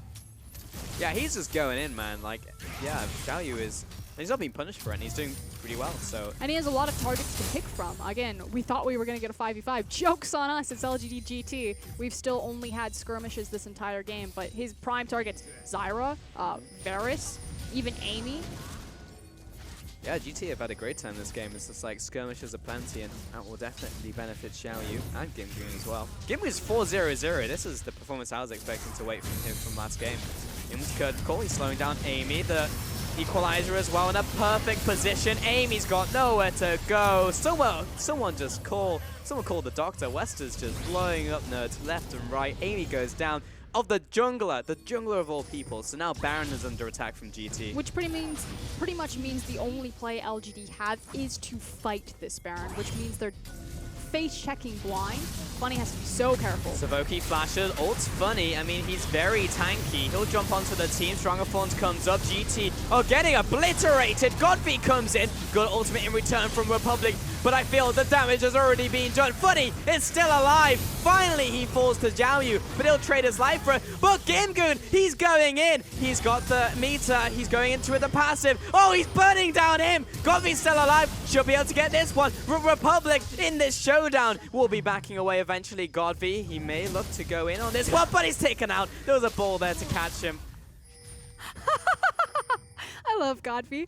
Okay, but they do it. They hold off red zone defense. They stop the Baron. They were at a numbers disadvantage. Didn't have the jungler. Good job, LGD. That was great. I looked at that, and Godby, there was like two things he could have done there. Use the blast plant to escape, or use it to reposition to go for the 1v1. And of course, Godby's gonna go for the 1v1 every day of the week. Republic predicts it. Yes. It's so good. I mean, I think like every player in LPL knows he's gonna try and go in on you. So yeah, it was. I want to say it was a read, but Republic has read this manual time and time again.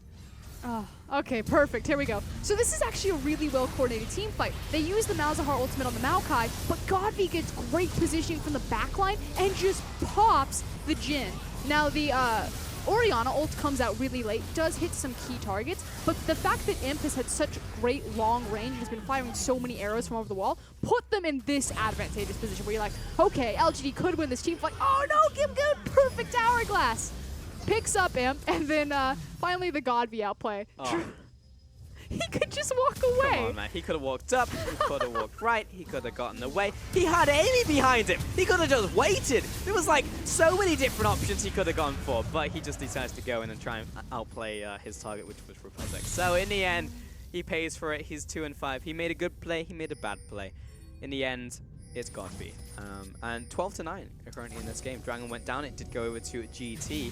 And it's worth mentioning, GT are ahead of this game. We're 1-1 apiece. And GT are, once again, so close to picking up a series win. But LGD have red side Varus, and that is so punishing, especially when you're trying to take Baron. Even if you don't have vision control of the area, 2 lethality items waiting on his Muramana, he's still a big deal, and those arrows are chunking hard. And there's no true tank on GT's lineup.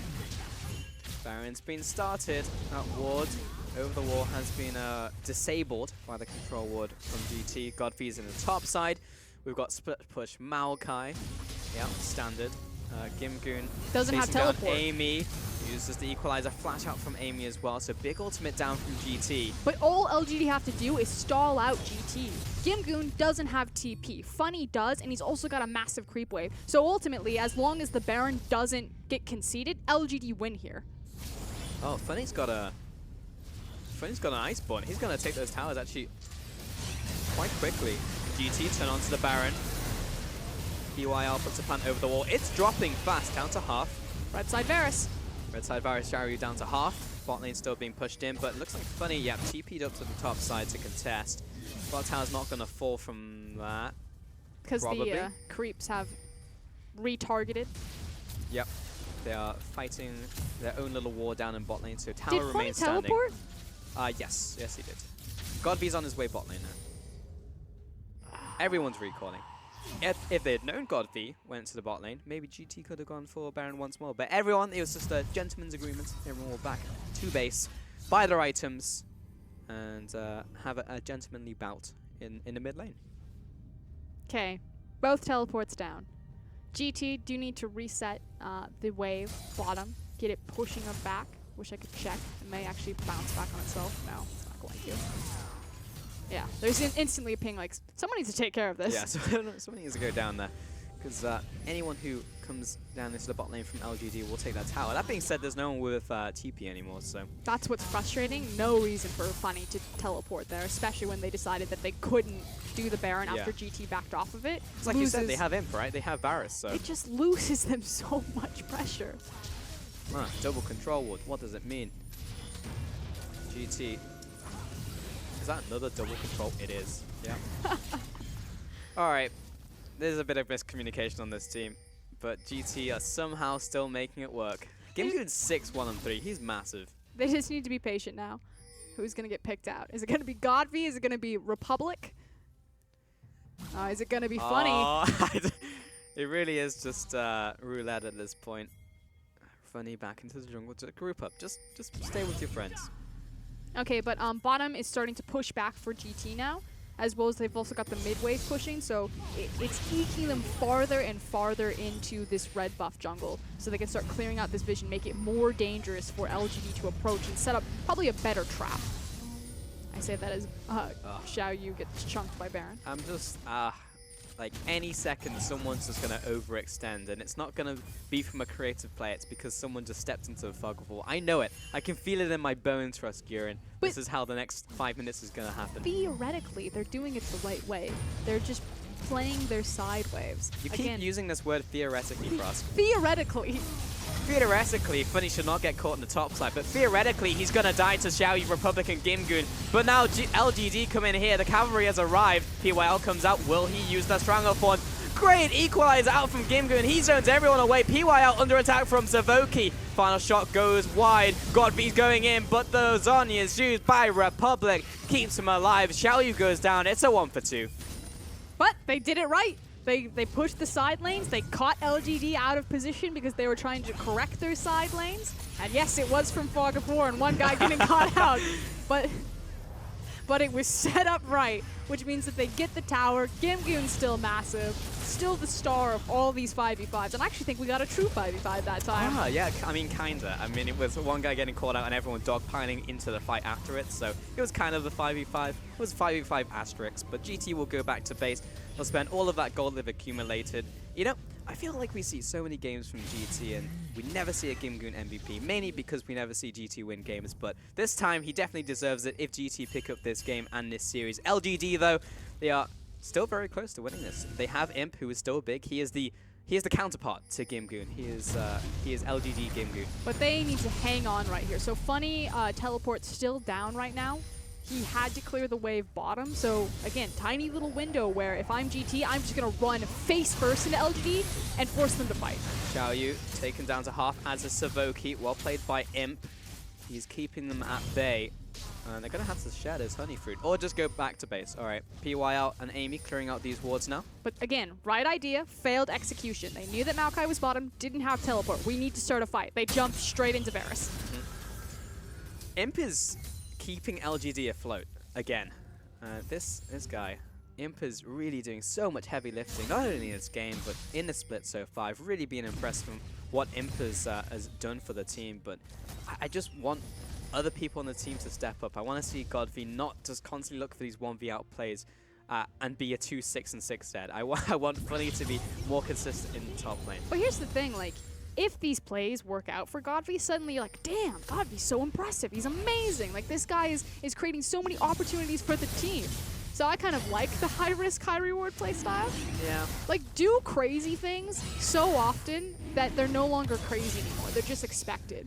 It's like, he wants to be pawn. He's not quite there yet. Yeah, maybe. Yeah, maybe you're right. But like GT, I think just do that better, right? Like, but as a team, you know, he's going commando, going in that single mission by himself. But GT are all just doing the same thing that Godvy's doing. But because they're all doing it, 5 people greater than 1. And Godvy on another solo expedition into top lane against Republic.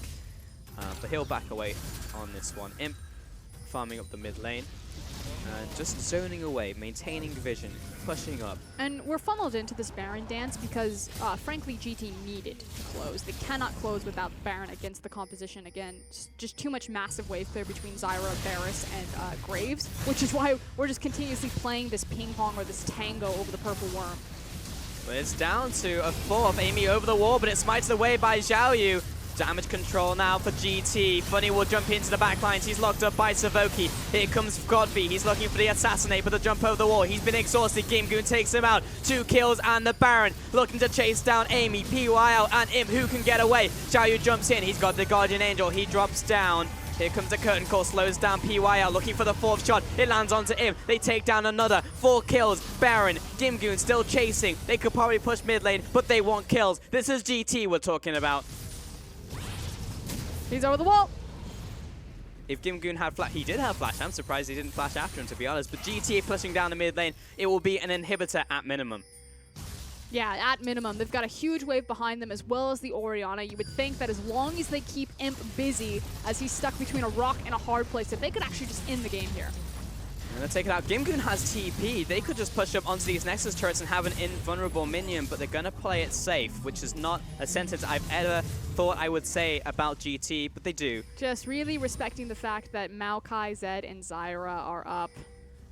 I had confidence. I was like, Varus is gone. My heart was beating fast for us. I was like, GT are going to do it. It's finally going to be over. They finally get a win here in the 2-on-1. Nope. Going to back away. The wave clear was dead. They're like, no. Give him space. Yeah. Kill Imp. Make sure he dies. Kill him until he dies. They committed. They got him. 2-7 Zed, where the line is really drawn. Rumble's 10, 1, and 6. He's full item build. He's got that chain vest, which will be his 6th item as well. I mean, what would you do if Rumble just... Okay, think about, again, theoretically, if the creep wave comes into the Nexus Towers, Gimgoon teleports onto it, starts up his Flame Spitter, and just Zanya Hourglass to zone everyone off of it. That's a free Nexus turret! I mean, you're right. You're completely right, Fruskiran, but it's just LGD and GT. What a series. What a game. I mean, this is not clean League of Legends, but it's definitely damn fun to watch. People always ask me why I love the LPL and why I chose that as my region. Yeah. And like, normally you pick out the games like, oh, EDG versus WE or IG versus EDG. No. GT versus LGD. You know, if someone asks me, why should I watch the LPL, I'm setting them this VOD. Because this is just insane. This is great fun.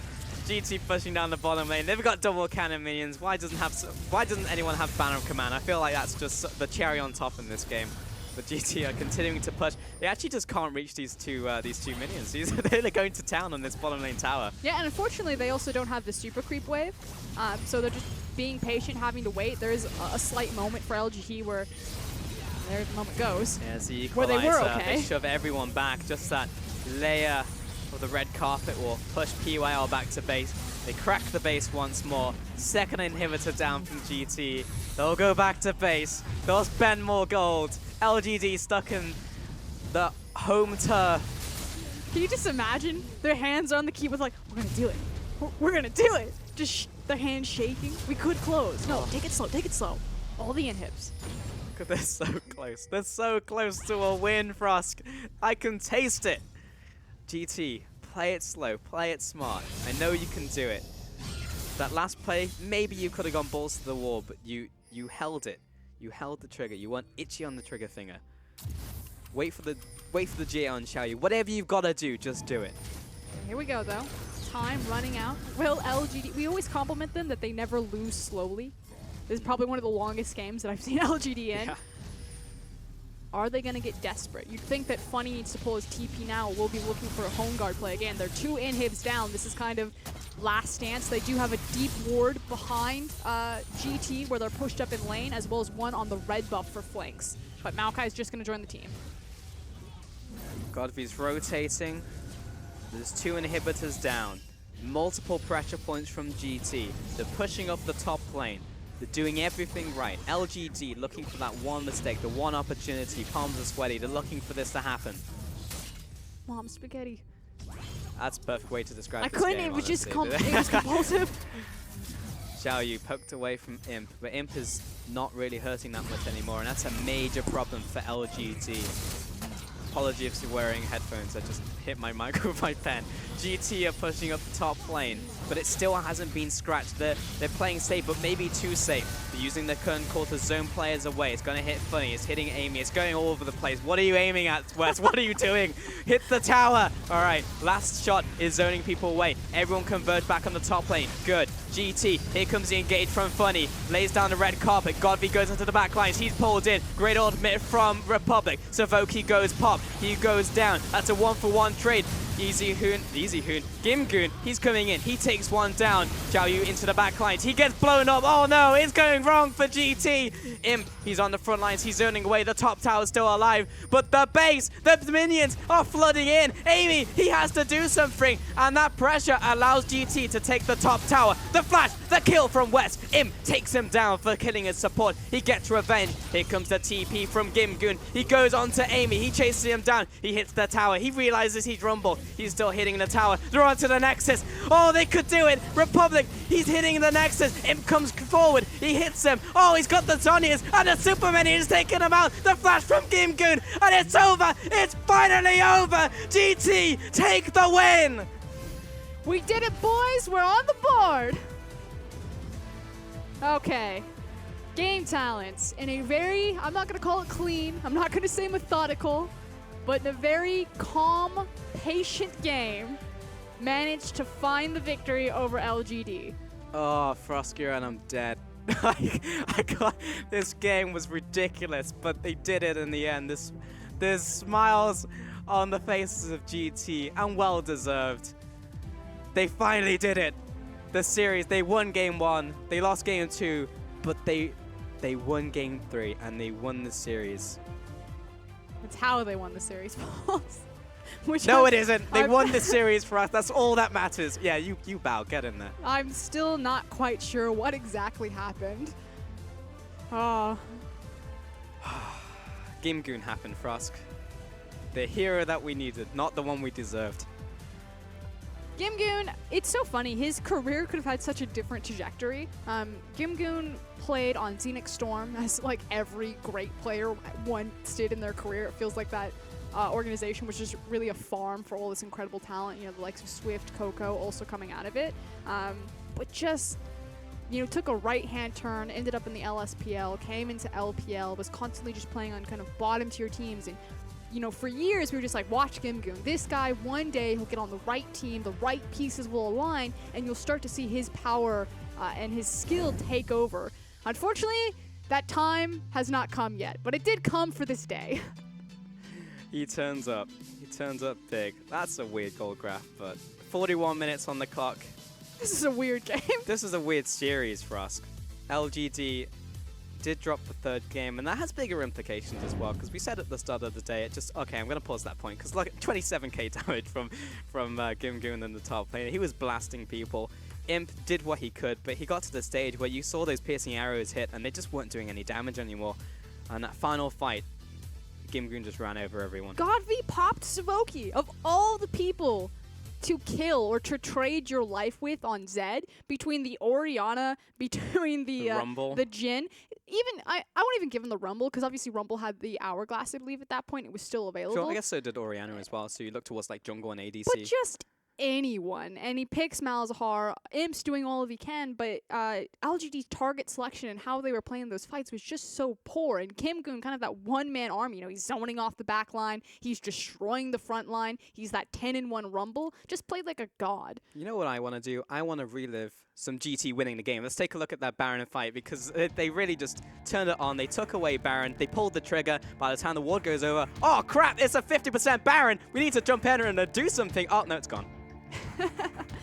But the fact that they also understood that they needed to wait that long where the Baron would just be burned so quickly. And then again, it comes down to the Gimgoon show and just how many members he's able to zone off. Gimgoon just zoned off all of LGD. And maybe that doesn't mean as much because it's against a Varus. You know, Varus is still able to layer out all of that damage. But he's just like herding them like cattle into the grinder. Gimgoon has such a chantable name. I imagine a world He got it! where Gimgoon, the MVP of this game, is standing tall on the world stage. And people are shouting Gimgoon because this man is a monster. He'll play anything. He'll play Kled. He'll run over your team. Well-deserved MVP. And this is his second one as well. So well played to him. 83% kill participation. Can't even get my words out. This game and this series was absurd. Yeah. Oh, well played. He's just always Hats been off. such a stable member of every roster that he's been on formerly. Before Game Talents was on Energy Pacemaker All, he was the shining light of that roster again when EPA and M3 collided together to make Game Talents. He, of course, was one of the remaining members that they didn't, you know, rotate out. So obviously recognizing his skill and his ability there. And I just want to see him go farther. I just want to see the, you know, if it's in West and if it's in Xiaoyu, if they're able to develop those talents, I just want to see potential match what Gimgoon can do for a team. Because can you imagine if he had a supporting staff, if they didn't need to play like this all the time, how good that guy is? What could have been. What could have been. But still, you know, as you said, two teams colliding together and creating GT. I'm pretty sure that's how the universe was created as well, right? How the Big Bang happened. Two particles like collided. This is what we're witnessing right here. So really good to see from GT. And we talk a lot about GT just because they won. They finally did it. They were at the bottom of the table. They're so scrappy and they finally got it. But this is a dark day for LGD fans, honestly, because we're like, they need a win. It doesn't need to be pretty, but they need a win to rise up the rankings once more because they were also at the bottom. LGD fans, they're fine. We'll survive this. They've expected. They're used to it. They've been through worse. I don't know. 2015 was a dark time for LGD fans. They'll bounce back. I have faith. Again, this is kind of one of those series where it's like if GT are going to beat a team, who is it going to be? It's probably going to be LGD and Invictus Gaming. So there's one. And again, it's so important for GT to be picking up wins in cross-conference right now because they cannot beat anyone in their group. You know, we talked about kind of the stylistic differences between Group B and Group A. Group A overloaded with all of this superstar talent, these really high individual skill ceilings. Group B, more of the methodical, more of the macro-oriented teams. And GT, you know, if they're in Group A, they're like, hey, it's looking pretty good for us if we're over there. That's actually really true. Imagine a world where GT were drafted into Group A and what they would look like I'm right sure now. they imagine it every night. Yeah, that's true. Yeah, pretty much. Because they're not going to be able to deal with like a WE because they will just stall the game and all those points and those pressure points that we see from GT are never going to rise because we have like we have EDG. They don't have LGD. Those are good games for them, but they have like WE. So that is a problem. But yeah, cross groups are going on for a good couple of weeks now, for 4 weeks. So they have plenty of wins still available for them to pick up. And those are the teams that we need to highlight in cross conference. It's the teams that are really struggling within their own group. OMG, Game Talents. And we're starting to see a little bit of peaking from Game Talents. You know, they had the cute 20-minute Baron in this series. They understood that in series number 3 that they just needed to kind of stall. Like, they understood that they needed the Baron to siege into that composition, and they understood that just stall it out long enough. Don't force the 50-50 until it's late enough in the game that we can just destroy this Baron in 5 seconds flat. So ultimately, still a good decision from GT, despite the fact that it looked like a bit of a fiesta in the middle there. Yeah, they have the instincts to make it work. Well, we're going to take a quick break to refresh ourselves before we set up for our title fight of the day. It's EDG versus RNG.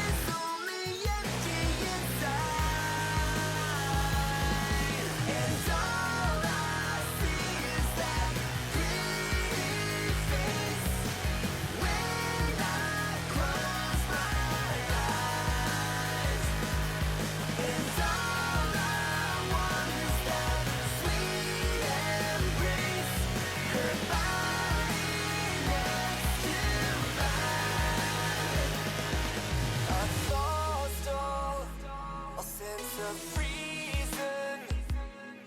Is she ever gonna call? I haven't slept in days. I keep rewinding. I'm still believing that it was more than just a high and that she feels the same. I can take it, I'm so cold, my fingers are numb. Since she's gone left, there's only empty inside. And all I see is that pretty face when I close my eyes. And all I want is that sweet embrace, her body next to mine. Pretty, pretty,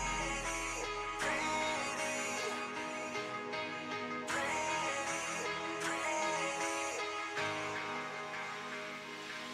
And all I see is that pretty face when I close my eyes. And all I want is that sweet embrace, her body next to mine. I'm counting, I'm barely breathing.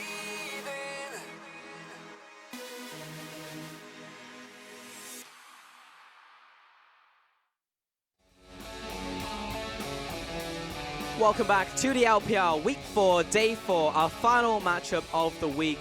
And it is our match of the week, and I would say the match of the split so far. It's going to be EDG going up against RNG. I'm going to be remaining on the desk with Fruskurian. We're going to be in here and tag teaming this one, so the Fruskurian and Paul show will continue.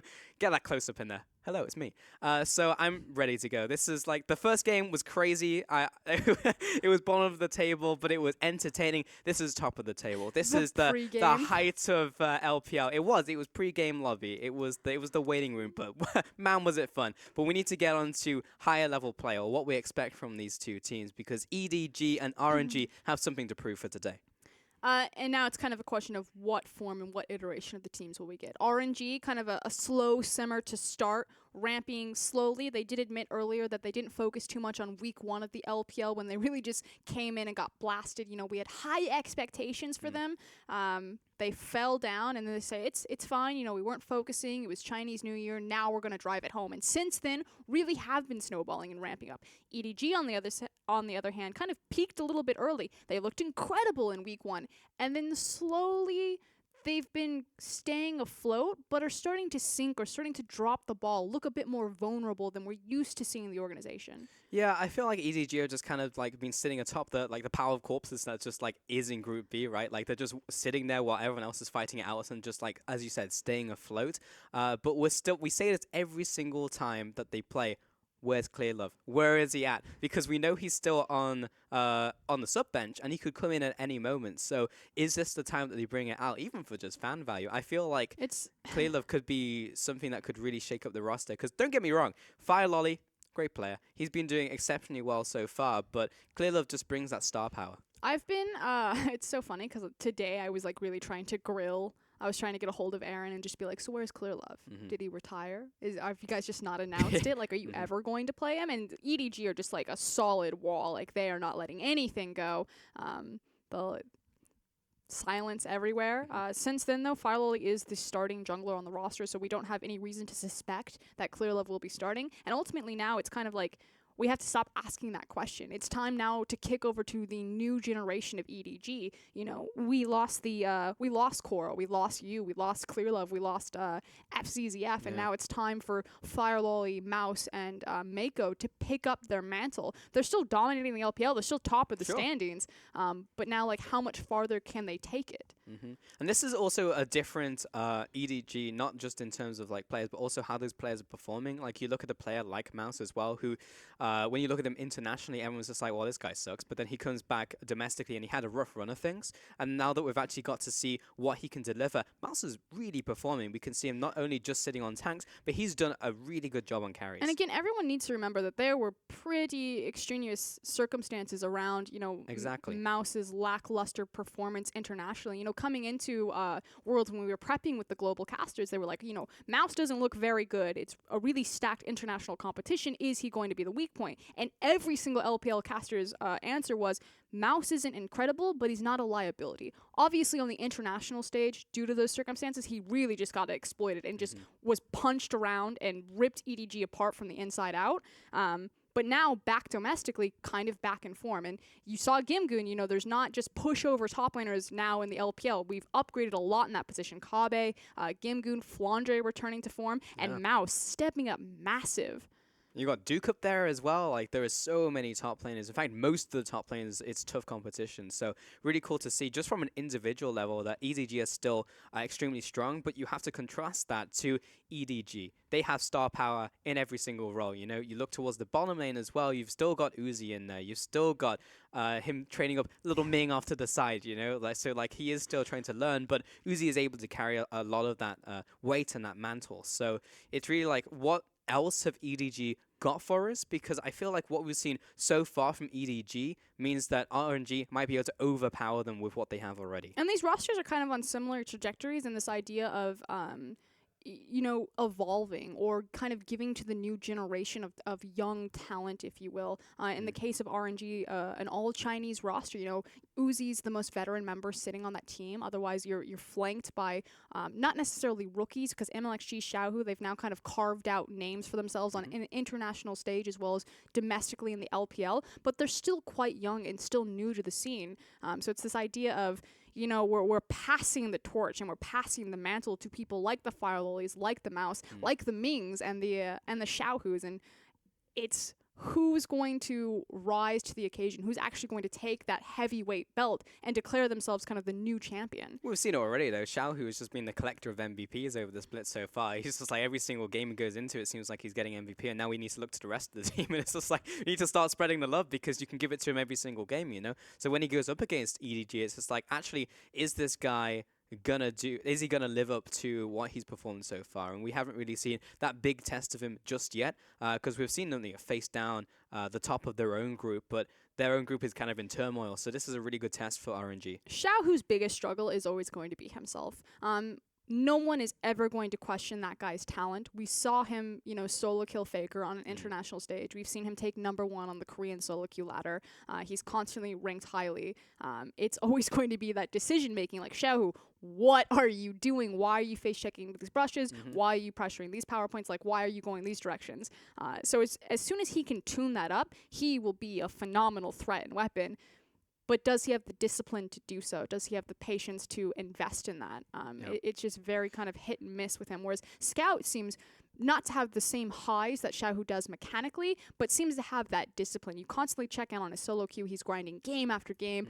He's having these incredible kind of 1v9 performances where he carries EDG, manages to stay afloat. Like, if EDG are barely afloat, Scout is the boat that they're sitting in right now. Sure, and you have to look towards the bottom lane as well, right? Like, Ming is evolving as a shot caller. He's still this rookie, and maybe he can temper his mid lane into a stronger player later down the line when he's actually just, like, controlling this massive, like, bazooka in the mid lane, right? He can actually just, like, aim him into the right direction instead of him, like, face checking those brushes. But I think you raised some really good points as well about the matchup in general, right? It's just like, we're still waiting for these teams to grow, evolve, and get to a point where they are fully fleshed out. And you look towards a matchup which is going on right now, KT versus SKT, on a whole different level. How long until we actually reach that point? I think I'm actually going to diverge it away from Korea, and I'm actually going to look at North America. Bjergsen has, like, a really great series about kind of his shot calling that came out. It's available on YouTube. It's really good, and it talks about kind of his maturing as he moved into, like, a leadership role. Like, we always knew Bjergsen was that incredibly talented player, but him developing not just as a shot caller, but as a leader for his team, putting in those extra hours and carrying. And I feel like that's kind of the point that both these rosters are in right now.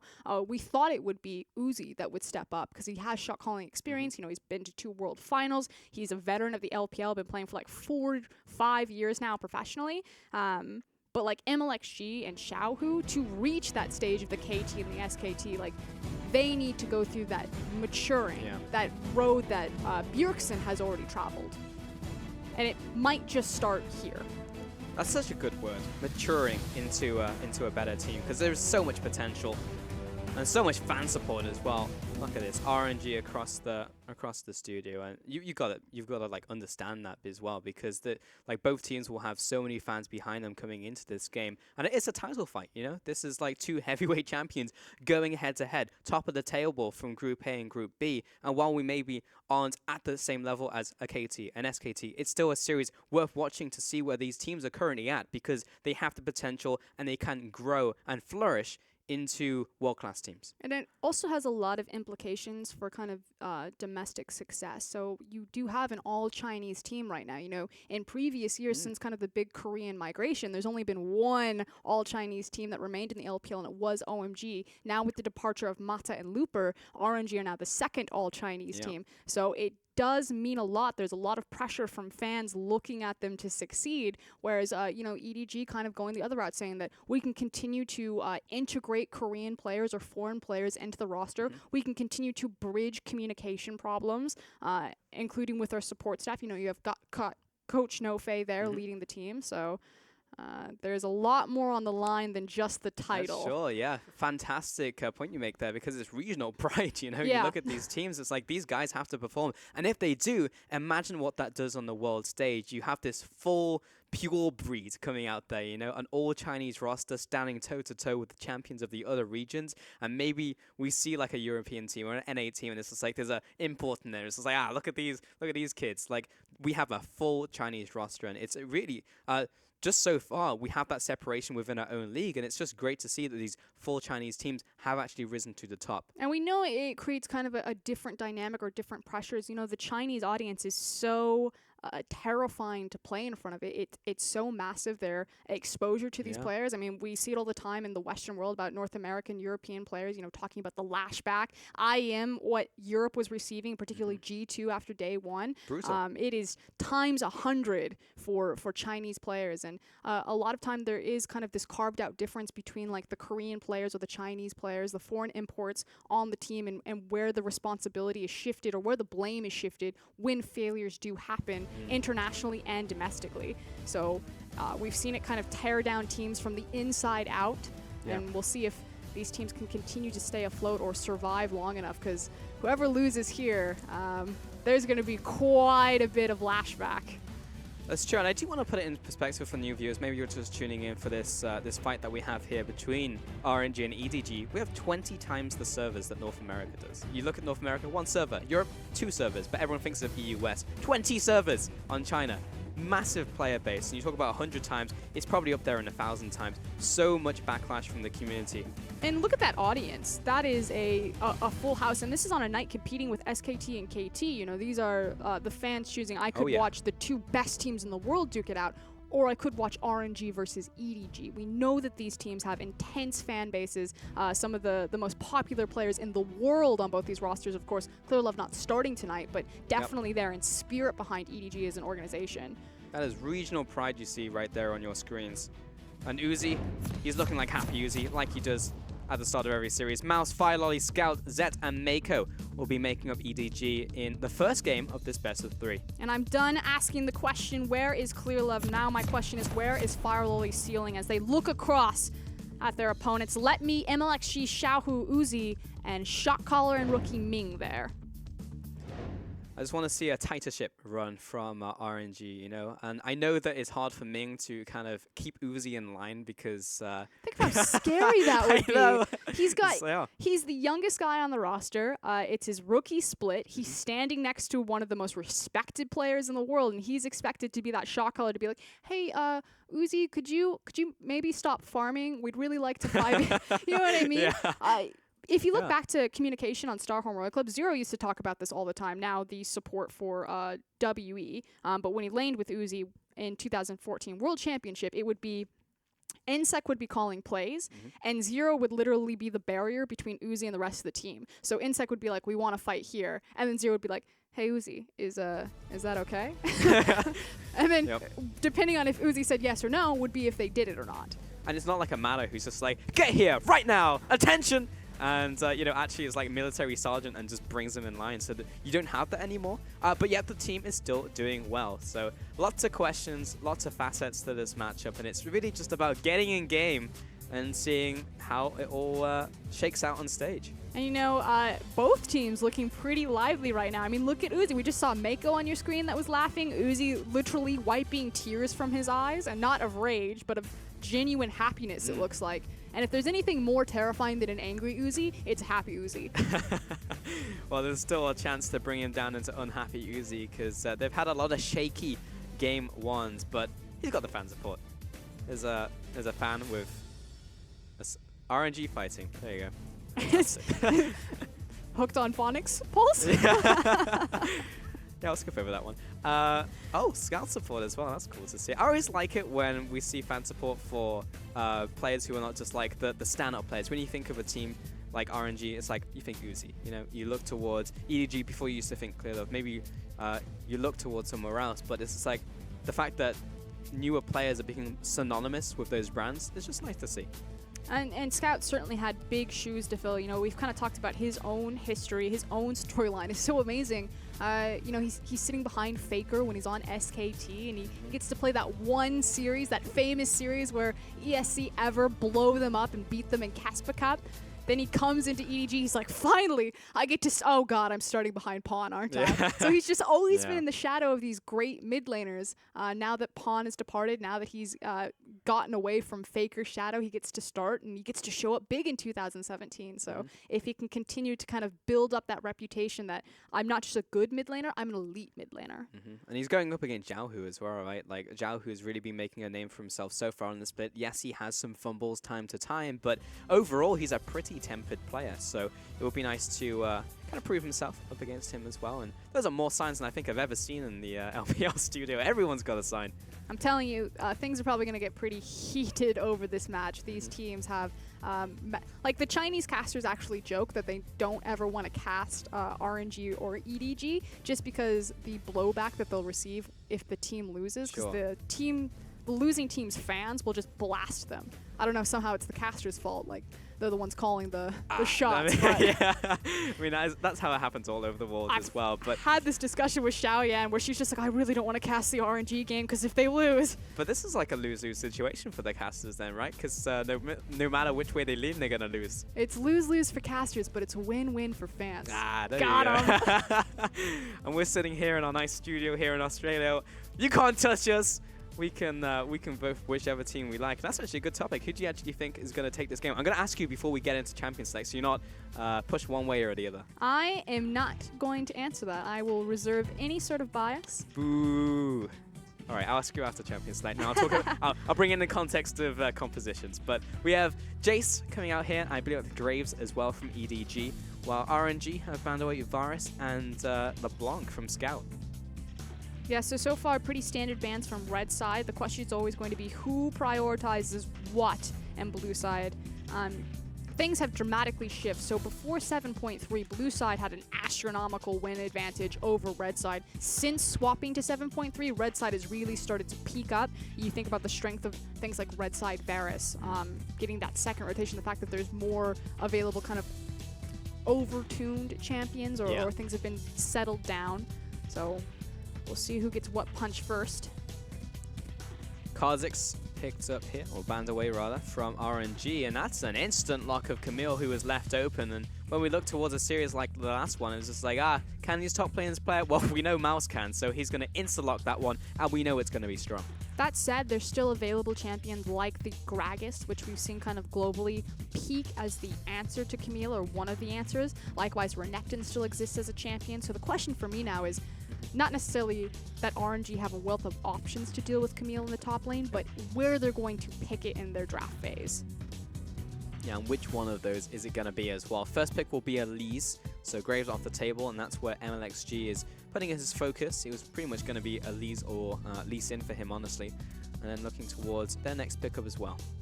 And this is also who you have to look to kind of be the leader and step up for RNG.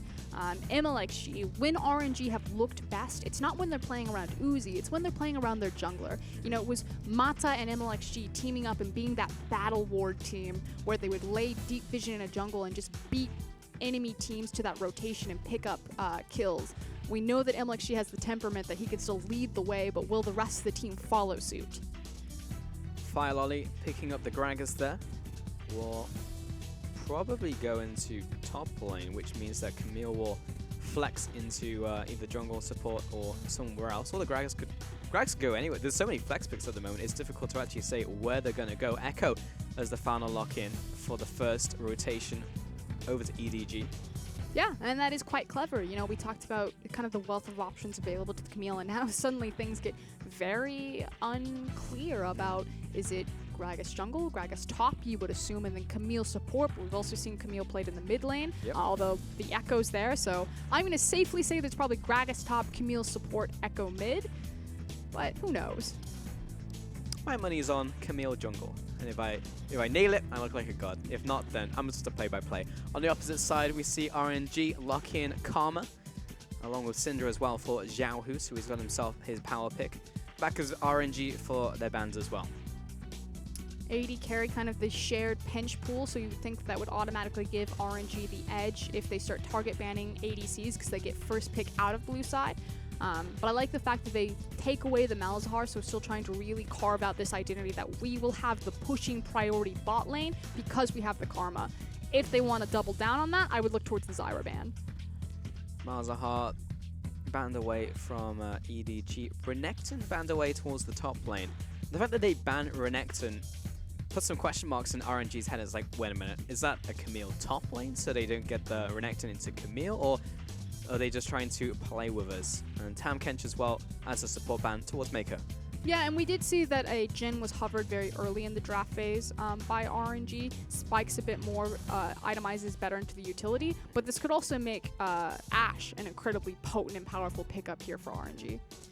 And the question marks continue as Fiora is also banned away from RNG, another pretty good pick into Camille. There are windows for her to deal with it. And now RNG looking towards their ADC for Uzi. A lot's going to be falling on this man to perform well.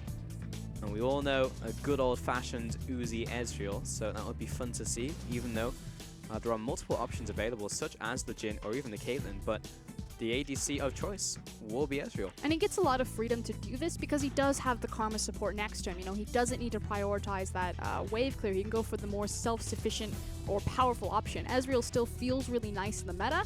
His big problem has always been his ability to compete for wave control and wave clear in general, but Karma shores up so many of those weaknesses. Instant lock-in though from EDG's Zet, and he will be picking up Caitlyn, along with Maker thinking about what he wants for support now. And Zet, gotta be keeping track of this man. We say he's kind of fitting in the shoes of someone like Deft, but he's really been making a name for himself. He has had some standout performances. In particular on that Ezreal pick. So yes, while Uzi is also a very strong Ezreal player, it could be a denial away from Zet, because it's kind of been Jhin and Ezreal as the two standout champions, and it's just funny to see, you know, we don't get to see Uzi's Caitlyn, instead Zet gets the Caitlyn. We don't get to see Zet's Ezreal, instead Uzi takes it away. Maker will lock in Nami as well, so you have a high pressure bottom lane, just try and keep down Uzi, but they also have the Karma to combat that. And it will be the final pick now from RNG, and it should be a top laner, which will be Shen, which is a nice kind of neutral pick, because they just are trying to figure out where the Camille and Gragas are going right now along with the Echo. Also has good matchups into pretty much both those champions. Gragas, I think, plays a bit better into Shen than Camille, although it's very dependent on about how the matchup plays out. And it looks like it is going to be Gragas jungle. Yeah, but we are going off the fact of what we can see off our screens right now, and if you translate that up to RNG, you have a Shen mid lane and a Syndra top lane, so there's still 10 seconds remaining for EDG to swap it around. And hopefully RNG as well. There we go. We have the swap up to Syndra mid lane, and it does look like it will be Camille in the top lane. So we rarely see Gragas jungle anymore. There used to be a time when the jungle was dominated by Gragas Rek'Sai, but it's been a long time since then. I mean, his jungle clear speed is a bit slower than the kind of the big meta junglers right now. He did get a bit more sustained kind of back into his passive, and I believe it was 7.2. Yep. But again, we've seen that mostly exploited in the top lane. He has good matchups against Camille. He can pop her out of his ultimate. He can match into Shin well, because when Shin goes to taunt, he can belly bop forward and get 3-second cooldown back on it. But we'll keep our eyes on Fire Lolly. Hopefully he doesn't fall too far behind. Yeah. The Fire Lolly has been getting better and better, I actually think, from week to week. There was some doubts about him and about his play, but he has been quelling a lot of those doubts in recent weeks and recent games. So it'll be really cool to see, and we highlighted before for us, and I'm just excited to see the laners go toe-to-toe. I mean, the thing is Fire Lily across from Clear Love, especially a performing Fire Lily, is never a question about who has better mechanics. I think it's quite neutral there. It's a question of who actually leads EDG. We know that Clear Love is a big voice in the shot calling for EDG. We've seen their macro play kind of fall out in the mid-late game. Hasn't been as clean. That's why they're just kind of floating there and really reliant on individual peak performances. So again, Fire Lily, great player mechanically, but can he be the voice that EDG are missing in their team right now? Many questions as we head into EDG versus RNG. And player for player, pound for pound, it's difficult to say that there's any weaknesses in either lineup. They can definitely match up as we head onto the Rift for a match of the week, and I would say match of the season so far. RNG versus EDG. And the place that we're all going to be looking to start is that jungle. So Fire Lily takes the Gragas. It's not some sort of strange flex pick here, whereas MLXG gets the comfort champion in Elise. And the thing is he gets Elise paired with Syndra as well as with the Karma. We said RNG are at their best when they're playing around their jungler. They have the tools that if they ever get control of their lanes, invades and skirmishes over the jungle are very much in their favor. We're starting off the game with essentially the lines of scrimmage. Everyone is lined up. As we take a look towards the keystones, I think everything is pretty much normal across the board. Yeah, Thunderlords. Actually, Thunderlords on Gragas. Maybe we were wondering if that was going to be like Courage of the Colossus or something. So Fire Lolly wants to be able to at least deal with whoever looks to maybe try and invade him and deal some damage towards him in his early clear. Gragas is good against kind of low mobility champions like Syndra. Can really help threaten and break the mid lane tower. That was kind of the big thing for Gragas jungle is, you know, that was kind of the big era of Victor. If Gragas jungle pops out and he steps forward the tower, you almost instantly have to give up pressure because of fear from Cask. That said, with the, what do you call it, animation, channel time, cast drop time changes, it's taken away a lot of that power. Yep, just a little bit slower. Easier to react to. Bot lane Uzi already pushing in here with Ming. Ends up just trying to farm underneath his tower as well. Man, I don't even know how he landed that Mystic shot, but somehow it landed. 60% to 40%. Glad that we saw the fan vote there as well. Over to RNG. So fans are with them. And I think from so far from past performances, if you're just looking at objectively, you would give it to RNG, but who knows what EDG can do and turn up today. I mean, it's the all-Chinese team, so you have to think that there would be a louder voice behind RNG, despite all of EDG's fantastic international success that they've brought China. Sure. MLXG heading towards mid lane. Has double buffs. Xiaohu pushing in. I was looking for the stone to Scout. Maybe they could have lined it up with a Cocoon as well, but Scout a little too fast on his phase dive. So instead, MLXG will look towards top lane, where Mouse is pushing up very far. And we should be, it should be noted that MLXG hasn't been spotted yet. They could suspect where he is, but it was actually a ghost leash from Let Me on the red buff. So they don't actually know for certain where Elise is. Bot lane's getting pushed around. I don't think like Uzi's missed a Mystic shot yet. All of them seem to be like, alright, that one missed, but it hit a minion, so he still hasn't missed. Jump over the wall from MLXG. He'll just go back into his jungle. So he was, in fact, just placing down that vision. Uzi caught out in the bottom lane. Fire Lolly will follow after. That's first blood going over to Zed. Ming will flash the Aqua Prison. First blood down onto Uzi and over to Zed. Again, Fire Lily started the blue buff, but as did MLXG, so jungler is opposite sides of the map. Fire Lily strikes first there and punishes Uzi. Pretty much perfect CC chain with burst. He still has flash and he's dead. Still has flash, and typically it's very difficult to gank an Ezreal early game as soon as he gets Arcane Shift, but Fire Lolly made it happen. He used his own flash, to be fair, and Mako also invested resources, but that's Uzi's heal, exhaust, and flash away from RNG's bottom lane as Mako is fighting Ming here. Just a bit of poke back and forth as Ming was just trying to stall the minion wave for Uzi as he came back in there. Yeah, and he actually did a pretty good job. I believe Uzi only lost maybe 3 or 4 creeps collectively off of that death. Obviously never a good position to be in, but he's got his Cole now as well as his Fairy Charm, so just looking for the long-term farm lane.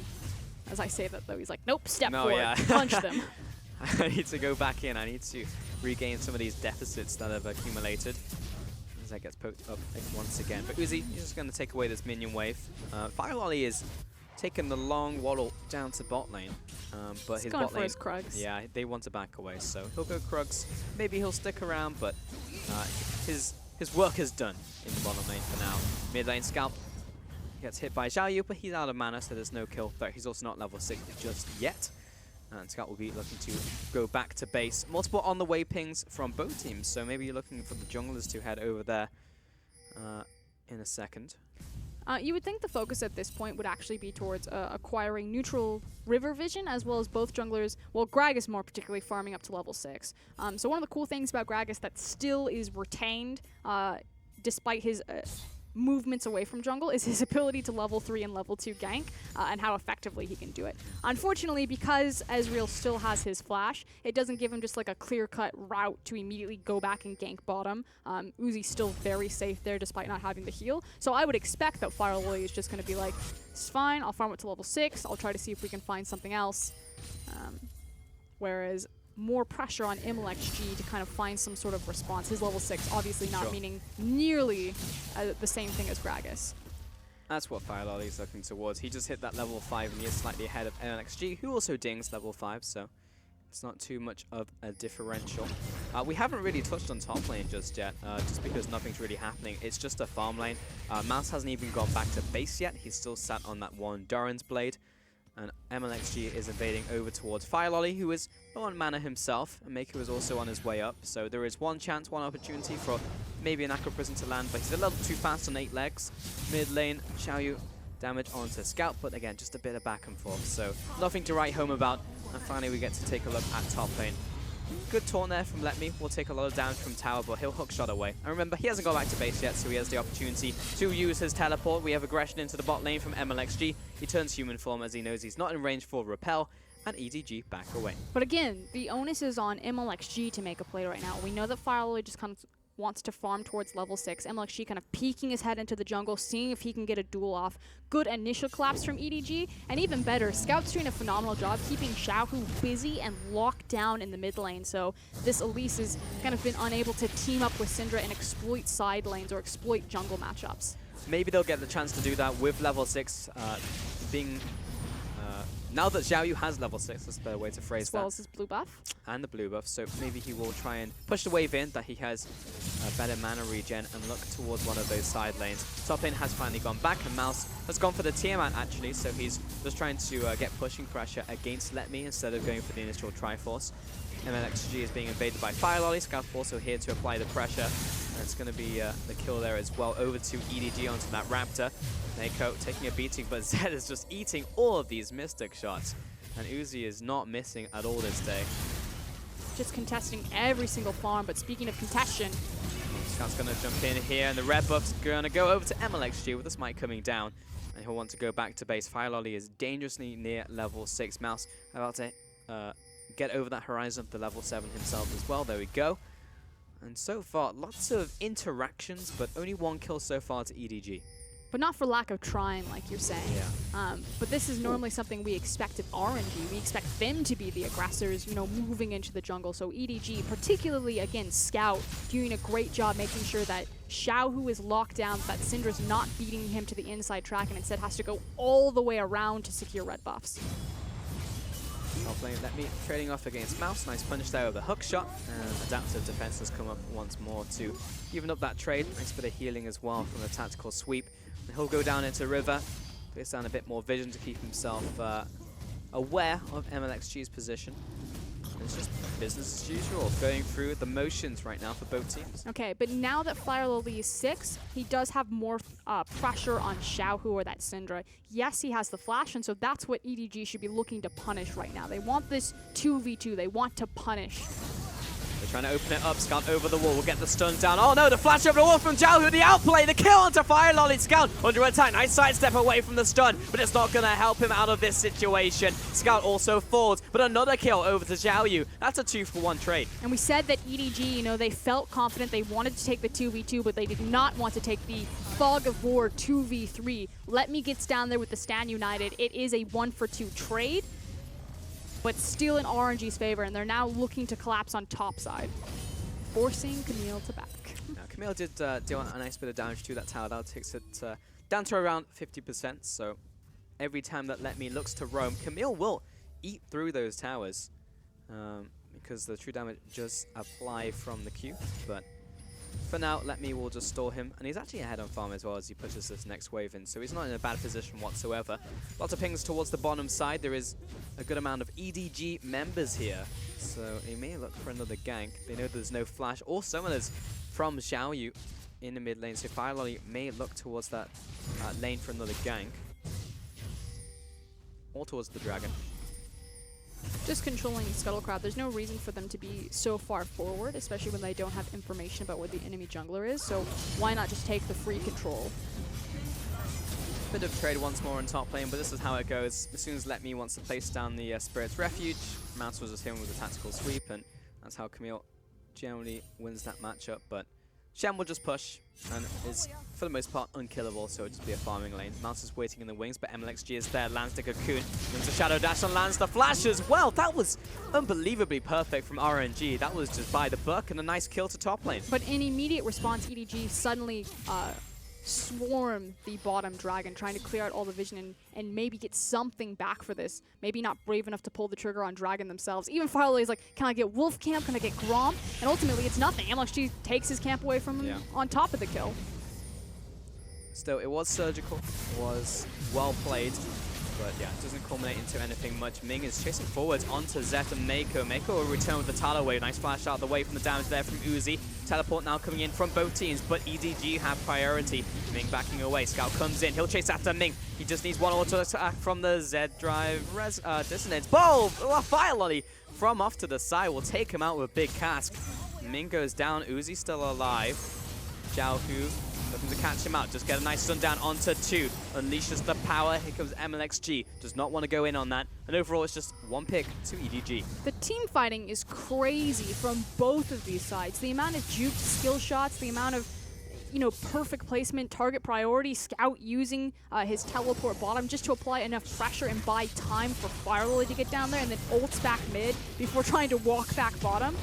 In the end, it might be 2 structures for EDG because, again, Mouse just has his teleport back up. He didn't participate in the bottom fight. Yeah, it's a 2-for-1 punch. Wow, 2 towers to EDG. That's massive at this stage in the game in terms of just golden pressure. Yeah, 20,000 to 18, just approaching a 19,000 mark. So Let Me pushes up the top lane, continues the farm war, but RNG will respond with the dragon, which is nice to have, but it's not the same as 2 towers.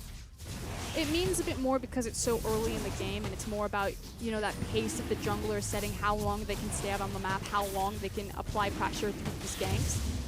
But now that the bot lane has been unlocked from EDG, we move to kind of a different part of the game. It's now, where are we going to put our lane assignments? We do have double teleport. It's not up right now, but it gives EDG so much more freedom to play with these side waves. Ming, great sidestep. Mako discerning a way to keep up the vision game. Next dragon's going to be Mountain, so you have to feel like that will be a bit of a contest over that one from both teams. Set sieging up the mid lane with the rest of his team. Scout of just the zoning parallel convergence. But it's a little harder to take down that mid lane tower as there are multiple members from RNG there to protect it. Fire Lolly invading, and the fact that the Gragas is able to invade in the leads is just kind of says a lot about how this game has gone so far for EDG. Yeah, and it says a lot about how much control all the lanes have. Again, a lot of eyes and a lot of compliments given to Scout. I think he particularly kind of bled this advantage out for EDG, making good plays bottom, making sure that Xiaohu wasn't able to immediately act on the initial power spike of Syndra. and it's just kind of this slow, methodical whittling of bot tower, or excuse me, mid tower. Yeah, even top tower, Mouse is continuing to push up. Maybe to his detriment as MLXG is trying to sneak into this brush. You can see not seen there, a few observers. Here comes Mouse, popping the ultimate, got the ultimatum. Nice sidestep away from the cocoon, but Mouse taking a lot of damage from Let Me. MLXG following after. Fire Lolly decides to back away with his ally in tow. Bot lane, Scout aggressing onto Xiaoyu. Unleash power, has the shield coming up. Let Me with the ultimate. Snaps back with the chrono break. Flash not available from Let Me. He jumps back in, looks for the assassinate. Xiaoyu knocks him back. Great sidestep away from Let Me. And everyone walks away. And Scout picking up where Godby failed, looking for these 1v1 outplays and actually coming out successful. Yeah, he didn't get the kill, but he frankly did more damage by proccing the Shin Stand United. Ah, There's some sick. great reaction times as well. Like the sidesteps on the Shadow Dash close range is hard to do. That's like parallel to flashing a Malphite close range with ultimate. I know like observers love to get like the big 5v5 replays, but so many of these smaller skirmish replays have been so impressive, even in just kind of the 2v2 trades that don't amount in any kills, simply because each player is playing everything perfectly. Good to know that Mandarin Nami is just annoying in that in the Spirit skin as every other server, so good to know. But absolutely, I would love to see that one more time. I'd just like half speed it as well for Scout, because he did so many nice things there on the Echo, and really just shows what you can do with the pick at the highest level. Regardless, 3-3 in kills, slight advantage to EDG, of course coming from those two towers advantage, but a lot of that is being made up in terms of farm right now, as Uzi still has that advantage in the bottom lane, while the rest of the roles are equal. We look towards the item builds and what that's actually meant. Still kind of gearing up right now. Remember, he picked up the call, so they're still waiting to sell that one. Has the Sheen being picked up along with the cooldown boots, and still gearing up for the Mura mana. And the reason why we've kind of hit a bit of a pause or a bit of a lull in the game is simply that EDG were applying pressure, particularly through that top lane attempt on Shin's life, when Zet was in base. So this is kind of this mid-game decision-making or shot calling that I was talking about on the analyst desk that EDG are normally so much more crisp at. There's no reason for Camille and Gragas to attempt on Shin's life or attempt a 2v2 if Caitlyn's not in position to also threaten a tower underneath. You just see the brick wall that Shen has become in the top lane as well. That's exactly what you want to go up against Camille. Remember, Shen was kind of one of the first answers to Camille that we saw come out of Korea, so it's still remaining strong. Let Me will jump on top of Mouse, and he's not going to kill him, but you can see how Mouse is actually just not really doing any damage to Let Me at all. So he's doing his job. I mean, at this point, they're just going to push the waves back and forth into each other. And like you said, there's just too much safety in that lane in the 1v1. Shin with his taunt, as well as how he utilizes his W between Camille's Q, and then Camille, how she has the low cooldown on her E, and just how quickly she can get away multiple screens in a matter of seconds. MXG is chasing after, though. Looking for the taunt here. Instant flash from Mouse. Yeah, lots of respect from the player in the top lane. He knew for a Shen to be waiting in the wings, he wasn't just looking for a positive trade. There's got to be an Elise around the corner, so respect from Mouse. And what a contrast as well from the first series of the day. You can see how well both of these teams are playing and respecting each other, even in terms of mechanics and decision-making, stark difference. But they know that MLXG is on the top side of the map, and so unfortunately for EDG, we're unable to afford themselves a counterplay. Firelily was actually caught out by a deep ward on the blue bot. And literally the best that they get is, we took Camille's flash top, I guess you lose Wolfcamp in response. Not much really culminating out of these plays in the end. But in a slower game like this, there is pressure towards a Rift Herald, and that is really nice for Let Me, in fact. But there are two people committed to this objective, meaning that Firelolly has a couple seconds to see if he can convert this into a play. Uzi and Ming are playing very defensively. Looks like a no. And that was the thing, just not knowing exactly where MLXG was, because RNG have complete control over the top side. As soon as you saw the Void Rift go down, Firelolly started to step forward, but like you said, Uzi and Ming, knowing that their only job is to absorb pressure, that EDG would have to look mid and just play self-sufficient on the Karma Ezreal. So you're now going into the bottom lane. As you can see, that rotation from Uzi and Ming into the mid lane, so just culminating more farm and harvesting all that gold for himself. We're waiting on next dragon, essentially, for both teams, and MLXG has beaten EDG to the punch on the crab, so has that vision and that shrine there for the next 90 seconds. Dragon spawning, and it is Mountain, so EDG would really like to contest it, but look at the gold, in fact, because no kills have gone down, no towers have gone down, but they have equalized the gold. And yeah, like you said, you're completely even into a 5v5. Now, RNG get control over vision by taking Scuttle Crab, but they don't necessarily stagger their backs. So there's technically a window here where EDG could try to burn it. That said, it is Mountain. It's the toughest or the tankiest of the dragons to take. And so we're setting the stage for a possible 5v5, and winner or loser here, if it comes to a 5v5, would swing the game open.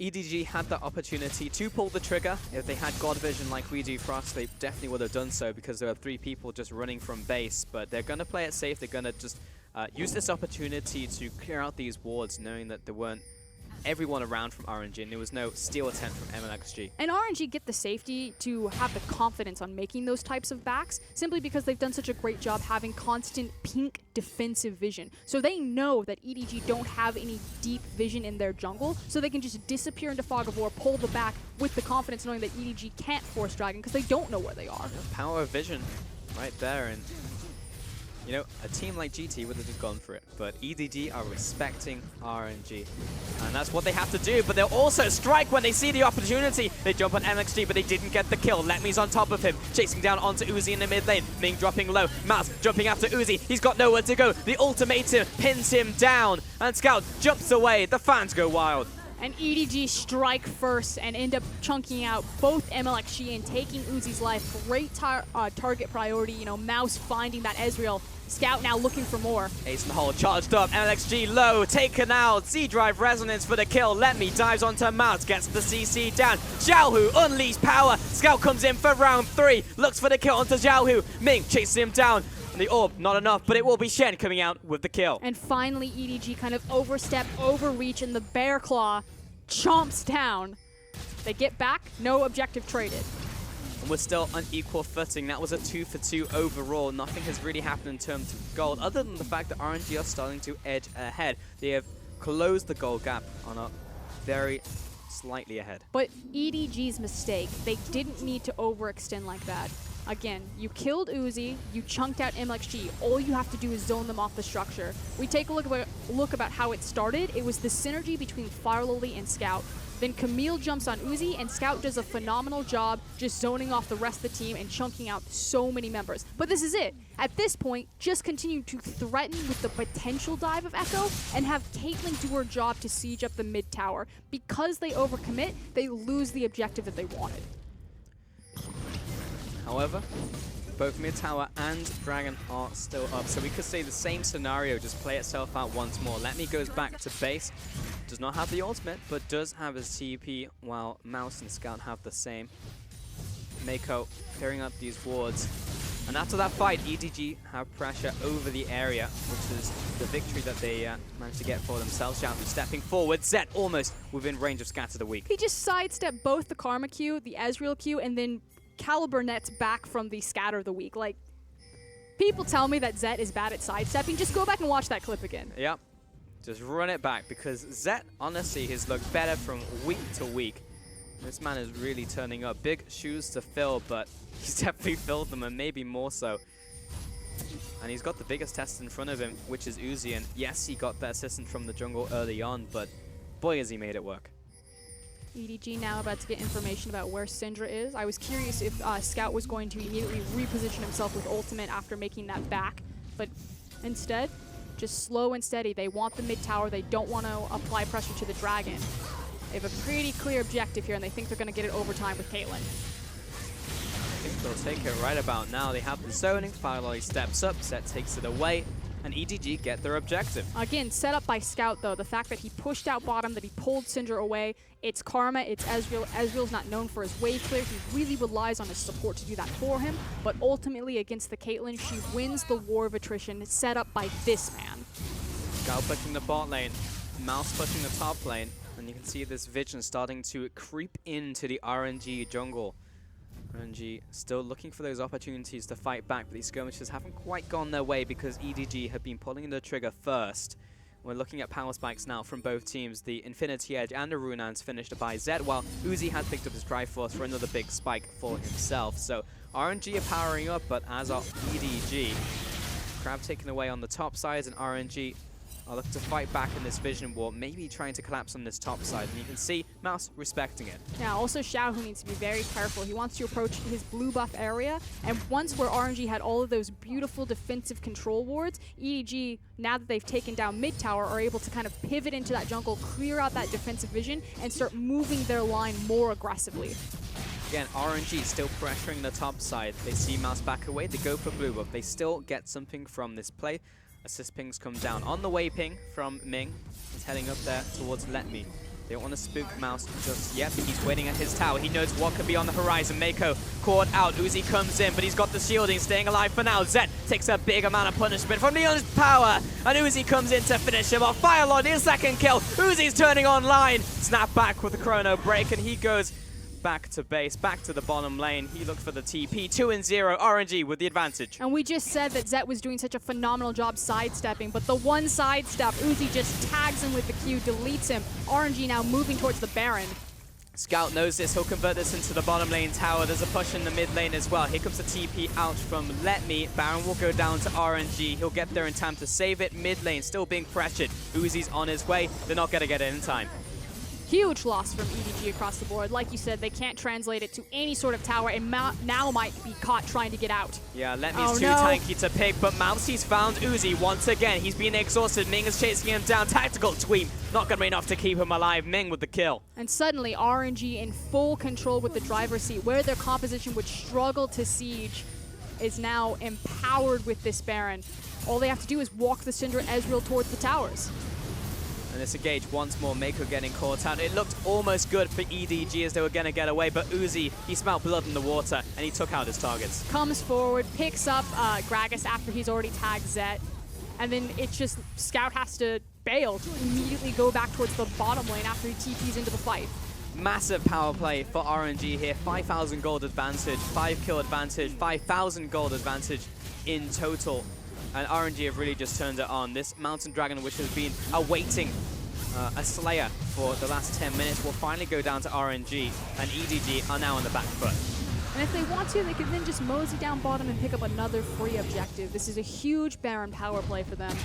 And at this point, EDG, they need to be in full-on defensive mode. Get your defensive vision up, clear out your own jungle, and then just try to catch these incoming waves. Now, they still technically have double teleport pressure once those TPs are up, as well as decent wave clear between the Caitlyn as well as Gragas combo. Let's take a look at that pick. Poor Zet, just from Fog of War. Yeah. Like, the guy can sidestep stuff, but if he can't see it coming, then it's a little harder, and RNG will exploit that fact, but look how they've really just turned this game around just in a matter of seconds. They know the pressure that they have. And Uzi takes it away with a sneaky Mystic shot in the end as well. Gets away with the robbery in top lane. Mouse will start trading against Let Me, but Let Me is an unkillable brick wall. 2-0-6. He's on 3 items at the moment, and Mouse was on definitely the losing end of that trade. Uzi and Ming are on their way up, but they want the tower. Yeah, they suspect that Camille has actually backed towards the tower. They're trying to set up for a dive here. So good job on Mouse to make sure that he just backs into the brush. That said, nothing lost. They just grab the incoming creep wave and immediately turn on the structure. Yeah, they have the mini wave coming in as well.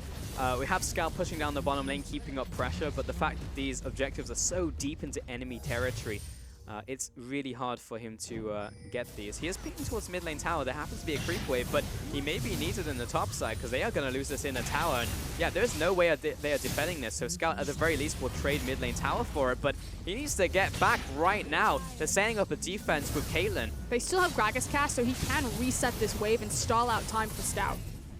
Yeah, they can't step up. And also, Uzi took a big headshot crit from Zet's line of defense. I say line, but it's I don't even know what shape that is. Squiggle? That's squiggle of defense there from Zet.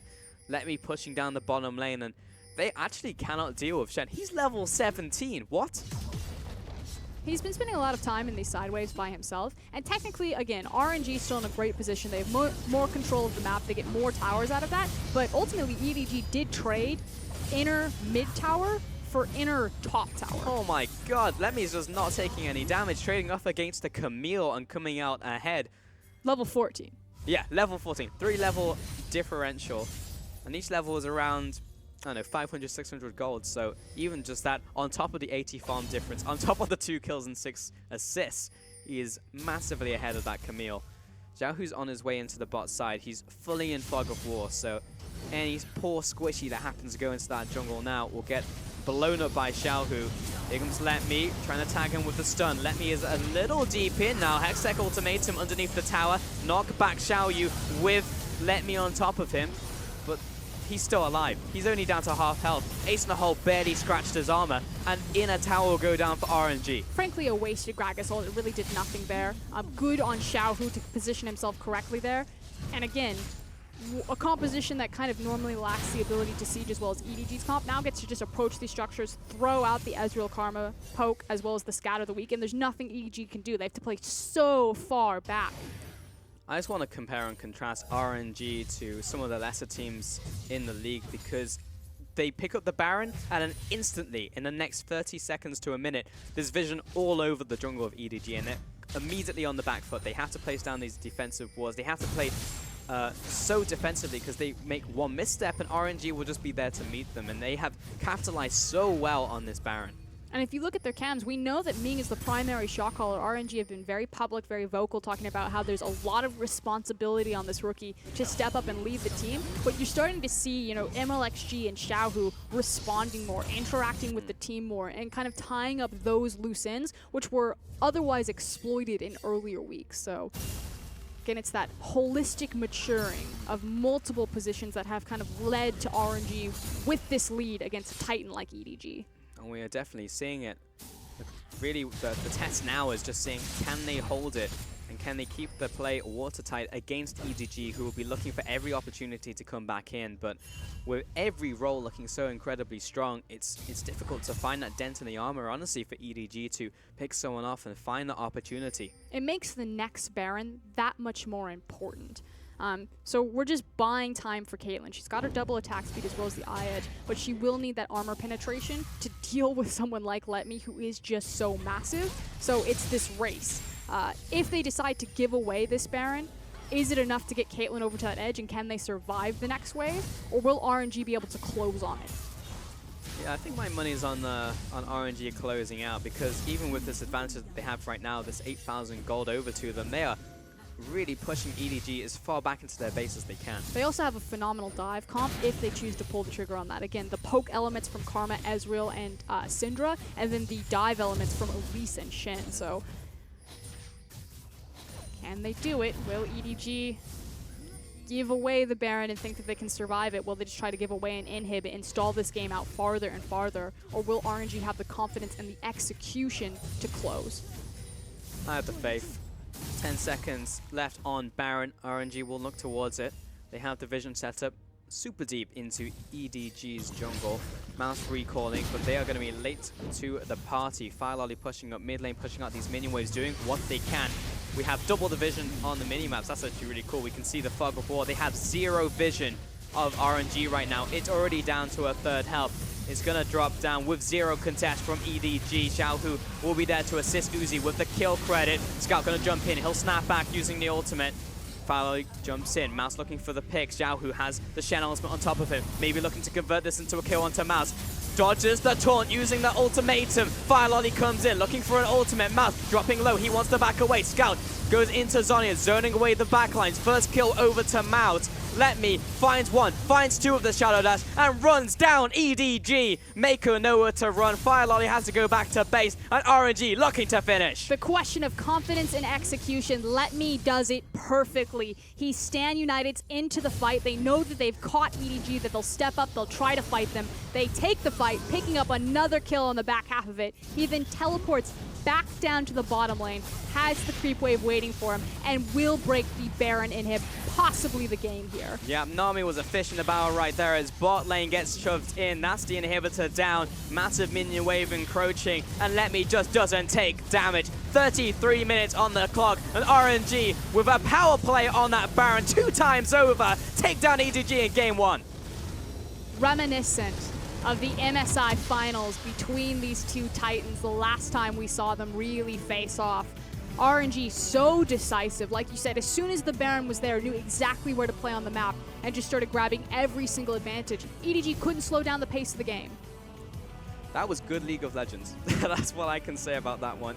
Like EDG, they had that small advantage. They were pushing forwards. They were doing all the right things. But RNG, they find that one Baron. They find that pick into the Baron, and they just push it forwards. And the rest was history. Look, such an even game up until that Baron play. And EDG, they kept it watertight. They had the vision. They made sure that EDG didn't have a chance to come back into it, even though they were searching for it, and close out the game. But again, those mistakes in the macro shot calling, the fact that Scout went too deep after the initial dive on mid lane when he could have just zoned them out and taken the tower, that stalls out tempo for EDG. They then couldn't immediately take that pressure advantage, go for the Mountain Dragon. So yes, very cleanly played by RNG, but there were big glaring errors in EDG, you know, losing vision over the Baron and then deciding that we don't have vision but we want to fight it anyway. Just let it go and try to survive. Give away a single inhib, not the game. We talk a lot about the rookies and can they mature, but Uzi, he's seen it all, man. And 18.6 thousand damage despite going 0-2 in lane just shows the power of a veteran and all the experience under the ADC's belt. And how much better he's moving and working with Ming as well. It wasn't just Uzi doing all of that work in the lane. You know, so much earlier we've seen that it's Uzi, you know, burning his heal because Ming's maybe extended too far forward and Uzi has to help his support out. This time around, it's that ebb and flow at the same time. You know, Karma, Ezreal contesting every single creep. We know that Uzi will do this, but it's about time that his support joined him. Yeah, it was really nice to see that the team seems way more coherent and seems like a unit. Let's take a look at the final fight once more because you can just kind of see, even though they had this massive advantage, that it was clean. Yeah, and here again, this is the big mistake from EDG, the fact that they decide that they want to try to fight this. And even more props to Let Me here. He stand united into the fight knowing that he's already got the wave prepped. Because at this point you can be like, RNG just disengage, I'm going to take the inhib, but they're like, no, we can take the game here. They get the Shin teleport in, he gets a nice flank, they grab the priority targets, and it's just that gold disparity speaking for itself. Again, kind of another really washed, wasted Gragas ultimate, and Uzi and Xiaoyu just running through this fight. On the opposite side, though, you look towards EDG and you say, in terms of individuals, no one really made massive mistakes. It was just missed opportunities or opportunities that didn't necessarily go anywhere. Because Mouse played a solid game. You know, he backed up when he needed to. There was multiple times where he had like 3-4-man gank squads heading towards him in the top lane, and he respected it, recalled in the right place, backed away, respected the pressure. Even in the last fight, in terms of mechanics, we saw him dodge the Shen taunt with ultimate. That was just straight up sick. So EDG, they are still doing the right things and they are playing well. It's just RNG found the opportunity and he pushed it in. And you extend that even to, you know, Scout down in that bottom lane, that 1v2 with the Shen Syndra, how well he was sidestepping everything. So I completely agree with you. This isn't a case of one team playing bad and the other team playing better. It was literally both teams playing good, but RNG just making the better calls. Oh, I love it when we show the top laners some love. Let Me gets the MVP in this one on that Shen. Just didn't die at all and literally didn't die. 2-0-9 in this game, and not only did he stall out Camille, he was just straight up beating Camille up there. So well played to Let Me. And it's just so volatile when you get control of your side lanes like that. The fact that Camille can't contest a push against Shin, she can't have kill pressure on him. If the jungler shows up, you don't necessarily win that 2v2. I mean, obviously, depending on how it's played. And so Let Me just controlled so much of that map and gave so many opportunities for RNG. But even better, RNG didn't waste them. Like, that's what I'm so pleased about. Before, we would see that they would have these opportunities, but maybe they didn't have the confidence to make the call. A completely different form this time. For sure. And EDG, we look towards the next game, and it's just like, well, where did the adjustments come from? Because it's not like they played a bad game. It's just like maybe changing in how they approach it. Is it a change in approach, or is it just looking for an opportunity and trying to snowball in the same way that RNG did? I think it's pretty easy to pinpoint exactly where EDG went wrong. The Baron play obviously comes to mind, both the first one as well as the second one.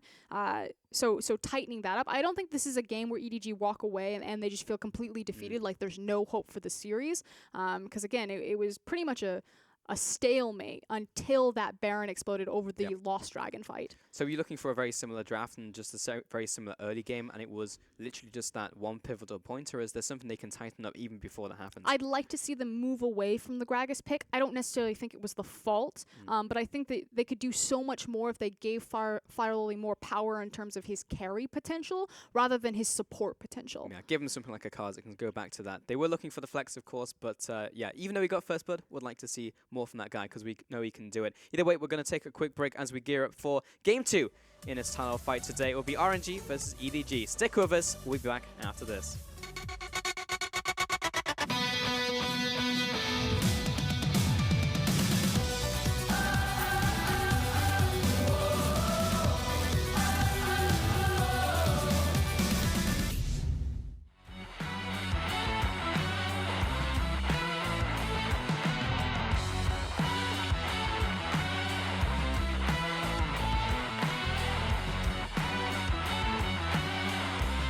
There's poison in my blood.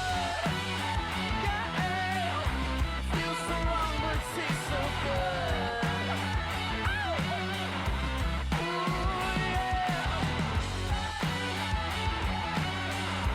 Feed the monster, fuel the fire.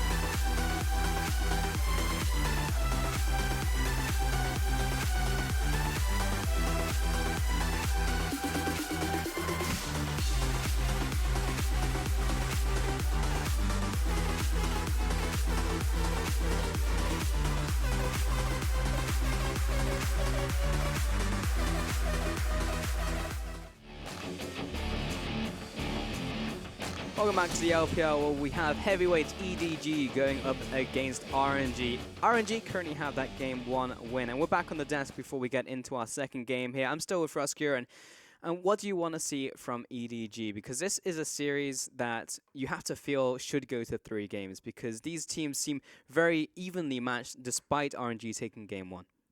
I'd like to see them move away from Camille Gragas. I thought it was quite cute, you know, using them as kind of the flex and the question, but I feel like they kind of missed out on kind of second rotation of bans by not taking away the Shen. The side wave priority and just control that Shen gave RNG over the map, I think it was ultimately what pushed them over the top. Outside also the great individual performance of Let Me on that champion. And so I think that's just kind of the one clear-cut thing that you adjust in draft at least. Great to see fan support as well for EDG. They didn't just like have it on 2 sides and just turned it around and was like, actually I'm an RNG fan, but you still got the still got the fans behind them. I don't know why I found that so funny. You're a terrible sports fan. That's what I would do, you know, if I wasn't a caster. I would be tell. a professional fan and just have it on both sides and just flip it as soon as teams start doing badly. Yep. That would be me. Worst fan. Is that why you just like ditched EU? You're like, oh, this is a see sinking you ship. Sort of I am just like, all right, sign me up for LPL.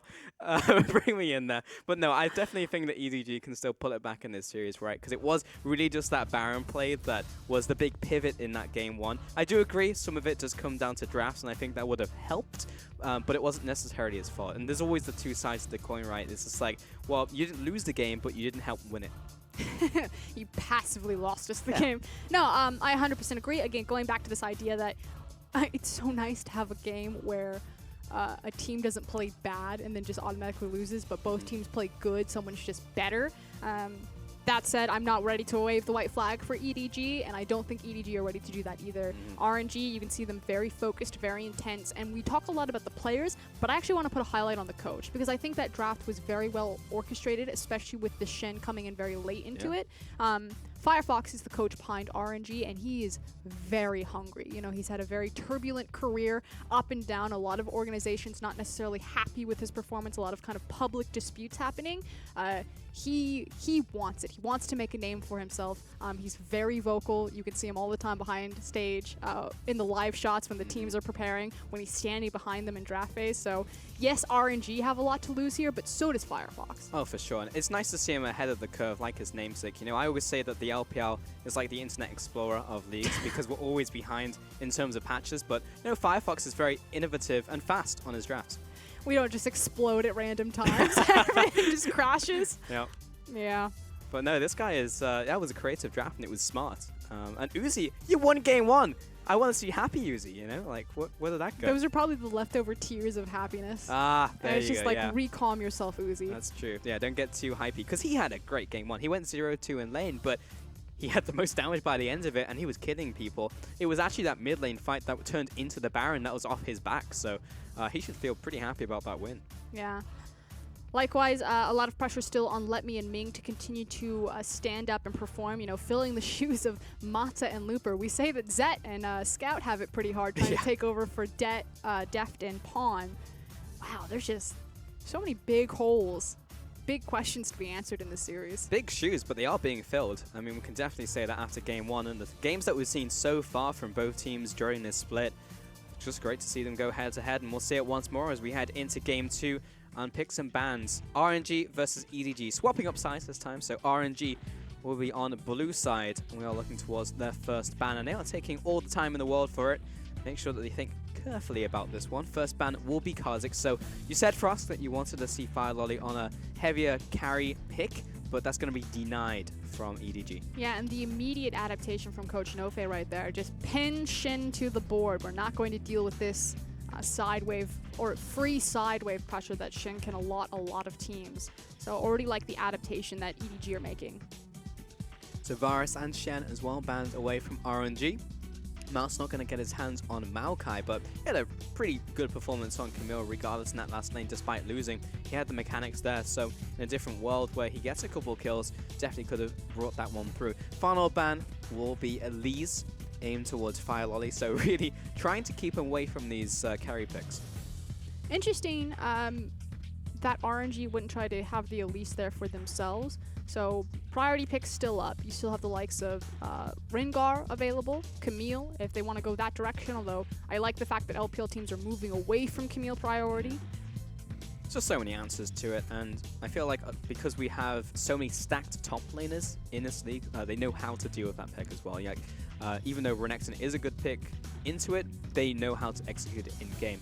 Looks like the priority will still be able to Rengar though, despite him kind of flip-flopping in terms of where his power is, but still has a positive win rate. This does force kind of EDG's hands to look towards the Malzahar, so, you know, maybe RNG confident enough to give away the Malzahar or wanting to force EDG into that 2v2 matchup and prioritize Karma. First pick still going to be Camille though in the top lane. I definitely agree with it though. Mouse can make it work, but there are many answers as we've seen from RNG. If let me get something like a Shen again, which has been banned, but another tank that can stop it in its tracks. And it's going to be Graves as the follow-up as well from Fire Lolly, so we do get to see him on a pick that can do a bit more damage. I actually really like this instead of going for kind of the immediate soft answer to Rengar to grab kind of the other big overtuned champions left on the board. Hopefully this time around it's an easier road for Camille. Could also still be a flex. We have seen it played in the support position in the LPL, not quite mid yet, so can't just immediately say that Mouse is going to take that champion again. Yeah, we've seen that champion in pretty much every position outside of AD carry.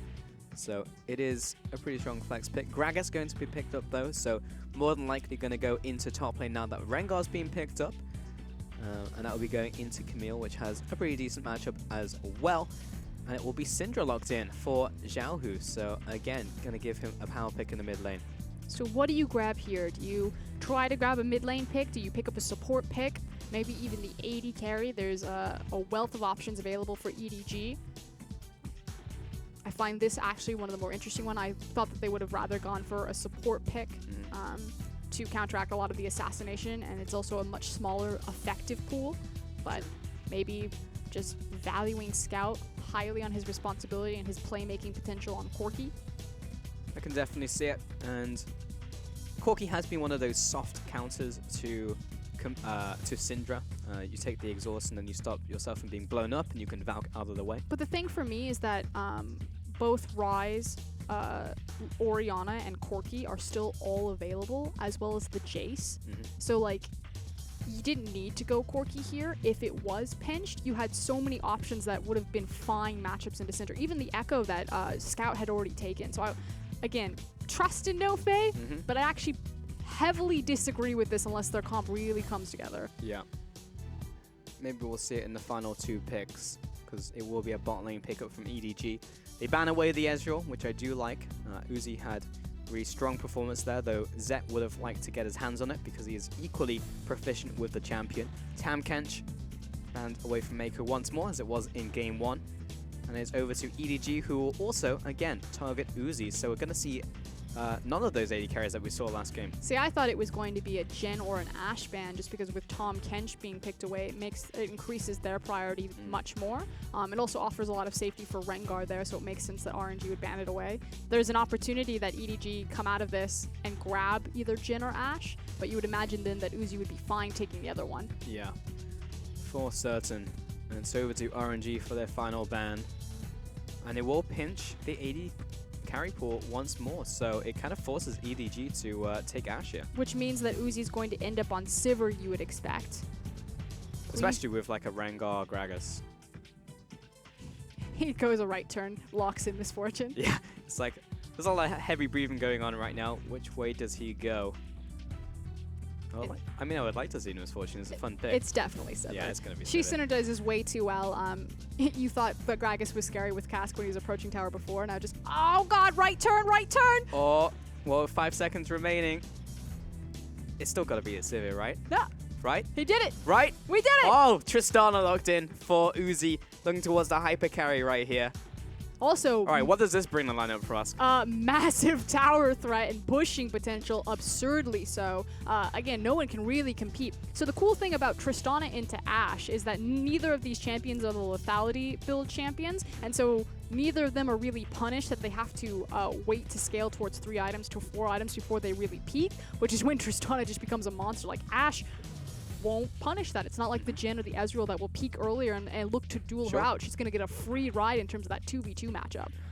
Yep, and it's just like, go on Ming, just pick Karma, support me in the bottom lane, keep me alive, while the opposite side, EDG, will maybe even look towards the Malzahar. I mean, there's a Rengar pickup as well, so it does make sense into that, but there's going to be many squishy targets and a lot of people diving in that he'll want to lock someone down. So ultimately, they do manage to get kind of that soft answer to Rengar jumps in, like you said, locks him down. But I'm looking at RNG's composition.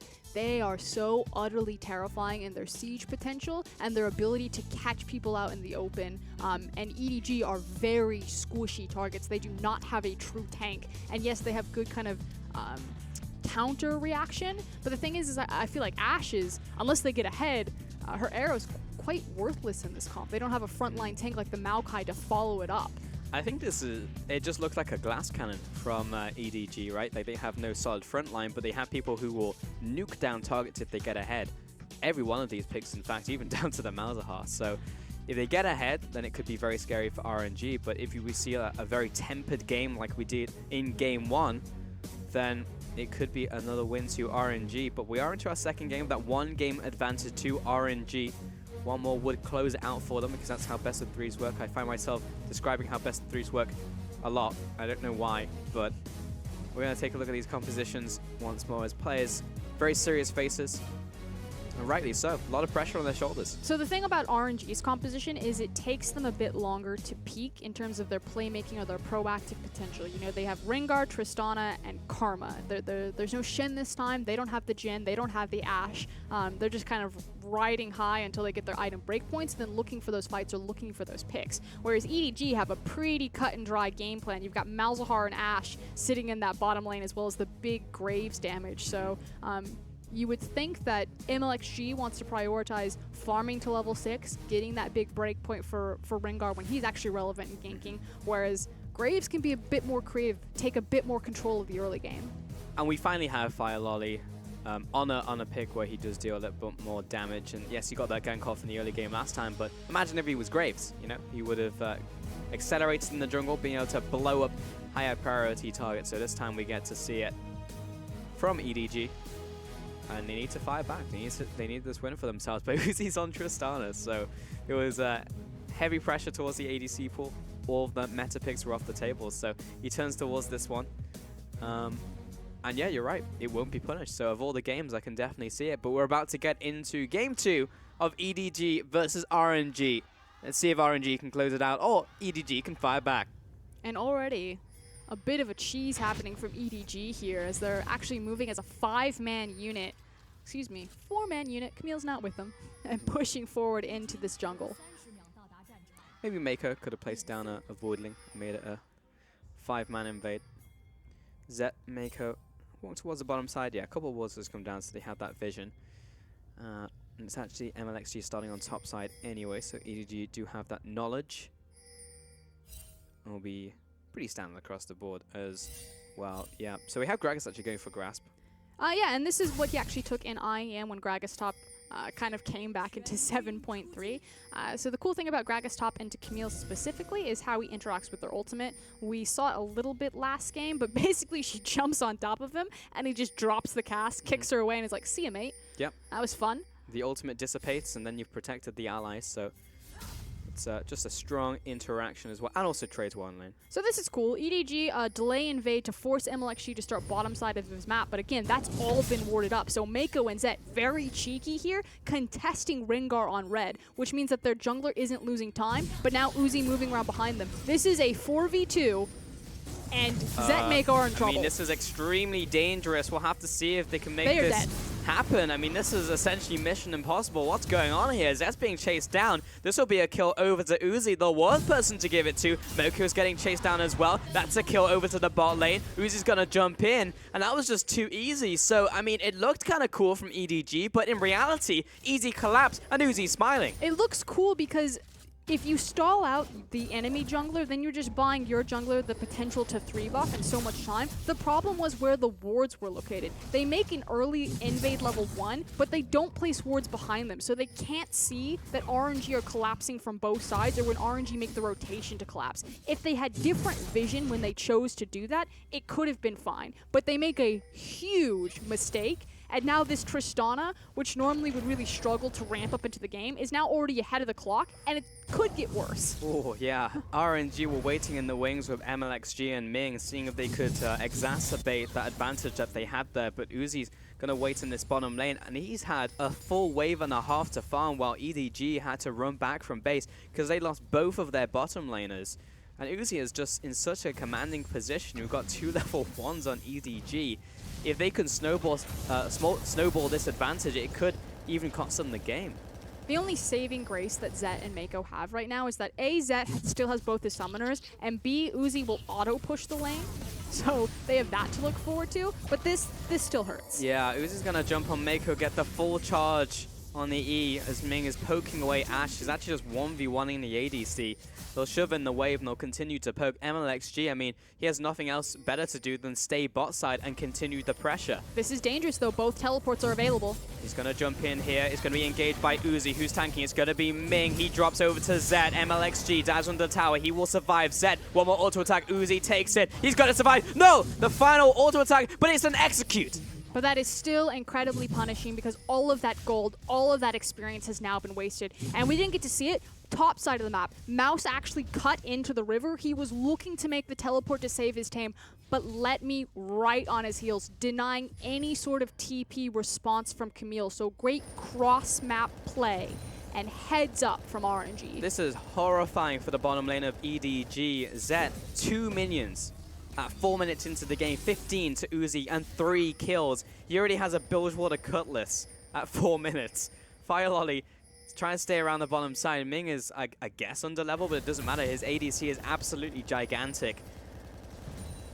And Scout has a permanent Gatling gun. We need to get away from mid lane pronto. it'll reset. It's a pretty common Someone bug. kill that man. Please, no more Gatling gun. Oh, thank you. Wow, Zet just quadrupled his CS. He's level 2. Yeah, Uzi. We cannot overstate this. He is so big. And what does it mean for the rest of the map? It means that MLXG is going to have a free path into bottom or bottom jungle every single time that he wants, which means that this is now going to bleed over into Fire Loli's problem. So Fire Loli no longer has the option to gank bottom until they're level 6, until he feels confident that he knows exactly where Rengar isn't, which is why he's spending so much time mid now. Yeah. He needs to start helping out Scout, helping out Mouse, and trying to dig EDG out of this hole they've put themselves in. Ming getting chased down. Nice trade there by Mako, just evening up just a little bit, but Uzi has that kill pressure. Level 4 now. And at any time, he could jump in there and just nuke a target. Fire Loli looking towards the top lane, and when a lane's behind, just let them be. See if they can just lose gracefully while you pressure the other lanes and try and get them rolling, because that's all Fire Loli can really do, and what EDG need to look for across map. Yeah, just bouncing in between mid and top lane, making sure that he places a nice control ward. MLXG will spot it, but ultimately it should keep Mouse safe. Should keep Mouse safe. Mouse. Back away. Mouse. I have faith in Mouse though. He's got E. Yeah, he does. Well, he has E, and also he's got pretty good heads-up play when it comes to playing defensively and knowing when someone's around and how to not die. But not die is not going to cut it in this game, really. Xiaohu with the ultimate, but nice exhaust from Scout. Fire Loli returns. Flash out from Xiaohu. MLXG's here, and he'll kind of swim his way towards the tower. Row, row, row your boat is what it looks like. Phenomenal exhaust from Scout. Right on the Syndra ultimate, saves his life right there. That said, Fire Loli's not getting anything in these other lanes. He's trying to keep them safe. And bottom lane is still continuing to hemorrhage. That is 19 CS to 42. That's absurd. Over doubling his CS, and those explosive charges on those towers means that Mako will have to take a trip back to home base. Now, they did time their backs well to protect the blue buff, which will be spawning soon. So we'll see if EDG can manage to survive and maintain that, or if RNG are going to try to contest. Zek getting pushed away once again. Another explosive charge landing onto the Ashe.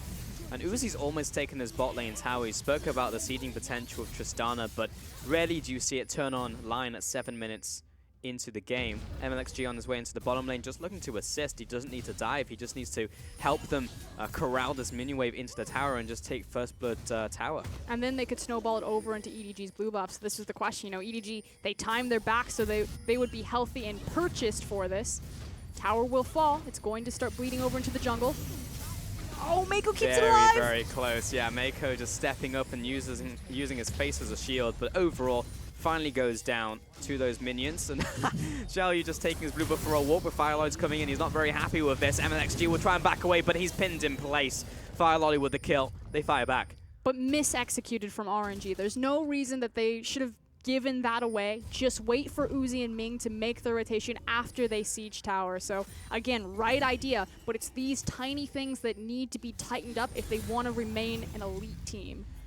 However, Blade of the Ruin King picked up by Uzi.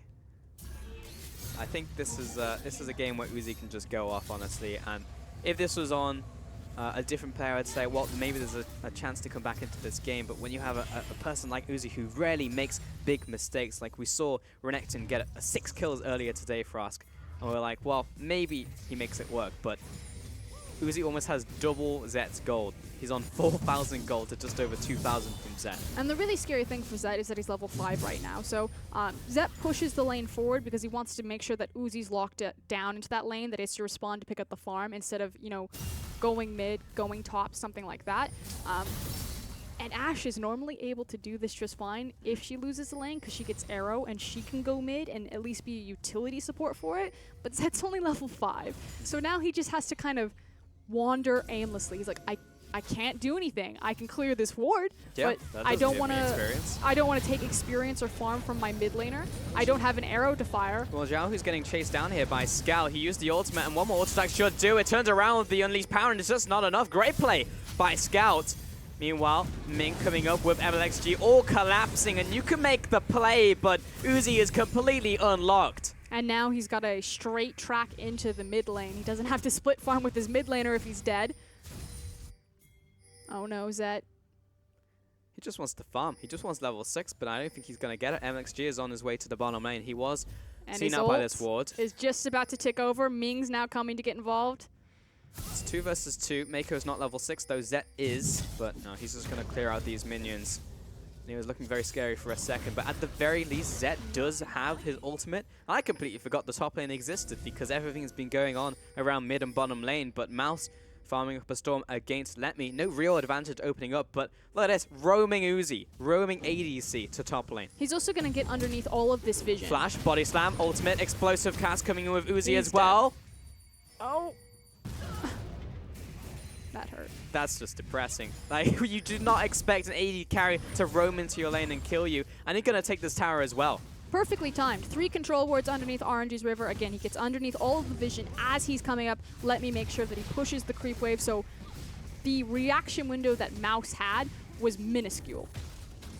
Fire Lolly will try and turn this one around and at least take a Cloud Dragon from it by soloing it. But top tower as well to Uzi and Let Me. 2-tower advantage. This is quickly getting out of hand for EDG, but again, props for RNG for being able to snowball a game like this. And RNG are pushing through right now. They've got Ming and Xiaohu on the inside track underneath them, as well as the creep wave behind them. Can never underestimate the pushing potential of Tristana with that. Oh, this is disgusting.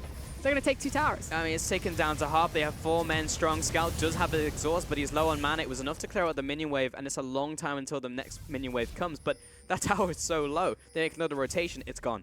10% HP, and MLXG is just like free solo experience and gold in the mid lane. So everyone wins there from RNG. 5-1-1, 100% kill participation from Uzi. And props to Zed, though. He's been sitting in the side lane and has caught up relatively in farm, but not in kills. My top laner and my mid laner sacrificed their lives, so I could only be at a 25 CS discrepancy between the other AD carry. But that's the best that they can really look for. Here comes Arrow, and it was a shot in the dark looking towards Xiaohu.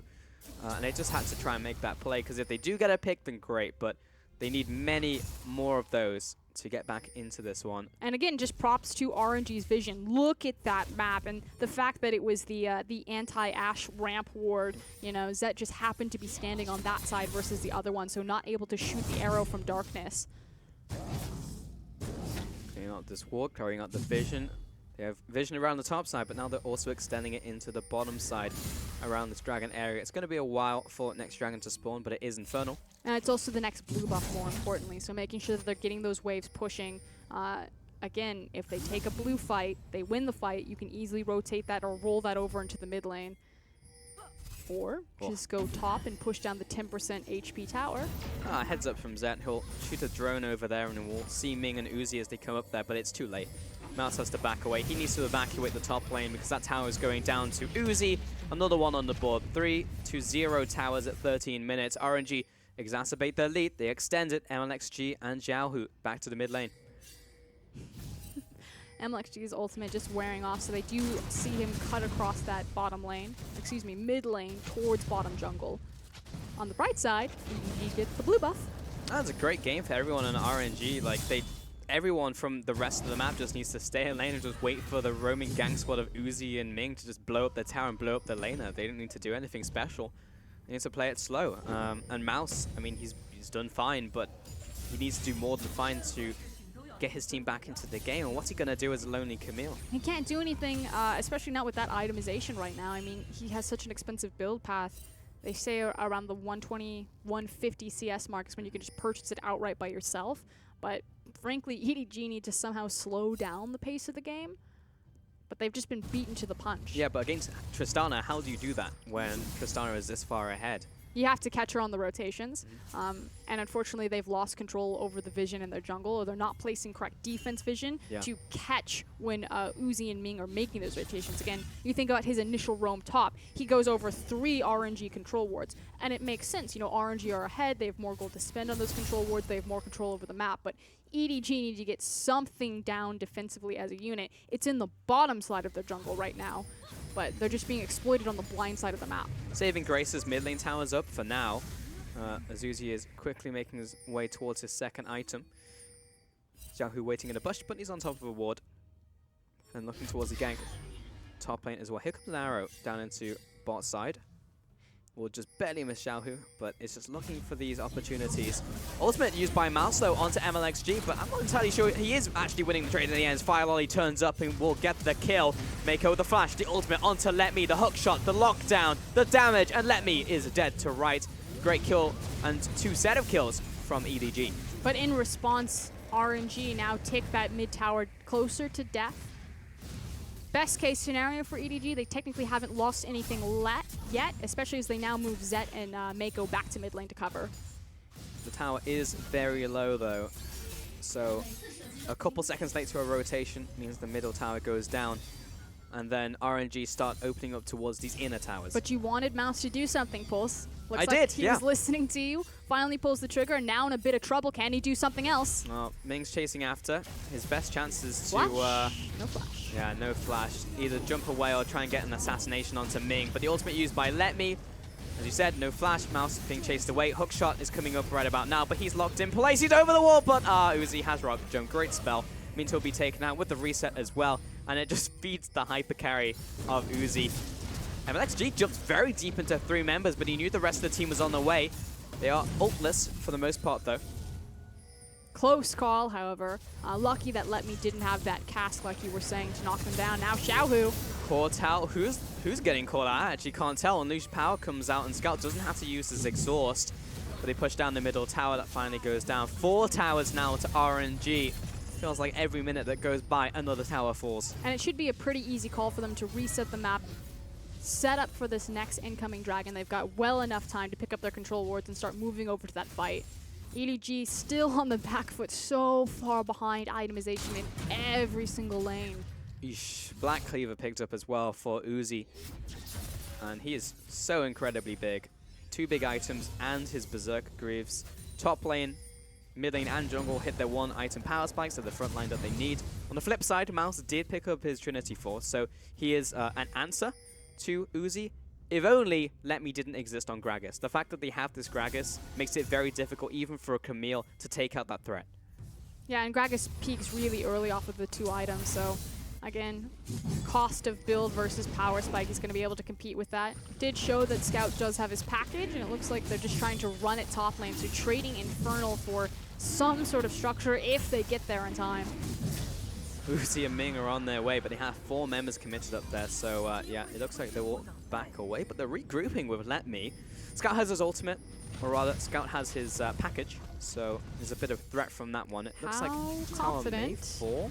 Uzi's going to go into the bush with his face, and he's getting collapsed on now. That was too deep. Straight up, and EDG have the chance to punish. Mouse will jump in. They move on to Ming. They get the second kill. The cask only sends Mouse closer. Hook shot gets the CC down. The flash from Fire Lolly looking for the damage. Doesn't have collateral damage, but does get the swing by from end of the line. And Mouse finds 3. What is Uzi doing? Why would you jump into that brush? He lost his team so much there. They're lucky that Baron wasn't up. Yeah, that was quite bad. They are still ahead, but that was very bad. You cannot afford to, literally just 2 minutes difference, that could have lost them the game on a type of play like that.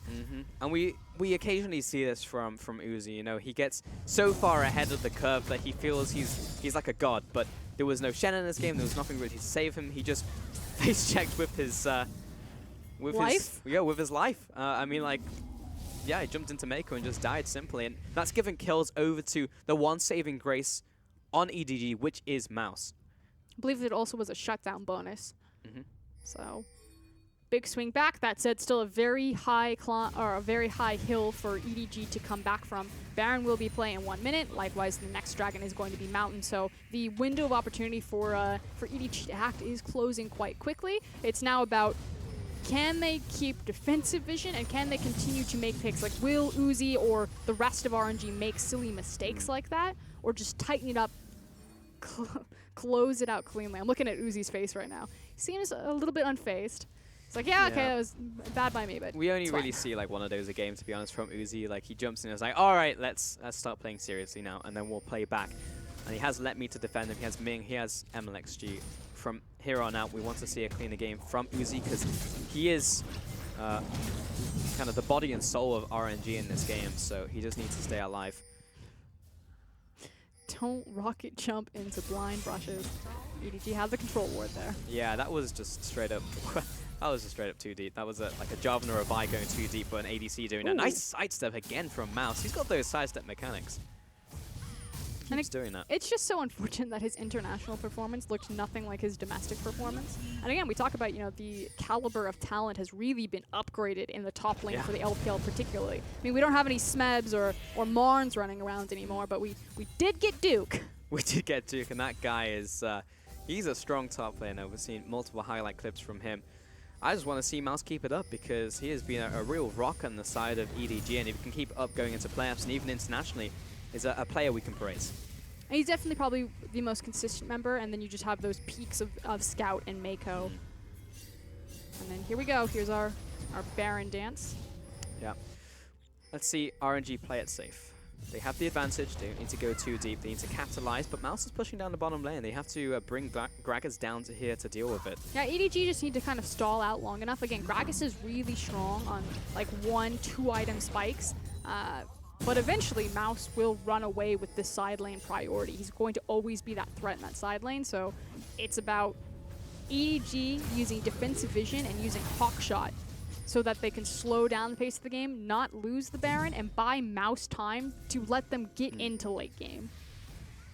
Because for now, RNG have slowed down a little. We haven't seen Uzi really push up anymore, even though there are like exposed inner towers. There is good defensive vision from EDG, and they have picks like Corki, and they have picks like Ashe and Camille who can expose and counter someone who steps out of position, along with Mako. So there's a lot of punishing characters on the side of EDG, so RNG have been more tempted in how they've been approaching the last 5 or 6 minutes. And other than, you know, Gragas and Ringar, it's actually quite hard for RNG to declare, you know, the fight happens here. They don't have the Jhin, they don't have the Ashe. It's easier when they're approaching structures and they're sieging, but when the maps open out like this and MLXG doesn't have just assassination potential because he is that tanky Rengar, they have to find other answers. Like, EDG kind of have to come to RNG, which means that objective setup is that much more important. This is bad. Oh, the flash, the ultimate Zhao who caught out within the pit. Mouse is there to follow up, and Fire Lolly. Collateral damage for the kill. Yeah, maybe probably not wanting to turn on to Baron there, but a great pick nonetheless. Push down into the bottom lane from Let Me, and RNG are on the back foot. Call their bluff, though. Don't check the Baron pit, just push it forward. Yeah, do it. And they were caught out of position. Many on the way pings from EDG. They want to pull the trigger. Zet has ultimate. Scout wants to come in. It lands. Oh! Barely misses MLXG's backside as he moves towards Uzi and Ming. On a scale of Uzi face-checking a brush to Xiaohu Face-checking Baron. face-checking Baron, what has been more detrimental? It's losing and eating up tempo of RNG's lead. I'm going to say Uzi face-checking the brush because that was a triple kill. And 2 of those going over to Mouse. So it was also the shutdown. Yeah, I want to say that one for sure. But they're going to somehow convert this into damage on mid lane tower. Mako, nice silence from the side, and they clear out the minion wave, but that was a lot of damage. But this is exactly where RNG's composition needs to be. But in order to do that, they have to have control of the side wave so they're not trading objectives. So good job for them to finally recognize that they could step forward to that tower, because again, they want to threaten with the cast, with the Tristana pressure, and with the Syndra pressure. Yep, send Ming up there. But Mountain Dragon has spawned. EDG are on their way, as denoted by the 17 pings that went down. We ping a lot here. We do that. Uzi hovering around the area, but they're trending towards the Baron. They want to contest this straight up, but they're going to clear out the mid minion wave. So they'll say, EDG, you get this one. You take away this Mountain Dragon. That would have been very nice for RNG to pick up. Over towards Vision now. Now we're back to the dance. And I made the statement earlier that it's so important for RNG to have side wave control because their composition really only thrives when they're sieging, which makes Mouse and his responsibility in this game that much more important because he's that wrench in their plans. And you can see him constantly pushing bottom lane, then disappearing. Now he's going to pick up a red buff for himself and could even look to get a flank on this mid tower. EDG, they've got more members here. Exactly. Let's take a moment to applaud EDG. They're coming back into this game. They're taking every opportunity thrown their way, but you can hear the ultimate charged up by MLXG. He's on his way. He looks towards Firelight, jumps on top of him, backs away. Arrow onto Xiaohu, collateral damage. Ming looks to back away as well. Uzi turns around onto Mouse. Unleash power, let me. Big ultimate onto Mako, takes him out where he stands. Scout and Fire Lolly on the retreat. Zed putting down a consistent damage off to the side. Nice volley, slows down the aggressors, but the bowler onto Scout means he's going nowhere. Fire Lolly being corralled into the enemy jungle, and RNG 5-man strong. And Let Me saves the day again with a phenomenal Gragas ultimate to really close the fight and then separate EDG so they can no longer fight as a unit. They've now got inside track and creep wave behind them. I think one member might stay behind to drag the creep wave. This is disastrous. They actually choose to stay here as they have the respawns from Mako trying to close in around the Mouse. Will be leading the charge on this one. Fire Lolly low on health. Mako coming out of base has the Void Shift and does have the ultimate. They're trying to find a straggler, but RNG recognize and move as a unit. Just crack the inhib. They've already got vision over the Baron. As long as they can get home safely. There's now a question. Do EDG try to burn Baron, or do they just reset their map and look to fight another day? The pings tell me yes for Oscura, and it looks like EDG are on the way. At the very least, they'll clear out the wards, but RNG, how many people did they send back? The answer is one, only Xiaohu. They're on to the Baron. MLXG over the wall. Control ward comes down. Fire Lolly does not have the auto attacks to spend on that. Mako zoning away RNG, and they will back off from the Baron. But now they have to eat up so much time to clear out mid, to clear out top. Xiaohu coming back full force. RNG aren't going to turn on the Baron. Instead, they're going to use this tempo change to just get the backs themselves. So here's the cool thing. Watch Xiaohu. Xiaohu will lay down. He's pretty much looking for the perfect scout of the week, but because the arrow hits him, EDG aren't eaten by 3-man scout of the week. It's then Let Me that turns the course of the fight, because it looks amazing for EDG from that point. He knocks 2 of them back, and more importantly, he separates them. You've now got 2 members of EDG on the top and 2 members of EDG on the bottom. Mouse actually just goes straight into a wall with that E, but Zet and Camille are worthless in that fight. So Let Me, game changer right now. Zet hit a great arrow, and the Gragas cask responded appropriately. Mixed calls from EDG as well following that fight. Do we recall? Do we stay? Do we abduct the minion wave? But by the time that they had, the middle tower had already gone down. They were looking for the collapse with Mako, but it wasn't quite there in time. RNG responds. So EDG look for the opportunity, but slight mis-execution once more. Just as we saw in game 1, Xiaohu, can they get the pick? Mouse, Hextech ultimatum, Mako coming in here as well, and with the staring contest, takes him out. Xiaohu completely caught out of position. But that was every single ultimate used from EDG. RNG should just engage right now. Yeah, MLXG's going in, he jumps onto Zed, they try to turn it around. Let Me has his ultimate, but they do not pull the trigger. Oh, they disengage just barely there, but literally, Fire Lolly's ult, Mouse's ult, arrow, and Mouth, like that is... That is not what you needed to do. Everything in the kitchen sink for us, and EDG could have come under attack there. Maybe if Uzi was feeling a little bit more confident, maybe he didn't fake check that brush earlier, being like, yes, let's go in, let's try and take the fight. If Let Me had flash and was able to flash cask, they were done. Very true, almost up on that summoner spell. Uzi is now 3 items plus a Quicksilver Sash, so he's hurting a lot. And we said this in Champion Sec for us that EDG do not have a front line. They have a very glass cannon composition. Mouse is starting to get tankier now, but he's not a traditional tank frontline, meaning Uzi will rip through anyone he gets near. Likewise, even if they did have traditional tanks, because of his itemization through the Black Cleaver as well as the Blade of the Rune King, like, there is no target that is safe from Uzi. It's almost kind of a saving grace that... oh no, he's still got the E. Nah, they're screwed. Yeah, just straight up, there's no chance, yeah. Oh, it's like, it's not like one of those scenarios where Caitlyn shows up with the Hurricane and just gets like a multi-man proc. But I was like, no, it's Tristana. Actually, yeah, he still has AoE, yeah. It's been a while, but she's still gonna AoE destroy everyone. Mouse? Oh, it's like, hello, what's going on here? I would've let him go. Yeah, it will chase him down, but that was... Again. Yep, nope. All eyes on Mouse, though. It is up to him. It is up to him to disrupt sidewave control so RNG could never be in a sieging position, and it is up to him that in a 5v5, he has to delete Uzi. That is his sole job as the Camille.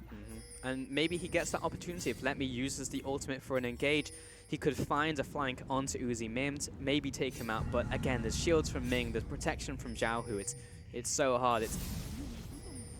It's very difficult, but maybe Mars can do it. I'm looking towards him right now as he is within range of MLXG, who is stalking him, edging forwards. See if we can get that jump off. Again, tank Rengar. So unlike Mouse, MLXG does not have that backline, or at least the same backline threat that the Camille will have. That is Red Smite, Ninja Tabi, Omen, Rengar. Yeah, still packs a punch. He's pretty much a human Ash Arrow. Yeah, he is pretty That's much. what he's yeah. supposed to yeah. do. It's true. Everyone's waiting this brush though. Oh, maybe giving their position away though from Scout, so he'll back off. Mountain Dragon again. Really not the dragon that EDG wants to see on the horizon for RNG.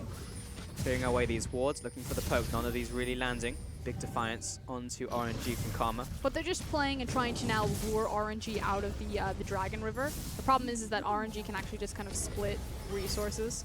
Although they actually just want the fight. I was like, they could just send Tristana and Karma to safely wave clear and then also take the dragon. But like, nah, let's catch him. Let's kill him. Yeah, let's get in there. Let's get some GT into our blood. Mouse. He's the flank and he's trying He's to find it. Yeah. finally been spotted by the ward, so they didn't know where he was. Now you can hear the multiple pings going down as he's revealed himself on that side ward. Waiting in the wings. A lot of tension building as both teams are posturing back and forth, looking for the right time to strike. Jump in from Uzi. Scout will have to flash away. Let me. Big barrel lands onto Zet, knocks him away. With the ultimate, the nether grass comes down to Let Me. Mouse looking for the assassination. He jumps down onto Zhao, who but has to back away. Unleashed power, not the target he was looking for. EDG on the back foot, looking to retreat from this fight. Mako stepping into this brush. And ultimately, everyone survives. I'm actually shocked that Let Me was able to waddle out of that fight. Looked disastrous, but again, EDG expends so many ultimates and they don't get anything for it. And Uzi even has his own self-peel still left available, that Buster shot after that fight. Mouse has to go into the bottom lane to collect this minion wave, does have teleport. EDG finally find the mid lane tower. As a few RNG members do go back to base, while MLXG and Uzi hold down the fort. MLXG will contract the Malefic Visions from Mako. Still has his exhaust. There are 2 exhausts, in fact, available from EDG. Surely one of them is going to be used in the next couple of seconds. MLXG and Let Me both back away. Flash is going out, and again, Let Me's cask just now taking off of cooldown, so just slightly before they needed to execute on that. A bit of an itchy trigger finger cost them. They just waited, that 3-second difference. I just saw Let Me and MLXG both pick up what could be components of a Guardian Angel, honestly, as the Chain Vest and Negatron Cloak picked up. And it's Uzi now clearing out these wards. Probably the safest member to do so at this stage in the game. The irony in that one. EDG still holding strong. No members have dropped in quite a long time. It's been a while since we've seen a kill. The Everyone's continuing to scale up. Both Dragon and Baron have been alive. And we once again see the situation where we are looking for a pick. RNG are split. They do not want to face check the brush. MLXG completely caught out of position. EDG finds him. Ooh, good flash from Xiaohu to dodge the arrow right there. One of the perks and the strengths of Malzahar is that he is actually a threat against tanks, and his ability to kind of walk them down for everyone for his team. So they do find LMXG. It will only turn into Mountain Dragon, but again, it's just buying more time. RNG had such a massive lead for a majority of this game, and suddenly EDG have now found the itemization. They've gotten their foot back into this. Camille has stalled out long enough and well enough for them. This game is starting to slip away from RNG. These continuous picks, 2 in a row right now. You can see that Corpse of Rengar was the reason why EDG were able to pick up that Dragon. Scout almost getting caught out, but nice Valkyrie out of the way. Also has the exhaust if he needs it, and then comes up against it. Mouse pushing down the bot side, looking to rotate, trying to find another pick.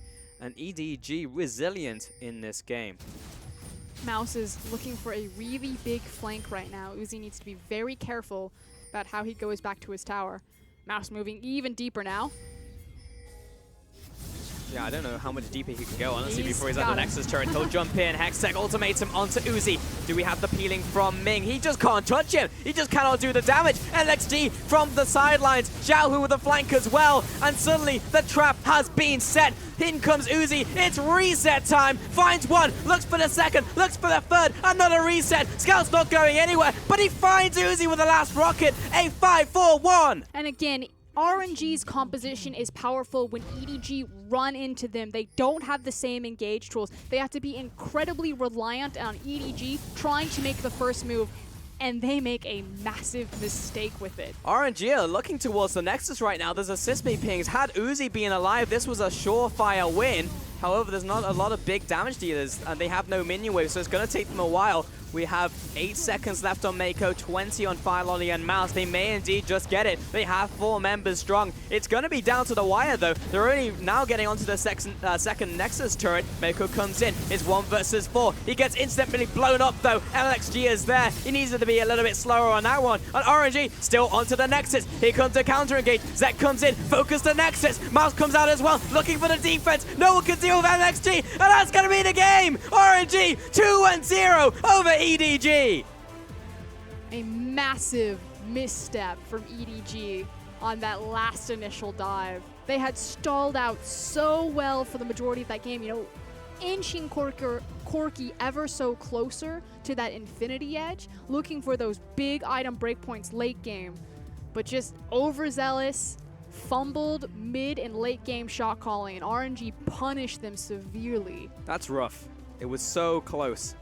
The cameraman was losing it as well, man. Like, it was really rough. EDG, of those 2 kills in the initial start of the game, managed to pull it back with those fantastic picks. Yes, it was overextensions from RNG, but EDG found those small opportunities to keep the game rolling. And there was that one bad fight in the mid lane, which ultimately sealed the deal for them. RNG come home with a 2-0 commanding series over EDG, full Chinese roster.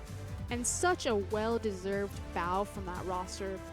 We opened this day with this concept of like maturity and the marrying of talent and shot calling, kind of like a holistic experience in team. And RNG, multiple stepped up members, not just in Uzi. Like, you expect Uzi to perform. He did fumble a little bit earlier on in this game, but like Let Me and Ming in particular, even Xiaohu and MLXG returning to form, like this is the RNG that fans expected in week 1. Fan support as well. Every RNG fan feeling happy about that. I was just seeing how many EDG fans remains in the audience. The signs flip back over. Yeah. It's like, I'll just drop this one for a second. Because a 2-0 for RNG was huge. And that is a completely blue graph. Yes, there was a lot of dips and troughs in that one, but RNG, for a large portion of it, just held the game. And you've got to look at the start of it once more. Honestly, for EDG, they try to go in to try and contest, and they get collapsed on by 4 people. It almost seems too obvious, that one ward catching them out. And it just really sucks. If you're in a scrim, you're just like, all right, remake, you guys won that one. But this was second game of a best of 3 set on the stage. You can't do that.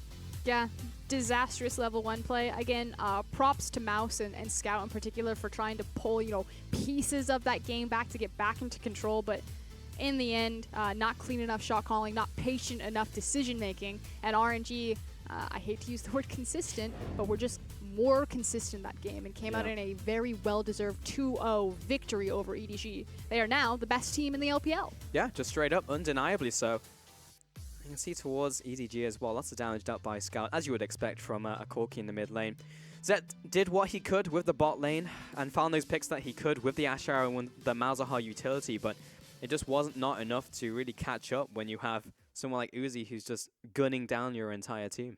Yeah, feels bad there, as that the tower broke when he was only level 5. Again, Ash has no options at that point. If she was level 6, maybe would get something, but ultimately just had to kind of bounce in between the jungle. I think he killed a ward while he was waiting for the wave to push back. Yeah, let's take a look at that final fight one more time here for us, because this was one of the big blunders that we did see from EDG.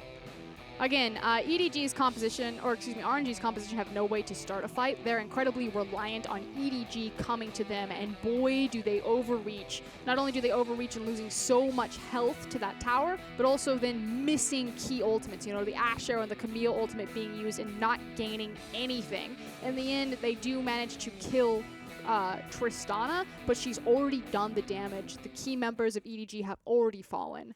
And that's pretty much it. Like, they had one shot to get back into the game, and I get it from Mouse. You know, we did praise him. He had a lot of good times in that game where he was keeping up the pressure, and in the series in general on that Camille. So jumping on Uzi, trying to assassinate him, but he just simply didn't have the damage. The peel was there, and then the full collapse coming in from RNG just kind of ended that game for them. But they had to do something. They had to pull the trigger, because the later that game went on, they were just going to lose anyway, right? Uzi was too far ahead of the curve. Maybe you could say that they could have waited a little bit more, but they felt pressured to do something. Yeah, I agree to an extent. I think that they did have different options late game. Ultimately, though, you are correct. Uzi, the guy who gets the MVP here, is on that Tristana, so he's always going to be that big late game threat. But again, RNG's composition kind of felt a bit lacking in terms of how they wanted to close out games because they didn't have any of those big initiation tools. You know, they chose to go for Tristana instead of Sivir. Sure, you can see it from two ways as well, right? Like maybe they can take it to late game. I'm talking like 50, 60 minutes, and then just try and match the Tristana's power by the point where everyone's at 6 items, and then we just go for these team fights. That's an option, but whether they can actually get there when you have a Tristana who is a full item ahead and is able to knock down these towers instantly, like they have these mountain dragons, they have the pressure of a Baron, that's very difficult. So I can understand looking at those two paths and being like, all right, well, let's just try and pull the trigger and try and take a team fight rather than taking the risk and multiple risks over the next 30 minutes. The problem is where they decided to pull the trigger. You know, we get so agitated with so many teams when they decide to do this, you know, Baron tango back and forth without setting it up properly. But ultimately, that's what EDG needed to do. They needed to keep drawing RNG into the Baron tango while they bought time for Mouse to either pressure side waves and allow him to outscale the Gragas, or, you know, make a pick or win that 5v5 off of the Baron. But because they just chose to make that final stand under a tower, to overextend and to not capitalize on their ultimates, that's why it pretty much kicked them in the ass. And it's a tough game to swallow for EDG fans as well, because I think if you took the game from an even playing field, we would have seen a lot of those plays that they tried to make work out much better. You know, like the Asher is coming across, some of them land, they capitalize, they get the kill, they turn it into something else. Yes, they got the kills into a dragon, but maybe they could have taken a dragon into a tower, regained some ground, but it was really off that initial play, and that just honestly sucks. You know, it's just like, well, I wish that hadn't happened because we could have had an entirely different game. And again, it's one of those situations where it's so unfortunate that we'll only see these teams face once during the cross-conference. Now it's up to RNG and EDG if they decide to meet into the playoffs, if we'll see this rematch. I do think it is much more definitive, though, in RNG's favor. Again, particularly on Let Me.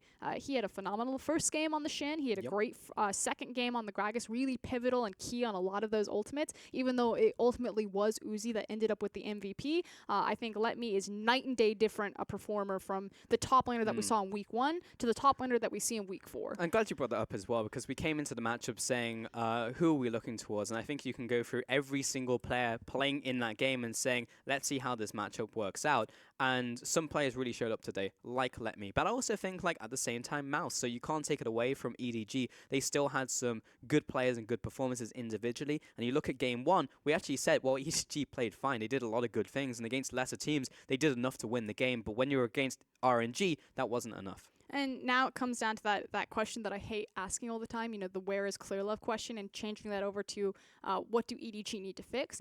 And it's their macro shot calling. You know, if they're not going to play clear love, they don't have that veteran voice on the team, maybe they wouldn't have made the mistakes that they did in this game. Maybe they would have had cleaner decision making there. So if that's the responsibility on Mako or Firelily coming in, like, that's what needs to be addressed, and that's what needs to be shored up. It's not a case of we don't have the talent. You do, you just need to organize it better. You need to organize it and you need to cultivate it. We're talking about these matchups, and it's kind of a little bit sad that we see them this early on, because we're not even halfway through the split, right? And while these teams are developing, maybe we see that like 4 weeks from now at the end of cross-conference, and maybe they've got more experience under the belt. Ming has more time to, Mako has more time to integrate with the team, along with like Firelolly to get stronger. So maybe we see a different type of team, but regardless, you've got to hand it off to RNG. Nothing to take away from them. They played an exceptional game of League of Legends. Yeah, very clean, good performance across the board. We've already hyped up Let Me. MLXG returning to form is always nice to see. Was setting tempo and pace that game, and it was kind of very few wrong steps from RNG. Yeah, pretty much overall. And we have to see what that does to the standings as well, because while EDG did lose that game, they are still at the top of the table, challenging WE within their own group, while RNG only losing 1 game, and that was just at the very start of the split, so a pretty undefeated run since then, and they are towering above IG and the rest of the group. Yeah, we've really started to carve out quite kind of a discrepancy between the top of the table and the bottom of the table. Again, it is top 4 positions that will move up into the playoffs from either group, so really the team's just kind of rallying not to be 5th and 6th and feed into that promotion tournament. But look at GT with that extra win on the board. That's what I'm talking about coming out to the end of the day, because I still got to applaud them for that. GG's game like, at the very the hope start. is alive. We could still make fourth. They could. I mean, you look at how close it is at the bottom of those tables. I mean, in Group A, they're almost like all one win away from jumping the pack. And in the bottom side as well, from GT, maybe they could overtake some of those bottom of the table teams. But again, it's so inconsistent from that team that it's just like, I want to believe in GT, but I had total faith for GT against the Group A teams because I feel like they kind of match them or will match them on that like talent versus talent Yeah. level. But again, the problem is that in their own group, they've got to beat out EDG, WE, QG, and Vici. All four of those teams are like super heavy macro teams and just hit GT exactly where they're weak. yeah, they're basically like playing a game of chess boxing, and they're really good at the boxing part, but just cannot play chess at all, and are getting completely blown up. So when they're against other boxers, they can really hand it to them. But yeah, I completely agree. When they're in their own group, it's just like, well, what do we do against a WE? I guess we just lose.